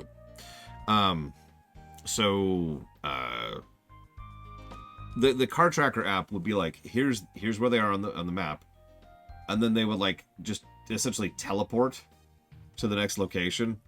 And so they were like crossing over a river and then going over a mountain and then going over another mountain. And my niece was having so much fun watching it and laughing about this car that was just driving over mountains and rivers to give us our food.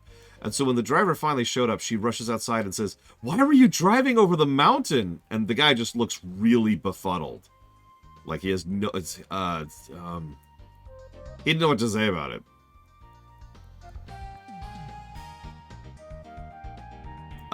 That's a good question, Gavator. I'll have to look into that and figure out what's gone wrong. I'll look into that later. Or I guess I'll do it right now, because I got nothing else to do in town. What the hell is going on with VOD 2 here?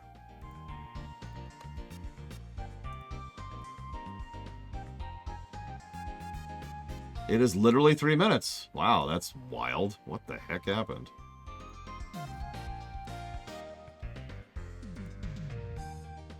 It's okay, Crazy Norse. I'm staying in town just for you.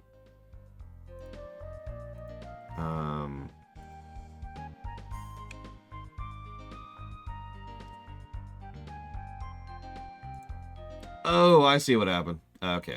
So let's just delete this forever. There we go. Yeah, I see exactly what happened.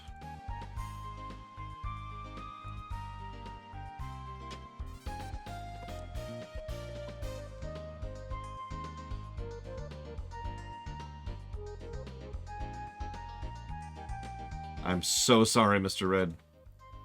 Okay, so now that Crazy Norse is done with his town mandation,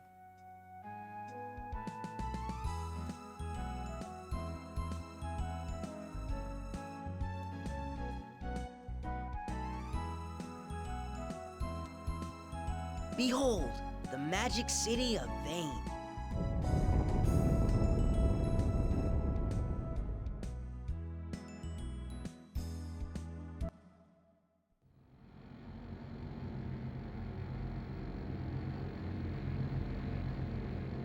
oh my god, if it's generating that humming, I would hate to live there.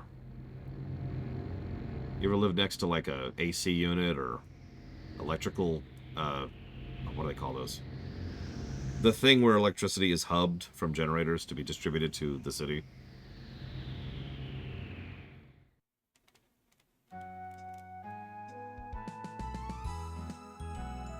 The magic city of Vane circles around the goddess tower in an endless protective orbit. It's said to shield the goddess Althena from harm. Oh yeah, the fluorescent lights thing. Ugh, don't even remind me of that. I mean, so far it's terrible, Crazy Norse. I know I was becoming famous, but this is almost embarrassing. I use the spring of transmission, but that doesn't apply to the others. They're my friends. Sorry, Nash, but they're not. Rumors abound that the Magic Emperor himself roams the land. Thus, Lemia Ausa has placed quite stringent rules into effect. The only people allowed to use the spring, other than citizens of Vane, are those who obtain an application for the Magic Guild from Phasia. God damn it. I didn't realize those rumors were being taken so seriously. I guess you aren't as famous as you thought, Nash. Still your tongue, cat. Not even Galleon himself would defy the word of Lemia Ausa. So she's like the third to last boss. Phasia lives in Althena's shrine at the foot of the mountains. Okay, cool. Just how many licks does it take to get to the center of a Tootsie Pop? I really want to know. It's not me, you idiot. It's a dumb owl that does that. Jeez. Alright, why do M&Ms melt in your mouth but not in your hand? The thick candy shell, of course. Don't they teach you peasants anything?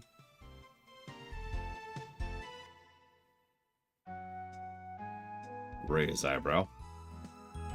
Now, I am actually familiar with the joke we just saw because I've read Legends of Localizations quite a bit. I didn't actually realize that was this game, though. In the original Japanese, that wasn't there at all.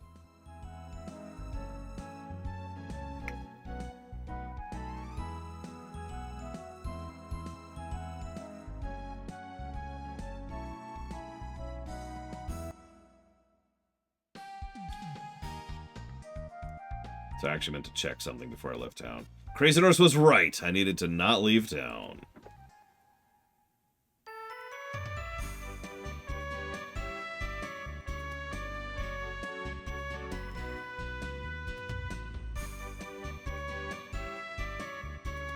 I came here from Saith because I got the job at the harbor, but the guy who hired me, he forgot to mention that my job was to entertain sailors on shore leave. After I kicked my would-be employer in the anchor, I realized I'd have to find another job. But this is the only place I was hiring. Alex, are you blushing? I was so embarrassed the first time I tried this on. But you know what? I think I look good in it. I've always been comfortable with my body. Sure. What is with the bunny girl thing? I mean, I know. Dragon Quest predates this. That's right, Ramus. Put on one of the bunny outfits.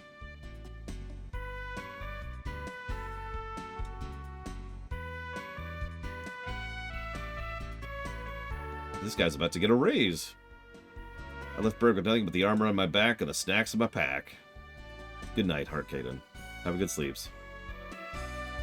Now I have my own store in the City of Freedom, but I'm still not satisfied, not until you become the next Dragon Master. The Dragon Master's favorite. Pretty catchy, huh? You don't mind if I use you as an endorsement, do you? Only if you give me free samples. Hello, you green-eyed little hunk. Buy something and I'll give you a discount just for being so cute. Alex, I think this one really, really likes you. You like my costume, Green Eyes? The best part about it is how easily it comes off. I've never liked the bunny girl outfit either, but I've been to Vegas, and I see what that looks like on real women. And I am not particularly fond of it. And I feel very bad for some specific women who have to wear it. Good night, Korgoth. Do have a good sleep. Do have good peace. For us.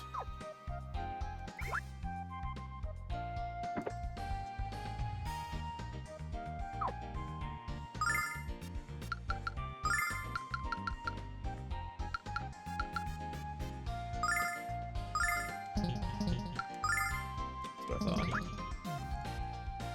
Just give him a weapon to replace the rod that we gave to the woman and got nothing out of. Frickin' old woman.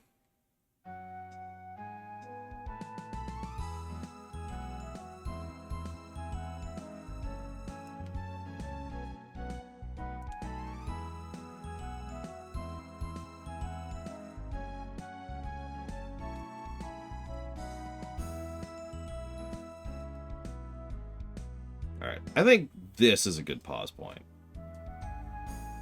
So that's pause point here. Tomorrow, hopefully with no issues this time, because this is just a cursed run. Tomorrow at soft start time of 9 a.m. Eastern Standard. More of this. See you guys. And I'm going to be in a bunny girl outfit.